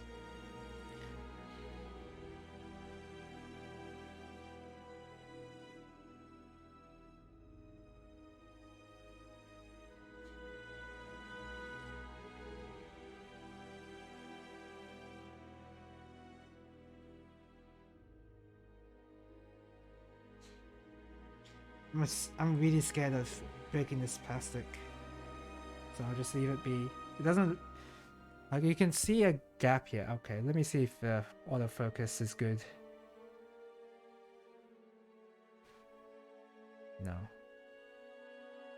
You can see how there's like a bit of a gap in here. In there. Oh man, autofocus.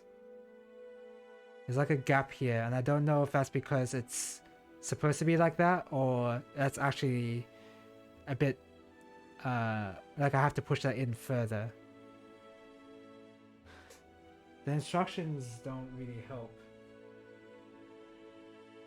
The instructions don't really make that part clear, unfortunately. So I guess I'll just have to trust it, maybe?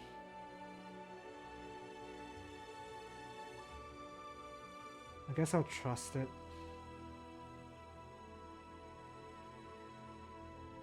But... Hold on. Can I take it out? I can't take it out. So I guess it's not loose. I guess that's good. I'll just leave it be. 39.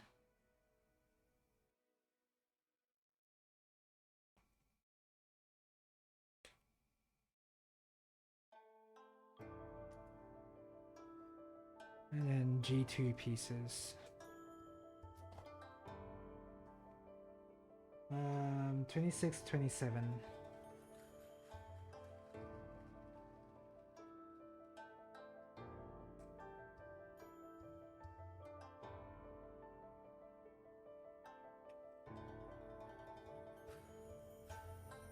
Seven is here.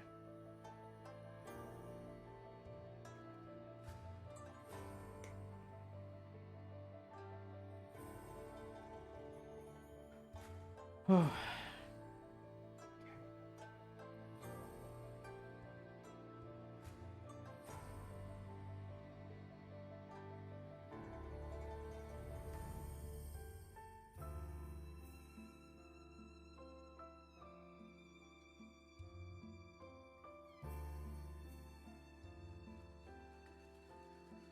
Luckily, I know that all of this is like in the frame part, so I don't have to sand these parts at all, which is very nice.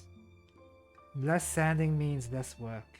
Less work means more time I can spend building the thing, rather than having to make each panel perfect.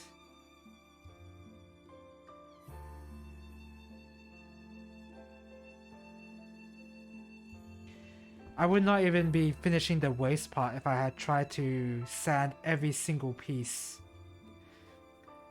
That would be too much work.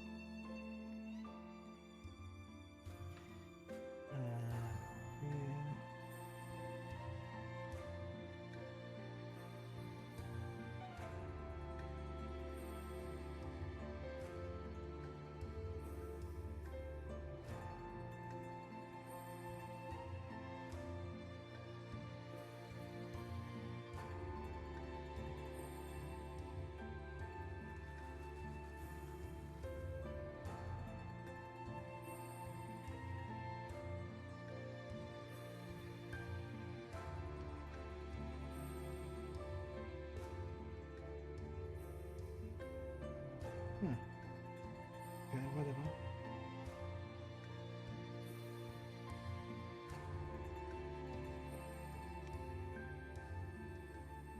I don't like how loose this is. It's the same looseness as the leg. So some of these parts are very inconsistent. Maybe it's a case of this particular kit not being too good.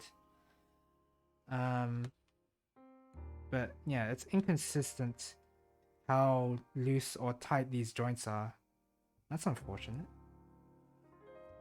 Oh well.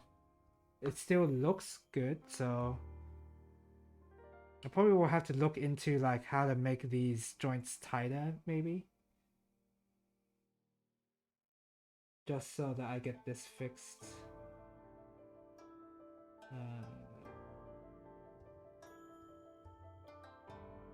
Here.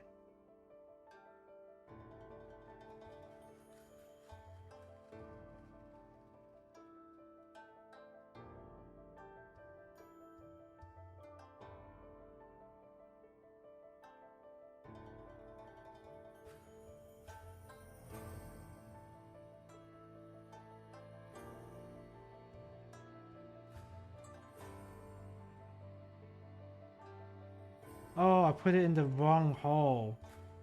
Ah, there you go. That looks a lot better now. No wonder. I put the thingy in the wrong hole, and that's why I thought it was a bit loose. Now I'd explain it. Okay, so that's now a lot better.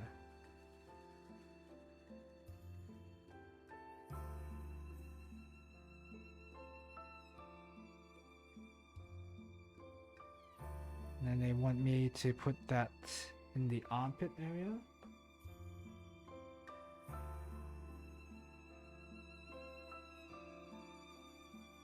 Oh nice, I heard a snap, that's good.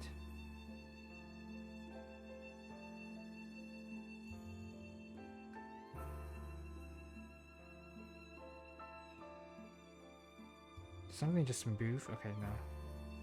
Thought something just moved very loosely, so I was kind of worried.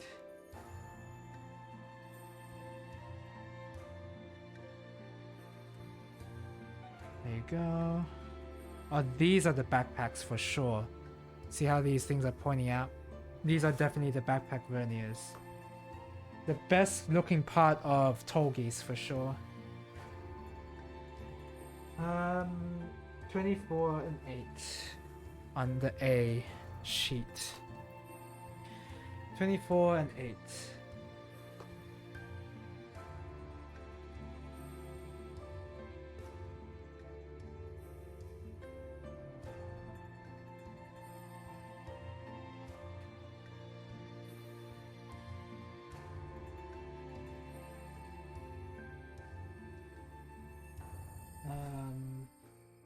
And then 8.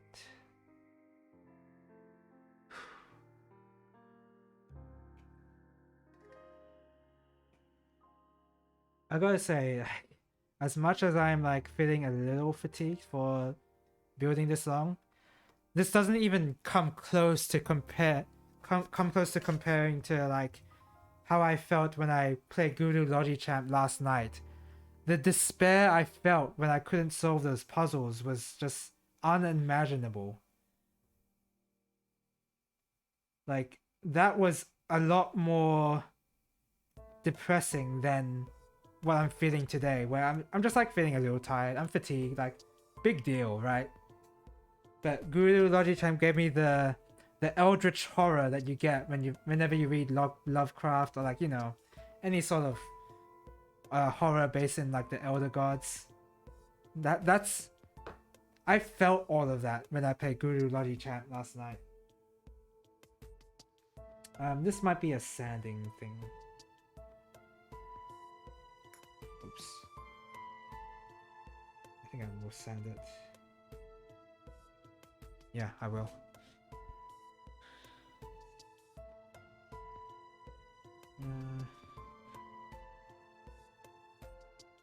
This is, yeah, 400.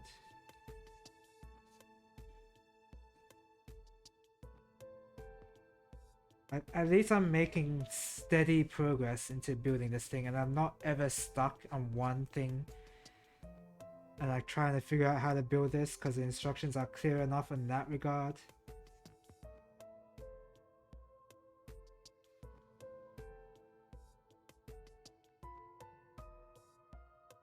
It's just nice and simple and clean, if you want to put it that way. Gunpla building.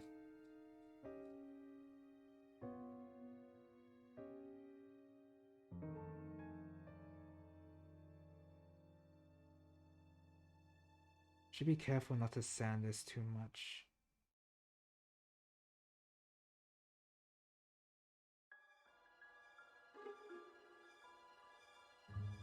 It's fine. Cosmic Pterodox. Yeah, they really gave me that sense of dread. I'm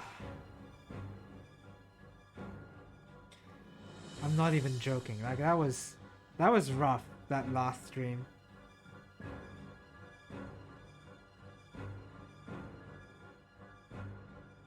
I spent so long on one puzzle.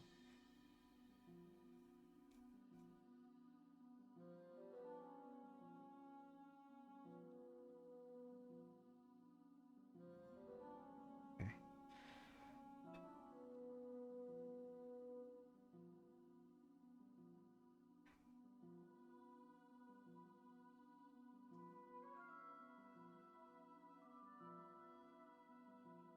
Oh. I did not properly sand this.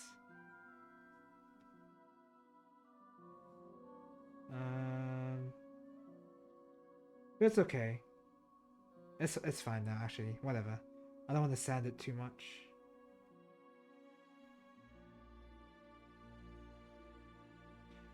By the way, sanding is totally optional whenever you're building a Gunpla on your own. It's totally optional. Like you don't have to go through this kind of detail in order to remove the the nub marks from the runner sheet. And besides, it's not like anyone's gonna notice from far away or even on a computer screen. But for me, I just like to have. I just like to clean up my Gunpla, and even if other people don't notice it, I will notice it. So that's why I've been like spending a lot of time sanding all this. Okay, so some of these parts are part of the part, so I have to be careful not to cut into them. Probably won't sand this.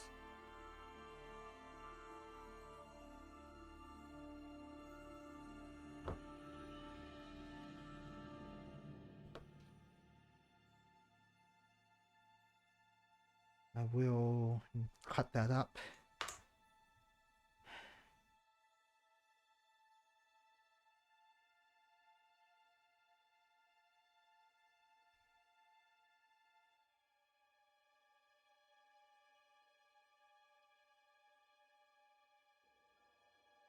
So I don't need to cut that up anymore. Nah, no need. Okay, so now...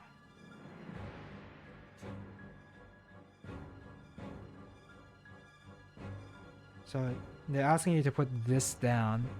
This cockpit, I guess. I think that's a cockpit.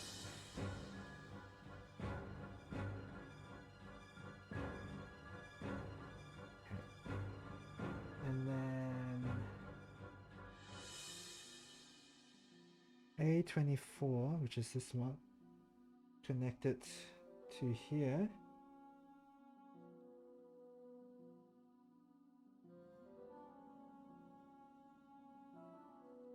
Then put the cockpit back up, and I guess that's fine.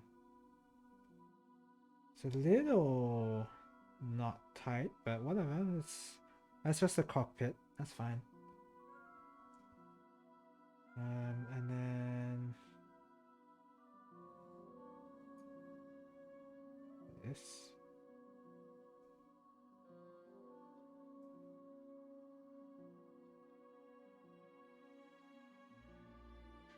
Nice.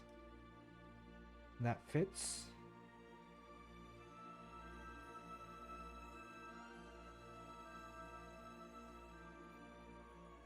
Yeah, that fits. Okay, and now D. I've not used the... wait. Okay, yeah. D1, 4, and 5. What sheet is that? Have I even used a D part? Oh, it's right here. Yeah, I haven't even used one of these parts yet. 4 and 5.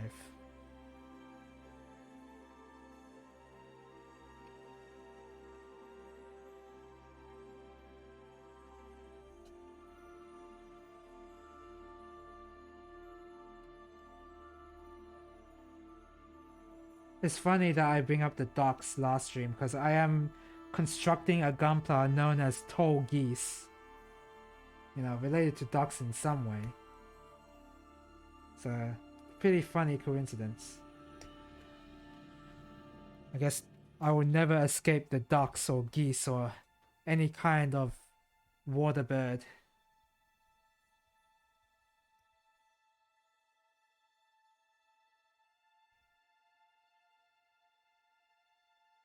They will always find me no matter where I hide. Oh, that's not clean.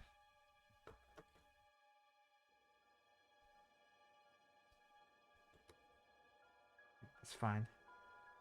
Oh, this piece too.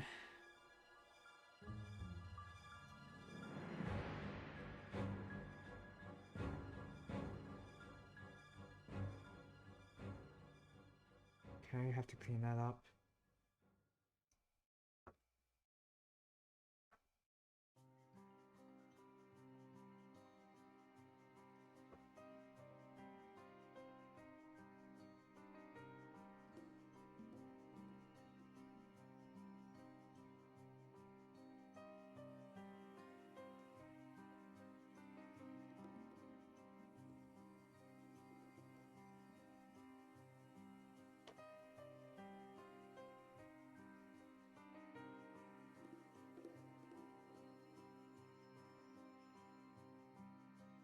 That's fine.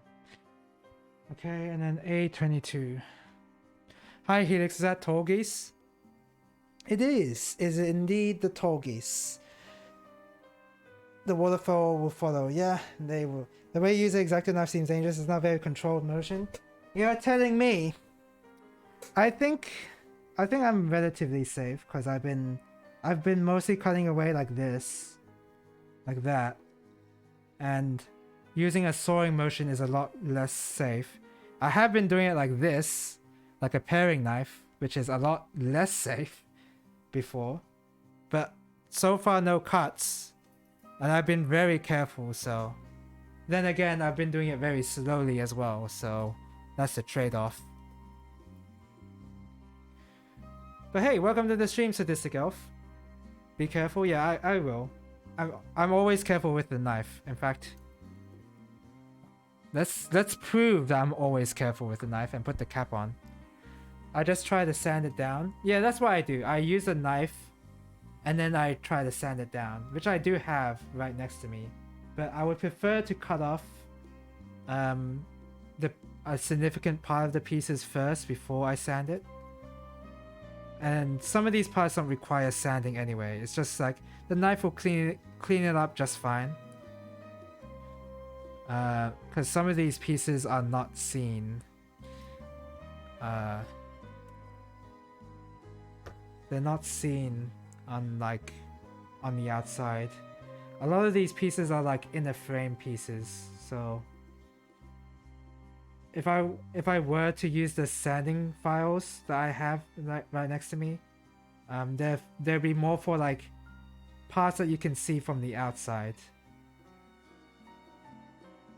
That's why I've been saving my sanding sticks on, because if I tried to sand every piece, I would be here forever. So the knife just makes that a lot faster. Okay, so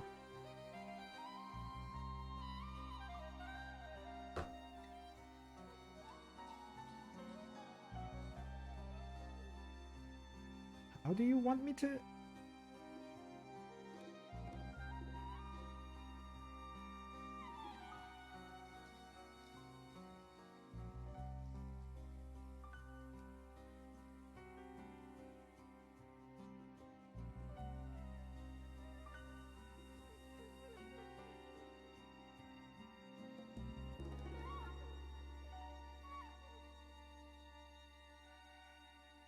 Guess that's right.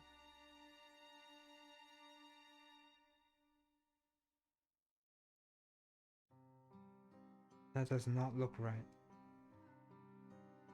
Oh, okay, I see. Maybe it's like...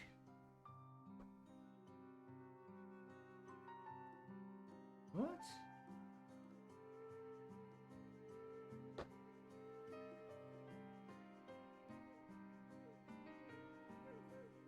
So when I angle like this, it has to be slanted away. Okay, so I'm using the wrong piece. Is this still the knife seems too dangerous? I guess it would take forever. Knife is dangerous. That's why I have to be very careful. Is this an MG? Seems like a 1/100, but I could be wrong. No, it's a 100. It's a 1 to 144. This is a real gray Tallgeese. So the plastic parts are, the plastic parts are better, the better quality, and there's a lot more color correct plastic parts as well. But because this is such a small kit, my eyes are definitely like, the knife isn't the issue. It's me straining my eyes to like see what parts go into where. That has been actually the toughest part of this build.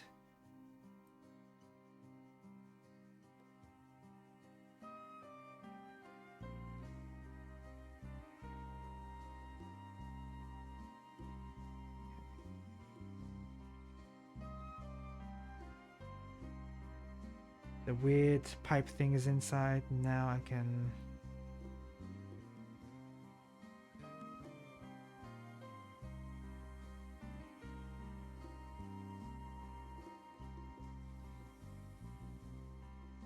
Is that really it? I guess so. Doesn't seem like it. Whatever.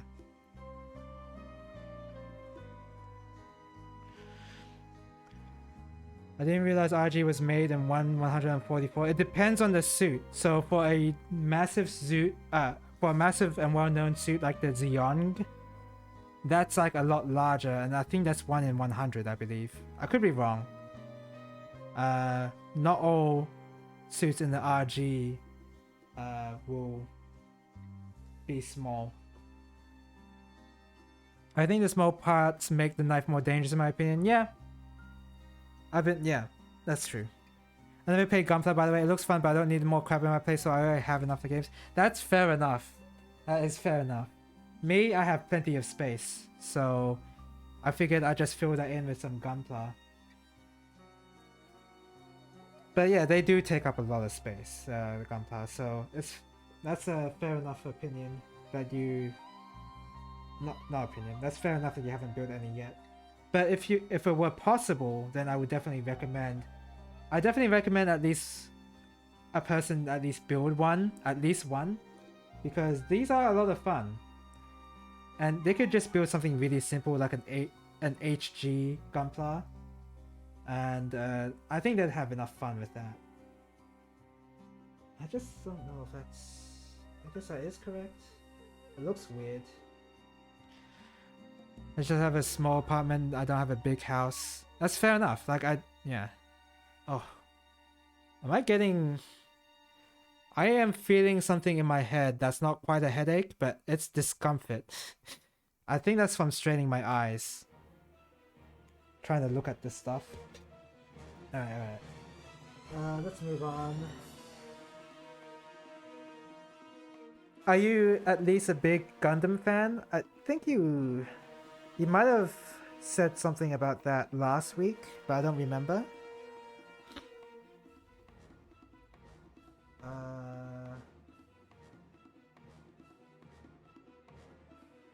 So I need C pieces. This is not C. This is D. Yeah, Ice Rain is too real. Yeah, I guess it's not that strange at all. I was gonna say, like, I don't have ice. I have never gotten Ice Rain really looking at a computer screen for too long. I guess I know when to look away and, like, you know, I've never really felt it looking at a monitor. But with this, when I'm looking at small pieces, I get eye strain. But that's only normal. That's just how that works. You like focus your eyes a lot more than you normally would when it comes to small pieces like this. So C14. Yeah, I'm a big Gundam fan, but I don't play the games. That's fair, because I don't play the games either. I mean, I played M-Bond recently, but that's very, very recent. Extreme versus Maxi Boost on the PS4. It's a very recent game I've picked up. But otherwise, I haven't played that many Gundam games either. I haven't been keeping up with the latest Gundam. It's a little too soft for me. Is that the Witch from Mercury?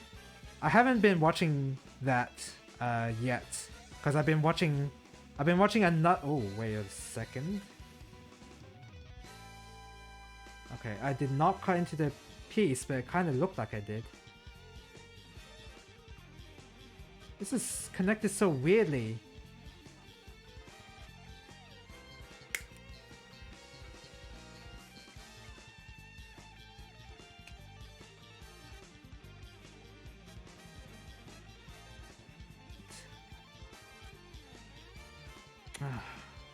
Okay, that's fine. I heard the games are fun, but they're not really my style. The Maxi Boost Extreme Versus game. Yeah.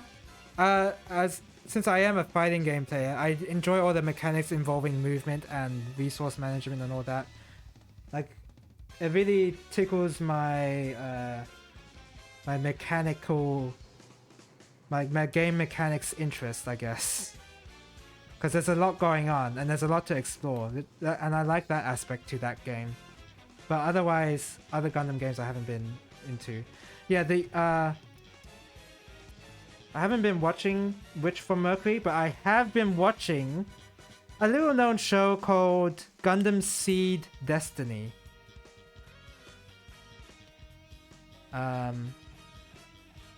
Which is a pretty, pretty divisive Gundam show. Because I just recently finished watching Seed and didn't like that very much. But I was like, you know what? Considering I watched Seed, I might as well just watch Seed Destiny. Oh, I really don't like cutting into this piece because the plastic on this part is so thick. It's like I'm not supposed to cut that, but I definitely am supposed to cut that.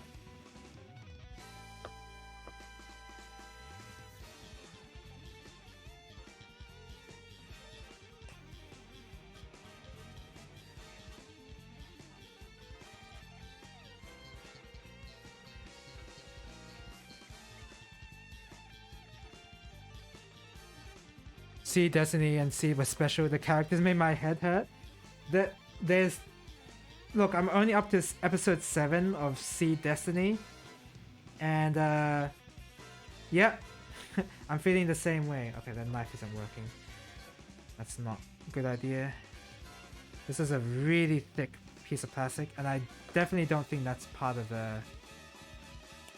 Okay, just snip it away. I'll sand this for sure.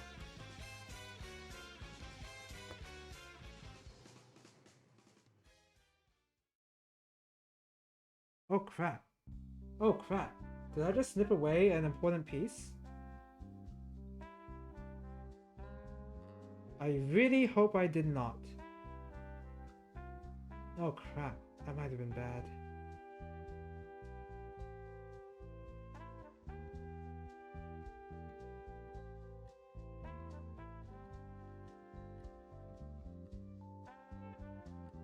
What piece is this? I really hope I didn't cut into the piece. I doubt it, but...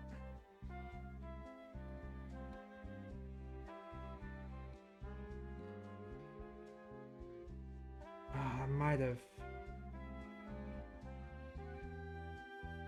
Damn, I might have. Super glue time?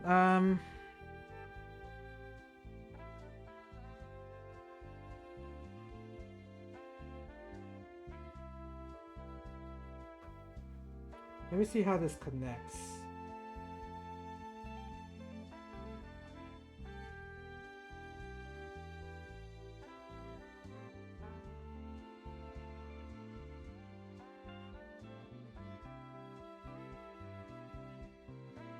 Maybe it's not that important. Maybe it's not that important. I still watch all the way through, even though I claim I disliked it. Yeah, I will do that with shows. Like, I will dislike a show actively and then like continue to watch. That's not unusual for me. And that's what's going on in See Destiny. I really don't like the character Shin. I don't like anybody in that show, come to think of it. I already know who the mask is because of the voice. The voice makes it really obvious. I think I may have seen one Gundam movie and nothing else. I think the only Gundam I still enjoy is Gundam Wing. I know it's a precious one, but it's the only one that goes into politics like I wish they would. Schoolboy, I said Gundam Thunderbolt is the best Gundam. Okay, I was gonna debate you there, because I really do not agree with Gundam Wing being good.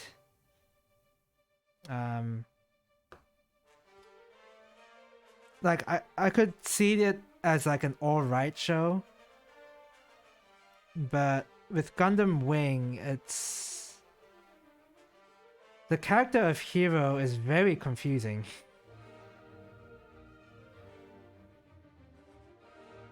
Then the same show is also trying to tell me that he's actually a very kind person, but everything he does in the show is not being nice. He's just like threatening to kill people all around, and he's like laughing about killing people. Very weird that the show is trying to tell me that he's a good person. And Relina is like useless. Zex Marquise is really pointless. Not really pointless, but like his motivations don't really make that much sense. At least the only character I like in Gundam Wing is Trace, but even Trace is just way too melodramatic. Especially when he gets locked up. He's just like, well, hero, why don't you just kill me now? Because I saw the future and the future sucks. Or something, I don't know. Maybe I have too much nostalgia. I like the bipolar hero. Most of the female characters in Gundam are awful. Yeah. Lady Un, or Yun, is it? Or Un? Whatever. Her character is very, like, I could tell they wanted to redeem her, and I don't know why they did that. Very interesting choice to try and redeem her. Okay, good. I did not cut into the piece, because this is what it looked like. Oh god. Hold on. It's a bit hard to see because of the light. So this knob right here. Right there. You see it? That knob? That's what I cut off on the other piece. Damn, ad break. Oh, well, sorry. Subscribe to the channel if you want to see no ads. But I've put the ads on the lowest setting, and there's nothing I can do about that. Even Twitch decides to put ads in when I don't want them to, so yeah, get an ad blocker or something. So yeah, this knob here is what I cut off, and I think that's not part of the piece at all, because it's like sticking out really badly. Yeah, so I think I didn't cut into the piece, which is good. Most across all of the series, let me think about that. I don't know why I got an ad for Bentley's. Who are you thinking? That knob doesn't look that important. Yeah, exactly. So I'll probably will just cut that off for this piece as well. Let me think about the female characters. Sayla, Sayla's a little annoying, but I kind of liked her. Ru Laika from Double Zeta, I really liked, because she's smarter than Glemmy. that's really all that comes down to, and she's like, she knows what she's doing basically. Trying to think about, name one redeemable female character in Gundam. Actually redeemable, not Lady Un, because she like threatened to destroy the colony and the colonies and like headshot some guy out of the plane. Honestly, that's very impressive that she was able to do that. I'm trying to think of all the Gundam shows I've watched. Lady Un was actually bipolar. Yeah, that's true. They were trying to go for that, I guess, but it's very. It was like almost out of nowhere, if you know what I mean. It was weird from a writing standpoint. It's like they wanted a way out for the character, so they just forcibly written one in for Lady Un. Nothing wrong with that. If it's like seamless, then there's nothing wrong with it. But it kind of felt not that seamless. Multiple personality disorder. Yeah, something about how working with Trays like came up with two different personalities to serve him or whatever.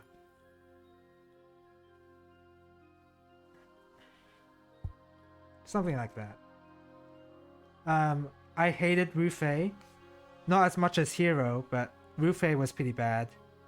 I think I already said, like, I might have actually said the characters I like to you already. Like who I rate who I like among the Gundam pilots.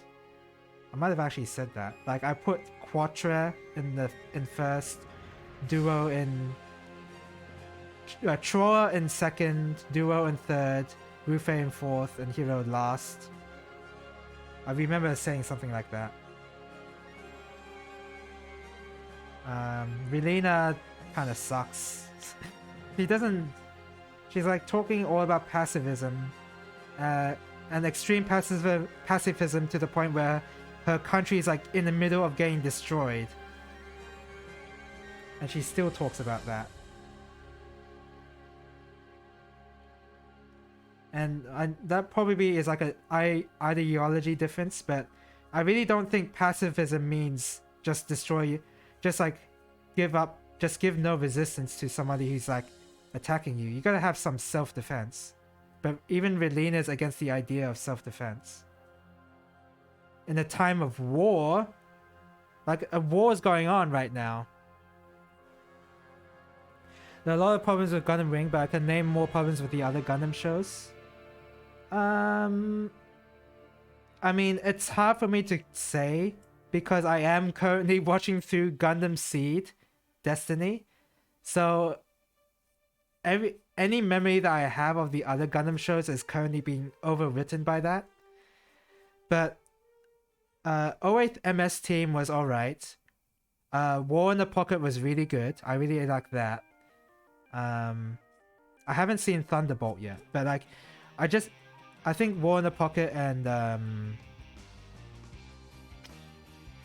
what was the other one? 08 MS Team were pretty good. I like Duo, Hero, Rufe. Quattro really annoyed me, and Troy is probably my favorite. Yeah, I can see why Quattro annoyed you. There's like a lot of annoying aspects to all the Gundam pilots, to be fair. I think why I like Quattro so much is because he's the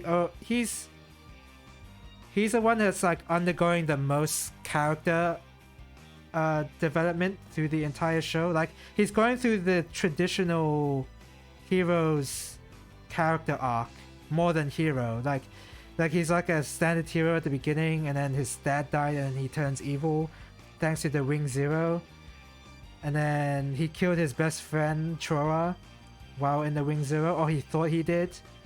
So he's like really depressed and sad, and then Hero cheers him up, and then he's now a lot better, and now he's like, there's like character development to Quattro, and I appreciated that, the attempt of that, more than the nothing that is Hero. At least in my opinion. Of course, you can.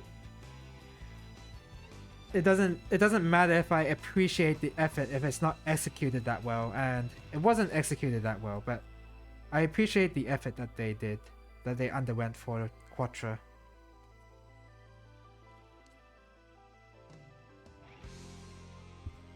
He just had a mental breakdown. Not evil. I was like simplifying it. Yeah, he had a mental breakdown. But yeah, like that's like the common thing you see in like in media, where in the hero's journey, where they like an event took place that like changes them sort of irreparably, and they have to learn to live with it or whatever, or interpret things differently. Like Quattro is the one going through the hero's arc more than anybody else.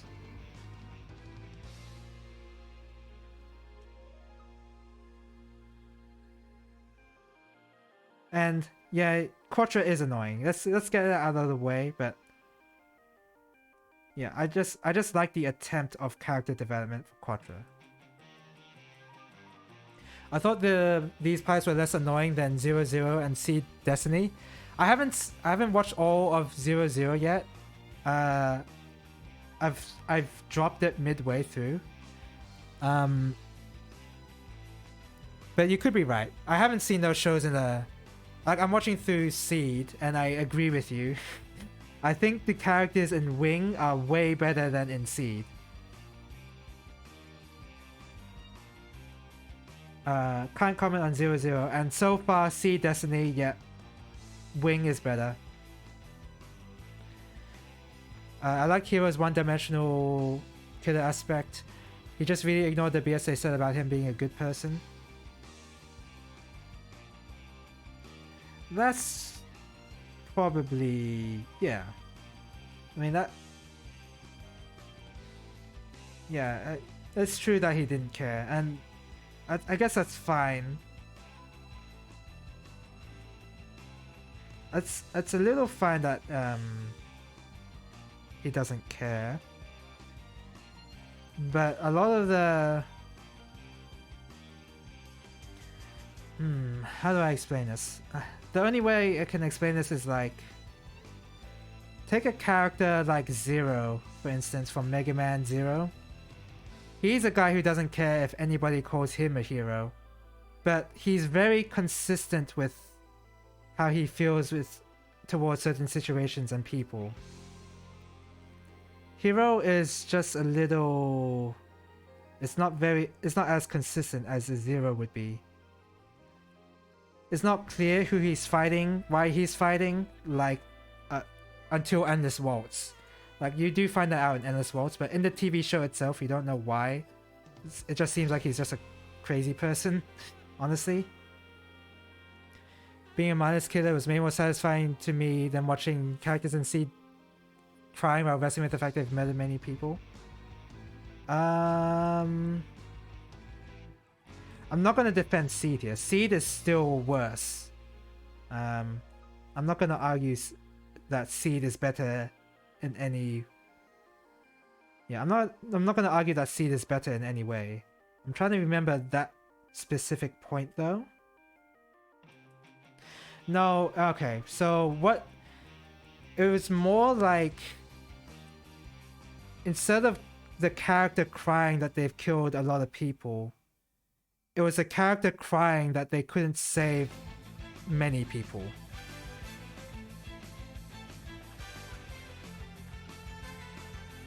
There's a character... The character was crying that they couldn't save that shuttle from getting shot by Yazak when they were re-entering into Earth. Not because he killed a lot of people. There's an important distinction there. Amuro Ray whining is totally more justifiable than... excuse me for a second.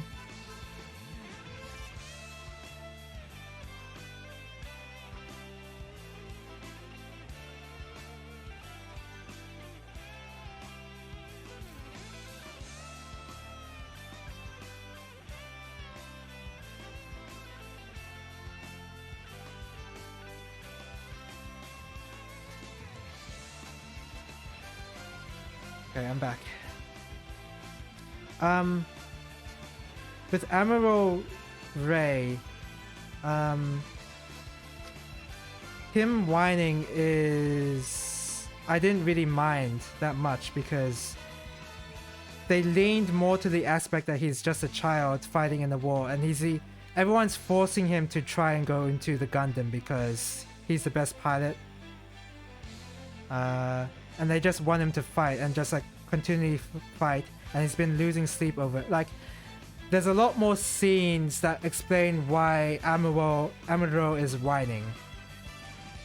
It's not like out of nowhere. So you may find him annoying, and fair enough. You do like, it's fair that you find him annoying because he is supposed to be like kind of like that, and a lot of the characters in the show find him annoying as well. Because, you know, Bright slapped him and all that, you know. But it's not unexplainable. Hero's character personality is not explained very well.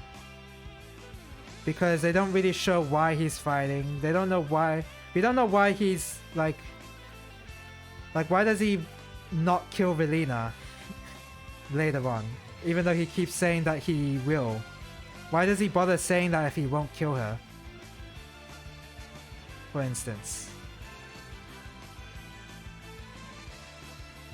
I guess that's just my problem with Hero.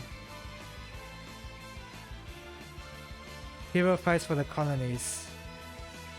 Yeah, but he's a much...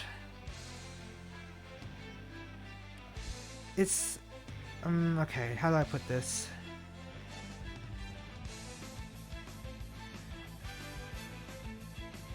He's a lot like... Okay, like, Hero may be fighting for the colonies too, but he doesn't feel like an actual person at all. He kind of just he's kind of just like doing his own thing. It doesn't like he's fighting for the colonies, but is he actually? Why is he why did he decide to go into the Gundam and fight? That's never explained until Endless Waltz. Why is he the way he is? Why does he want to kill everybody? Why does he want to kill Quattro when he has a mental breakdown? Why does he threaten to kill Relina when he doesn't? He like says a lot of things that seemingly make him look cool. Wait, I'm looking at the wrong piece. Yeah, he definitely should have killed Relina. Like, it's not really a question of like whether he should have or not, because that depends on the story. But my issue is more to do with why does he keep on saying that when he won't do that? I don't understand. I was so disappointed when he didn't kill her father along the show, and I actually sympathize with Hiro more than Quattro. Oh, hello, Commodore. That's why I prefer the UC timeline. I generally prefer the UC timeline as well. Have I? What's the worst UC timeline show I've watched? I haven't seen F91. Oh, Stardust Memory. Right. I totally forgot I watched that show. 0083. I totally forgot I watched that.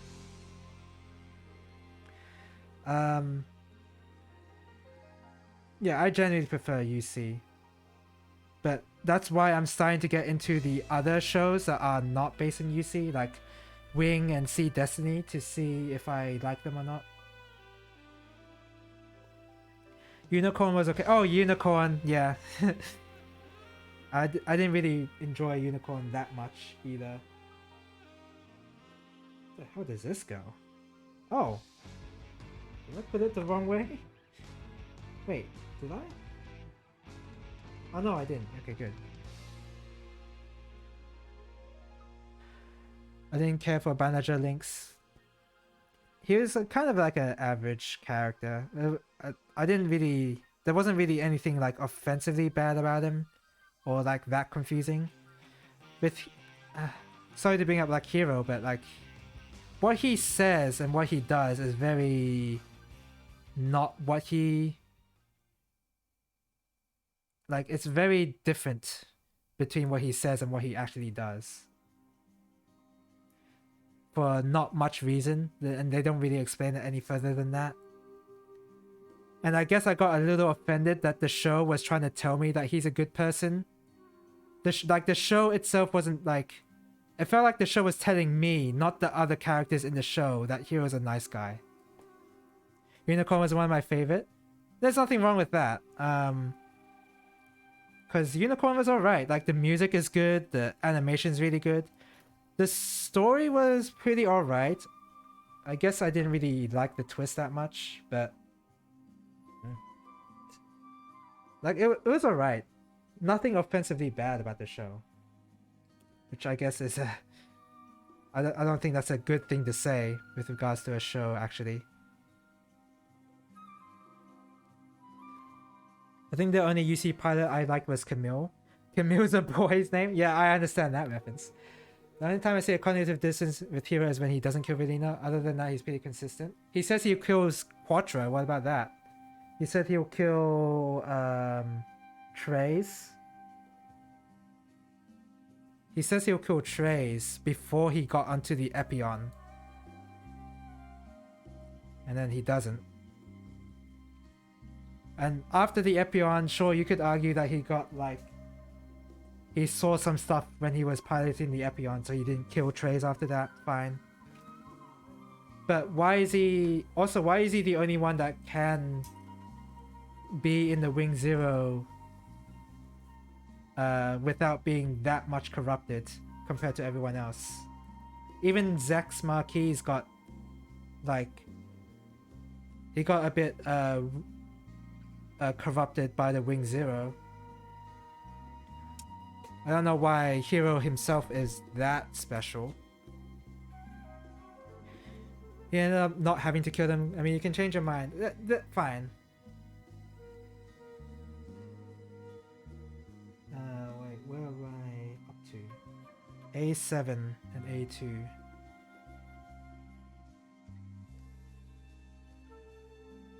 A7 and A2. You can change your mind. Yeah. Because Hero is the hero of the show. Yeah, he is. His name is literally Hero, so what do you expect?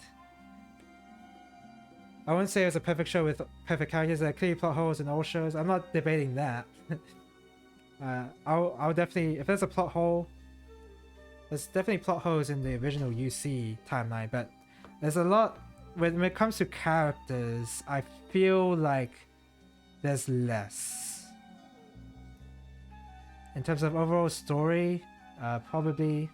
It's been a while since I've seen the original 00779, so I could be wrong on everything I'm saying there.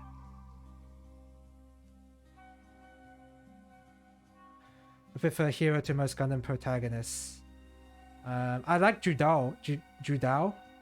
I really liked him because he's kind of he's like a new type that's like socially he's like socially okay in most situations compared to other protagonists, but he's also a new type. So I kind of liked Judao compared to everyone else. Judao, I don't know how exactly how to say his name. Belry Zenom is kind of happy-go-lucky kid as well. I kind of liked him. He's a bit of a nothing character, but I did still like him a bit. Oh, Loran Sehak from Turn A Gundam, I really liked him as well. Actually consistent with his pacifism. And he's actually doing what he's saying he's doing. It's been a while since I've seen Turn A, so maybe that's not entirely true. I gotta watch it again. It's been so long. But yeah, Loran I actually liked.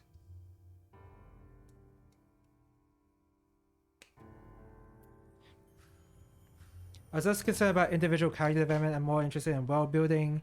That's why I prefer Gundam Wing. It's the most dialogue heavy Gundam I've ever seen. That's true. You also mentioned it's the most preachiest, right? In my case, I didn't like how preachy it was. But that's just me.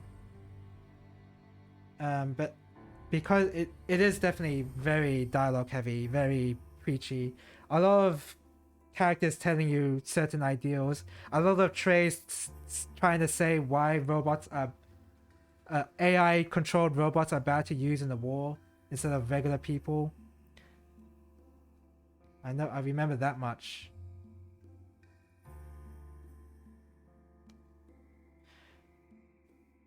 Maybe I like Hero because I say I'm going to eat a hamburger, but I end up eating a pizza.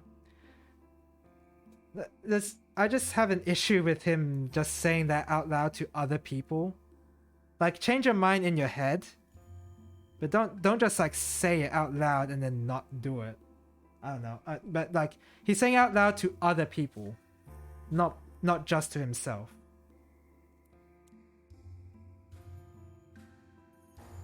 Oh wait, did I?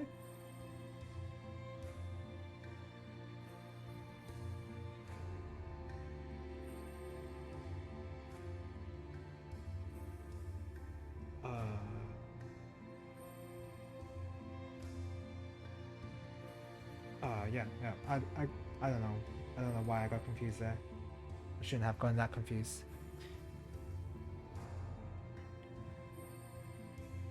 Bright Noah is the best. I guess, yeah, I like Bright Noah. I thought we were talking about, like, Gundam protagonists, though. Hathaway is pretty good. I like Hathaway's Flash.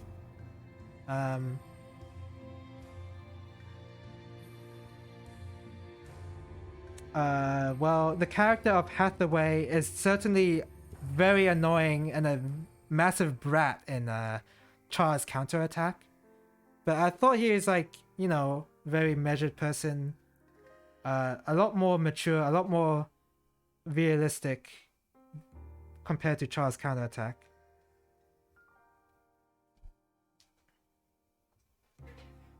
I really liked Hathaway's Flash. You hate Hathaway? Probably. I can see why, if you're talking about Char's counterattack. Hathaway's Flash, I feel like he was a very normal person, I felt like. Like, I know why he decided to become Mafty. I know why he's feeling conflicted with Gigi. Like, I could see it all there. Like, and the reactions he's taking is like very normal. That's why I appreciate him the most. At least in the context of the film, compared to Char's counterattack. Let's see. C19.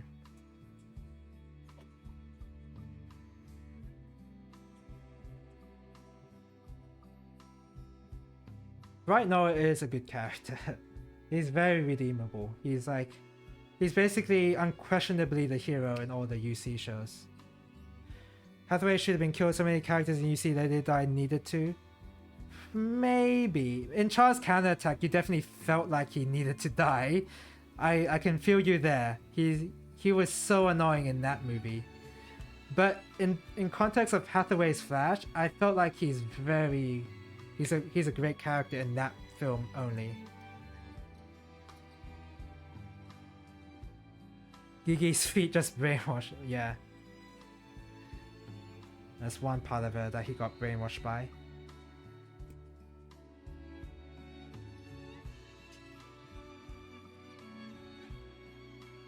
Yeah.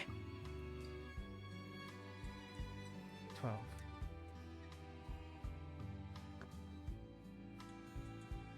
Oh, okay. Be a little careful here. Oh, were there any stickers I had to put on? No, good.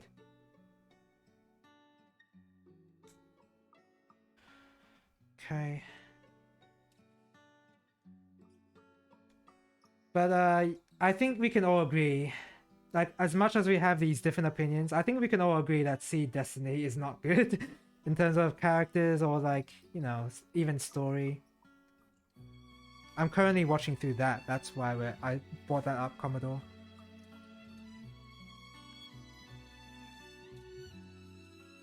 Oh, right here. These Gundam shows write characters so poorly. I'd rather them just expand the world and talk about what's going on. Yeah, Seed Destiny is not good, yeah. I think we can all agree there. And to be fair, within the own Gundam fandom itself, there's always like different opinions. Like, the franchise is just so massive that there's going to be so many opinions that people will have that seem a little controversial. It's just the nature of such a huge franchise. Too bad my boy Amuro died so young. He died in... Yeah. He died in Char's counterattack, didn't he? And somehow Char still survived. Somehow. I'm sure that would have made sense in like a novel or something. Excuse me. If I'm being honest, most Gundams aren't good.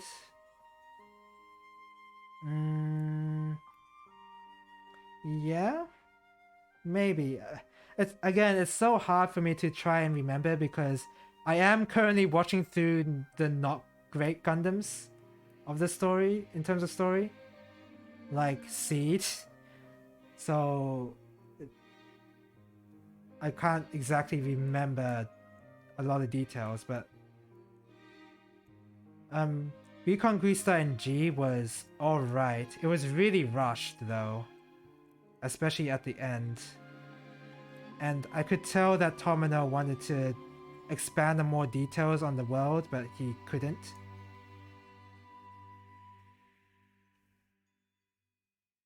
Yeah, I'm biased because I can't recommend Thunderbolt heartily though. Yeah, I wanna watch Thunderbolt, yeah.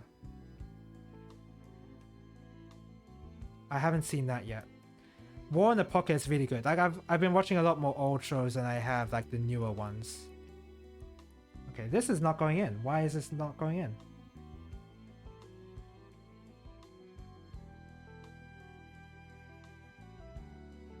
Is it supposed to go in here? It's supposed to go in at the back.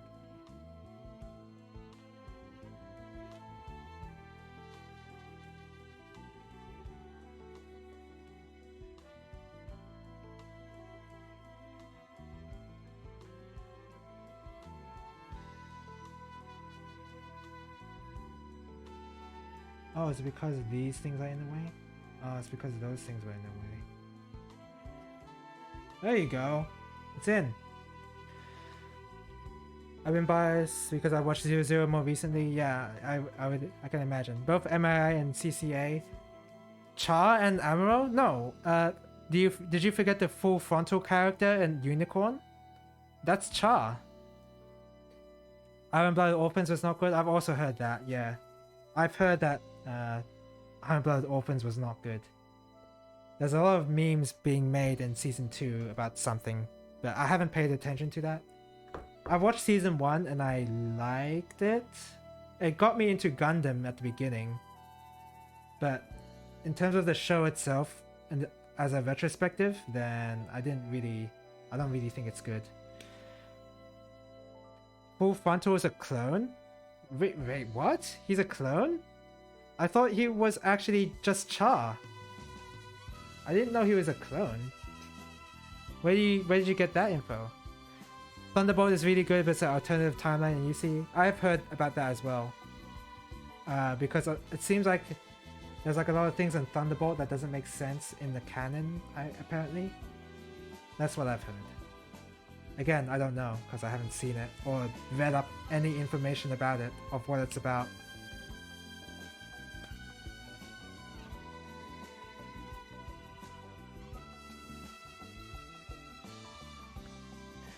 It could have been a Space War movie with nothing to do with Gundam. I still would have liked it. Thunderbolt, yeah. It seems like a fantastic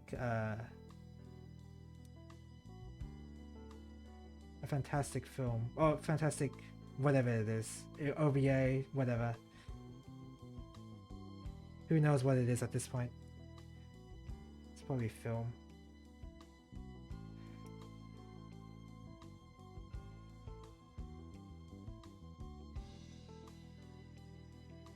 But yeah, I would definitely try to move on to Thunderbolt soon.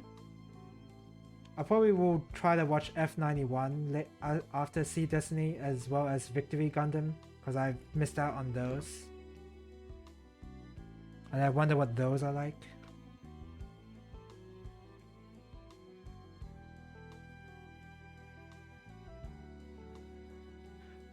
It's clearly not said in the anime, but we learn it on the wiki. What? It's a wiki thing? Well, no wonder I didn't know.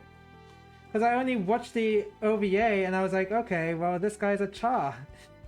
They didn't say anything about him being a clone. Okay, well, no wonder.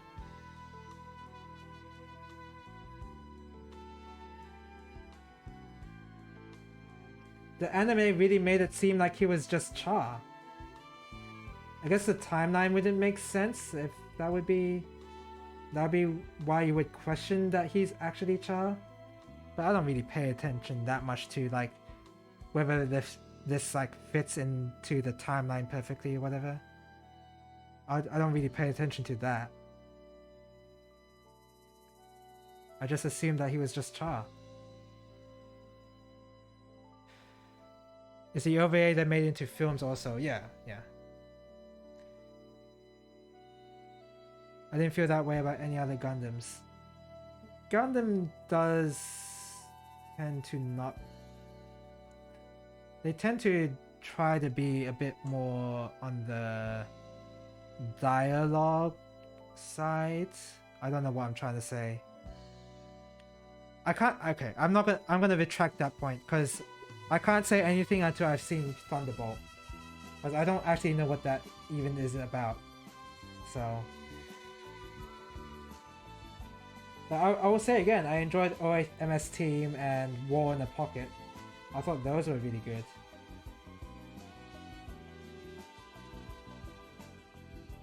So, I mean, okay, War in the Pocket. No, I enjoyed it. I enjoyed it. I wouldn't say dialogue Gundam is usually dialogue heavy, to be honest. Yeah, that's why I want to retract that point. I was gonna say something like, yeah, I don't know. I don't know what I was gonna say. Again, me trying to say something about Thunderbolt when I don't know anything about it yet. This doesn't look like this is on.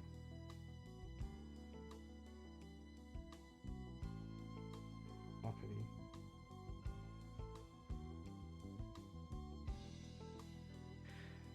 Thunderbolt is more mature. Okay. I mean, War in the Pocket is pretty mature. But I guess that's a bad comparison to make.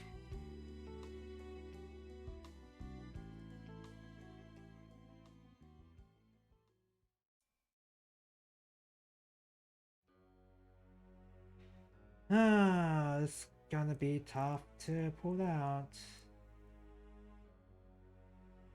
Is this just okay the way it is? It's just take a look. You see how there's like a gap on the right here? Well, on the left on the screen, like right here. Like there's a gap there that's concerning me, and the other side does not have the same gap.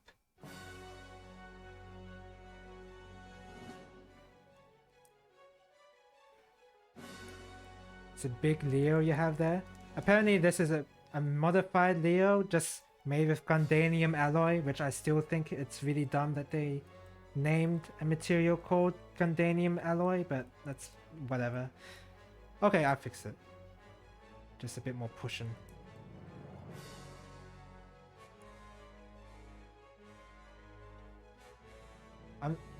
But I'm not sure. I just know this as a Tallgeese.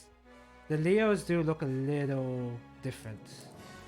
They have a different head at least, and they usually are brown colored, I think.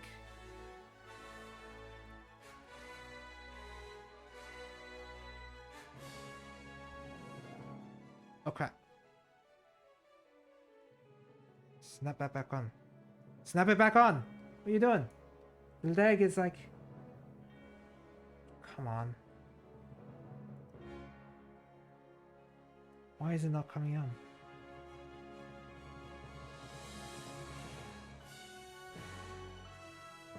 Oh, come on. Why is it...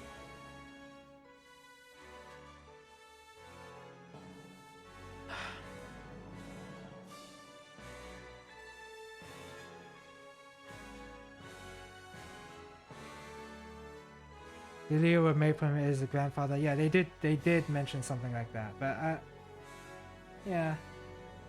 Why isn't this like piece is like loose? Normally it's supposed to like snap on, but I can't get it to be in the right position.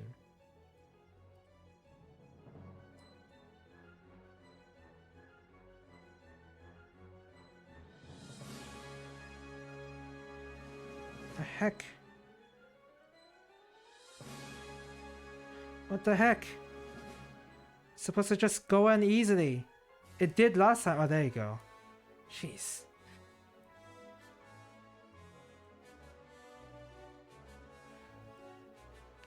I like the style of the grunt suits like the Zaku or the Leo. Yeah, I like the look of the Zakus and the Leos. Me too. I think I prefer them overall compared to the Gundam suits, in my opinion.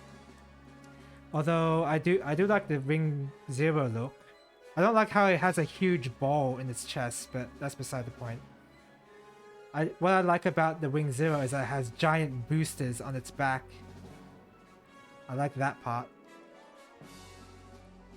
Okay, yeah, that's not gonna work.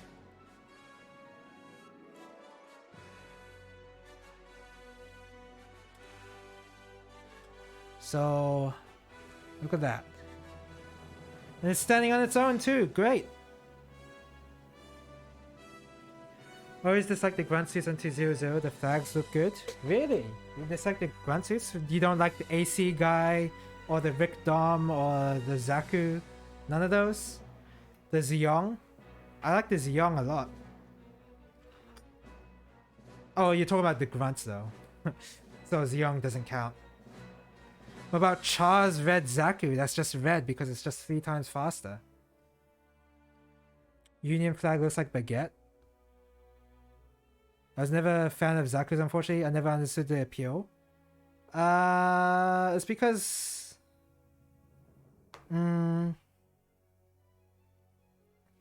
Well, one part of it, I can't really say for other people, but one part of it is a little bit due to how the eyes move. And now you may be thinking that the eyes moving is really dumb. But I think the eyes moving makes it look a lot more human than a Gundam. Because the Gundam's eyes do not move, they just flash. So they actually look a lot more... Gundams look a lot more frightening than Zaku's. Which, I mean, that's the point. But... But I'm saying it's a lot easier to like... understand what the Zaku is feeling by the way how their eyes move. Whereas with a GM, it's like... It's hard to identify how the pilot is feeling from just the GM.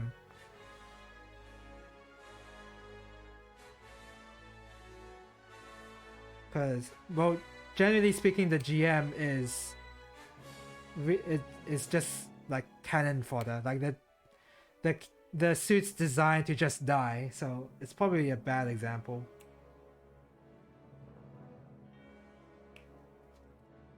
Okay. It looks like a samurai is fighting a medieval knight. Yeah, because Zaku's generally use the heat hawk, which is, you know, not a beam weapon, and Gundams use a beam weapon. That's fair. I like the goof. I like the goof troop in 79. That I've always called them the goof troop. And I like the goof custom in 08 MS team. More the goof custom than the goof troop, because the goof custom is actually kitted like a tank. Like he's got a machine gun, he's got a sword, he's got a finger gun. Like he has all these like weapons on him. Another nice suit set for the knight, a really chunky, ugly one. Yeah. That is the point, because, you know, Zaku's, yeah, we're the first mass production mobile suit, and the Gundam is supposed to be this technological advancement in a mobile suit technology. So I guess that's why the Zaku's look a lot more primitive, is because they were trying to make the Gundam look a lot more special. Okay, so...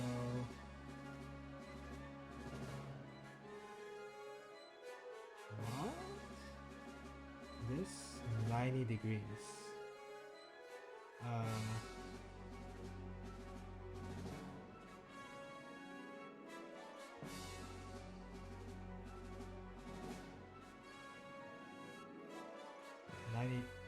90 degrees.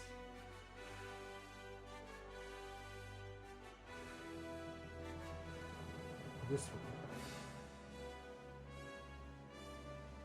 Okay. You know what I dislike about Gundam in every series? The fact they have a V-fin. I don't know. They never ever show or actually talk to the Gundam manufacturers. They're always some ghost. That's not true in 0079, because Amuro meets up with his father who developed the Gundam, and there's like a scene of him like going crazy from oxygen deprivation. Anaheim Electronics, yeah, that's also like a massive company that's more talked about and shown in the Stardust Memory.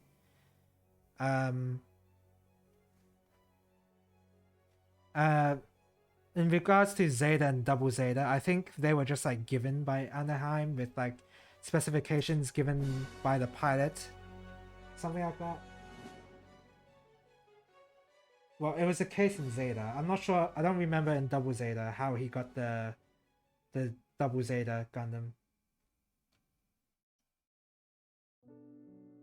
Oh, we can remove this? Wait, what?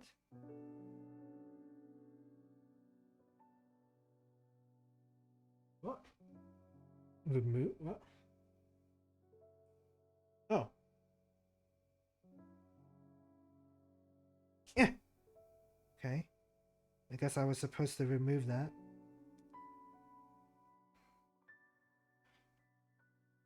I wanted them to interact more with the manufacturers, especially if they need replacement parts. Yeah, that's something they did more in Stardust Memory, I think. Because one of the girls from Anaheim Electronics, who was at least partially responsible for developing the Gundam, was on the ship with the Gundam pilot. So you might like that, because they do address that in that show. But yeah, they don't really address that in later shows. With regard to Turn A, I don't remember at all. That's exactly the point. That's why I dislike Stardust Memories. Turn A Gundam is like, how are you gonna like talk to the manufacturer and he's like long dead? But that's just Turn A.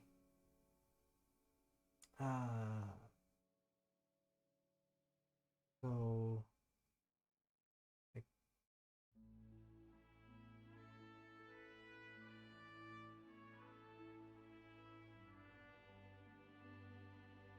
what? What do you want me to?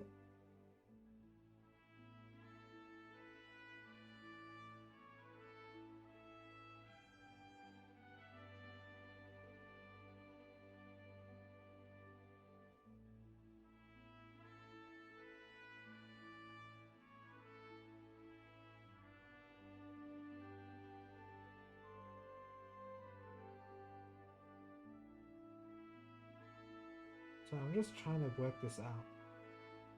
Oh, there you go. Got it. Weird. Never saw Turn A, but I didn't hear good things about it. Really? I've heard so many good things about Turn A, and that's why I watched it. And it's really good. I liked it a lot. I just need to watch it again. Or Victory Gundam for that matter. I remember enjoying Gundam X, but that wasn't a serious show. I haven't seen Victory Gundam or F91 or X. I need to watch those later.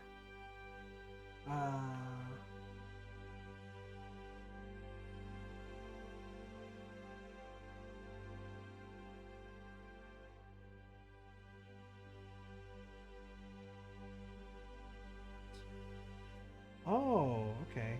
Well, okay. Weird. Alright, okay, got it. I thought Turn A had those ugly Gundam designs. Oh, you're ugly? Gonna say that's ugly to this guy right here? Gonna say it's ugly to him? Right in front of his face? If it's gonna focus?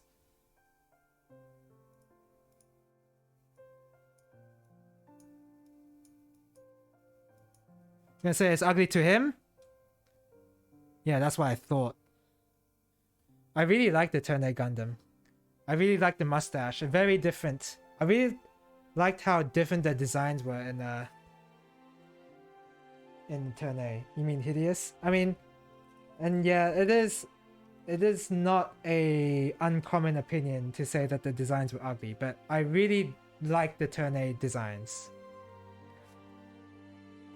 And the more you watch the show, the more it grows on you, I think.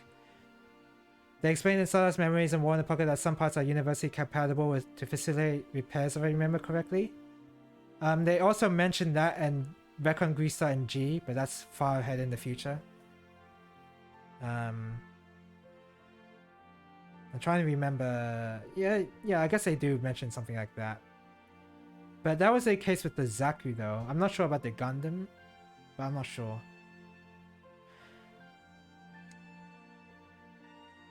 Let's put the V fin in the mouth. Yeah, and it works. I think it works. I really like the design because of how different it looks and how otherworldly it looks. What the? Oh, that one. And it makes sense in the context of the show, I believe. Because it looks very strange for what I think is a good reason.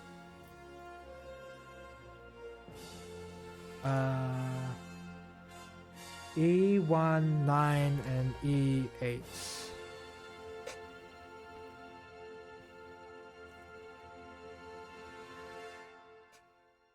Anaheim builds everyone's suits. It seems like they never get any screen time in the mainline series. They got in the OVA and the movies.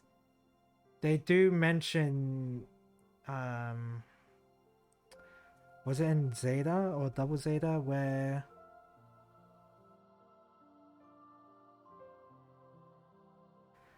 What's the Rose ship? I can't remember the name of it because the name is weird. The La Enter Rose? Something like that.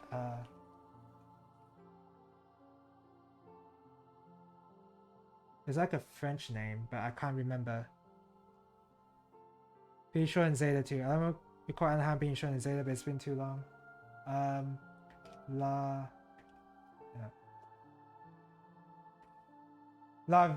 Lave and Rose, right here. The mobile docking ship, Lavi and Rose. It's here. They do go to this. Oh. They do go to this in Zeta and then Double Zeta, I think. Which is an Anaheim. Yeah, Anaheim Electronics. So whenever you see this, that's from Anaheim Electronics. And it's in Zeta and Double Zeta. In fact, they're given more screen time in Double Zeta as well. Oh, I did not even change the focus. Whoops. So E9, E8. What's the time? Oh my god, it's nearly 11. Oops. Should I even... I'll continue on until I'm like too tired or whatever. Or really hungry. Damn, should have paid more attention. To be fair, there's a lot of episodes to pass through whenever you're watching a Gundam show.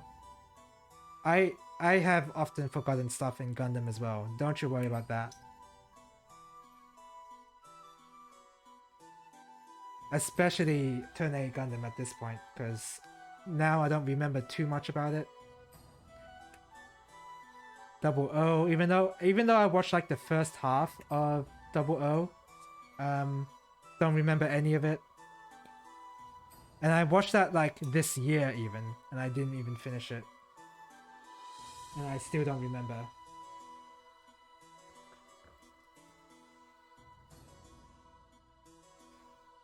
The older Gundam shows have so many episodes, 50 plus. Yeah, you say the older ones, but like I'm watching through Seed Destiny and it's like way too many episodes. 50, and that's like a modern-ish, well, as modern as you can get, like Gundam show. It's like 2000 in the early 2000s and it's still 50 episodes. Ugh. Yeah.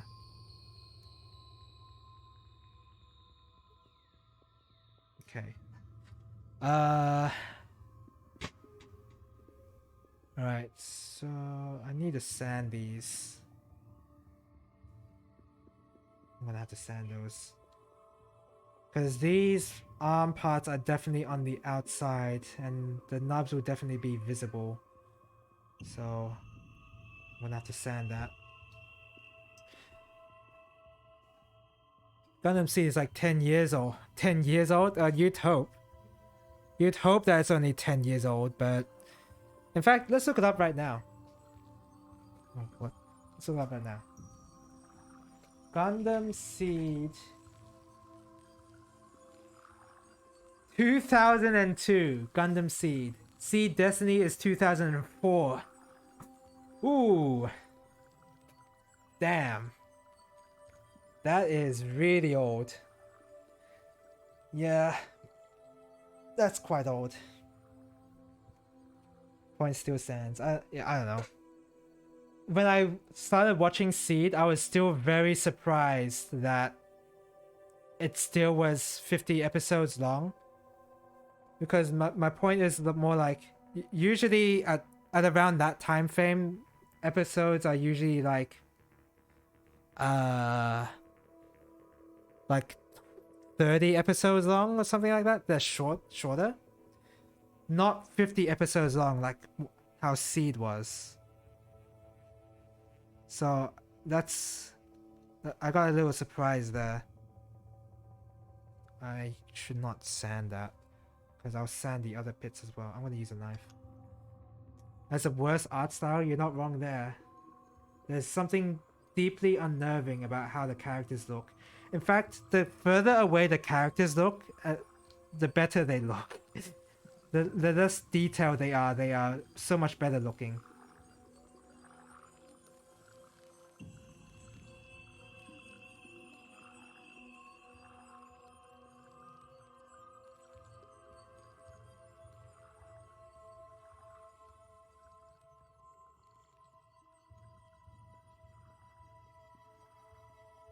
Okay. Knife isn't working. Time to file. I'll just stick to filing them.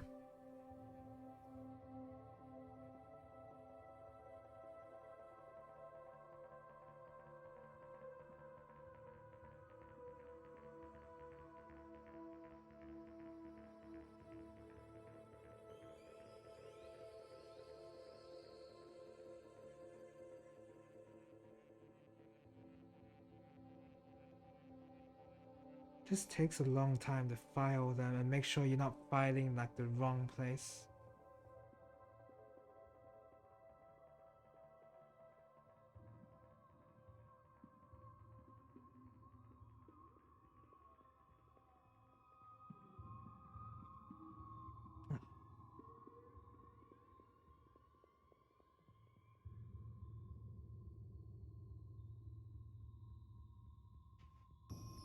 It's fine.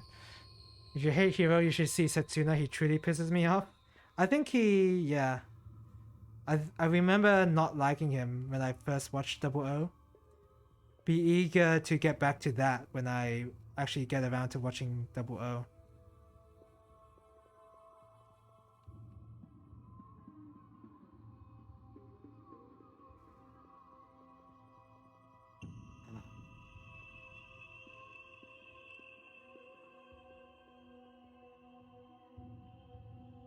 I really don't want to sand this for too long. The feeling I might have to do that though. And the way this wood's warped is not helping.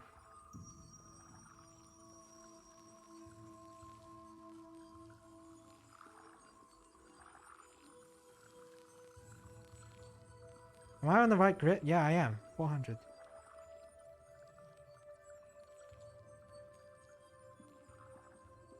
That's fine. No one's gonna see that.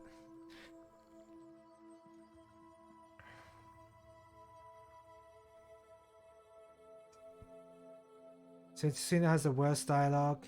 Ace Hero sounds like he's intelligent when he talks. I think what I've heard about Satsuna is that he's just like some sort of... There's like some sort of... I don't... Okay, I don't want to say too much because what do I know? I basically haven't seen Double O yet, so I can't comment on that show yet. That's what I would like to do. I want to watch these shows to be able to comment on these shows. I guess that's why I've been watching them.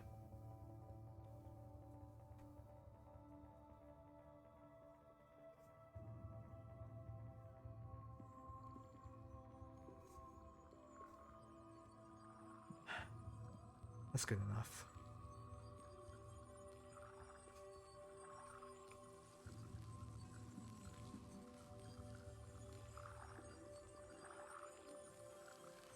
The problem with sanding is unfortunately they do lose a reflective quality to them, and that can be fixed by adding a gloss top coat, which I don't have at the moment.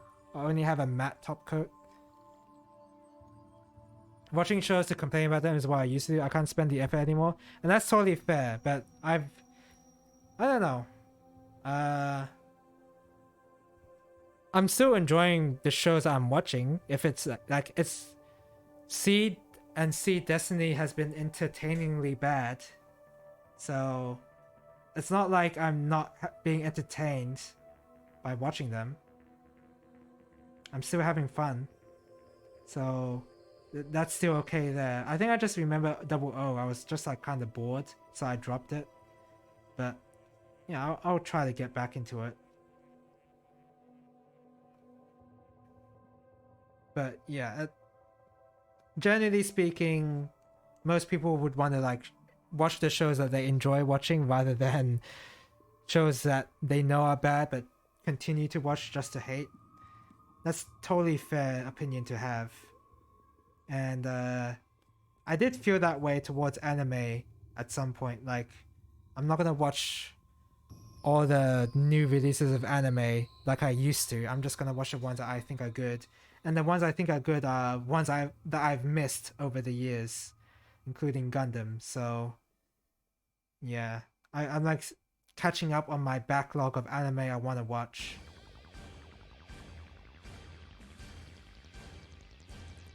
Setsuna is the dumbest Gundam pilot I've ever seen. Well, we'll see.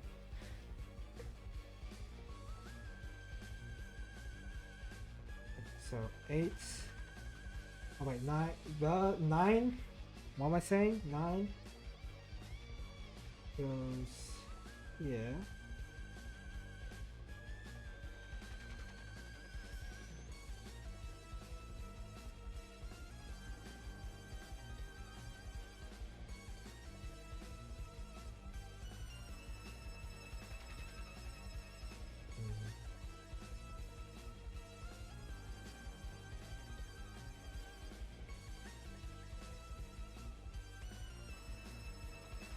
The arm, not exactly.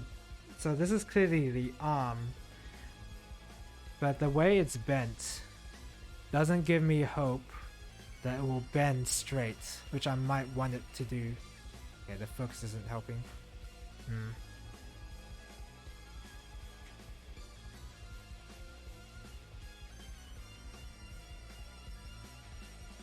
Oh, let's hope it's okay.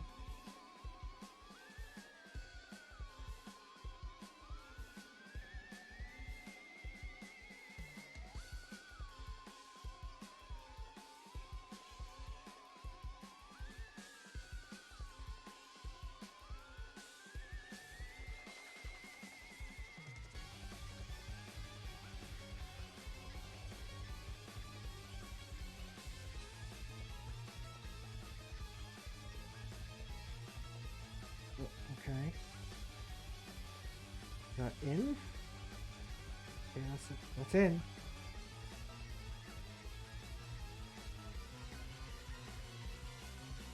I think after this one I will stop because I'm feeling very tired now. Being the extent of my eye strain, so I'm about ready to get off.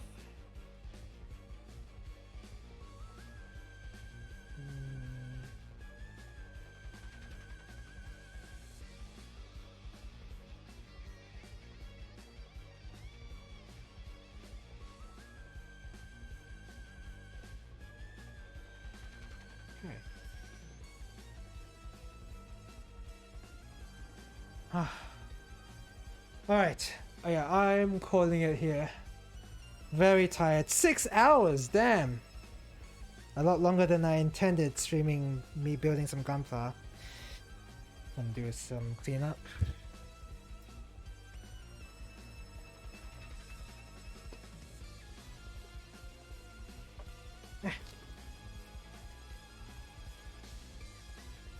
But yeah. So I'm making steady progress on the RG Tallgeese. Like, I've built the chest, I built the waist, I finished the legs, all in this one stream. So I'm pretty happy with the progress. Nice stream, man. Thanks for hearing my Gundam rants. So it's okay. I love to hear any Gundam opinions, even if they're wrong. No, I'm joking. Yeah, I love talking about Gundam because most of the time Gundam is dumb. Let's be honest. Most of the time. And it's fun to talk about them sometimes. sometimes Gundam is actually good, but like, you know, that's not as fun to talk about. So I'll put that there. I'll put this here. I'll put the arm in here as well, even though it'll get lost under the runner sheets. Get these out of the way. Just gotta finish the cleanup. Knife here. Do I need this piece? I'll put it in just in case, but I don't think I'll need it. And then Gundam can be pretty dumb. Yeah, it can be good, but it can also be pretty dumb. Oh, I stopped the stream on like the best Etrian Odyssey song. The song that gets remixed like every time in every Etrian Odyssey, past 3.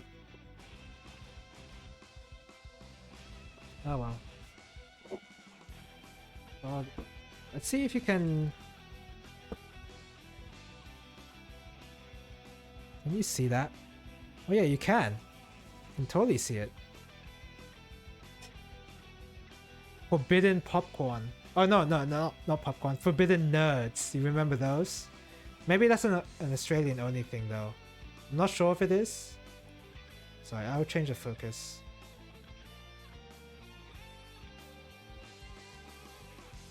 Oh. Yeah. Forbidden nerds. Like those tiny little rock candies that you can get at the supermarket. Yeah, I'll dump that in the bin later. Alright, thank you guys for watching. I wonder if there's anybody else building some gunpla right now.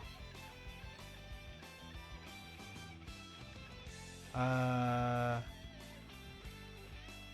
guess there is. Filipino. I'll just turn down the music. Maybe I won't raid because I won't stay in long to watch, so I think I'll just stop. Yeah, I'm gonna call it here. Alright, thank you guys for watching. So tomorrow will be some shmups. And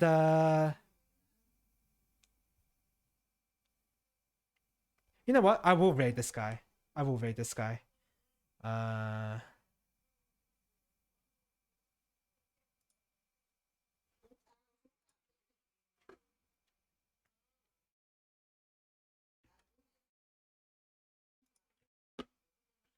Why isn't it? Oh my god. I'm still like really bad at figuring out how to raid on Twitch. Alright. Thank you guys for watching and hopefully I'll see you later. Tomorrow will be more shmups. And then from next week onwards, it will be more Front Mission 2. Alright, thank you guys for watching. Bye bye.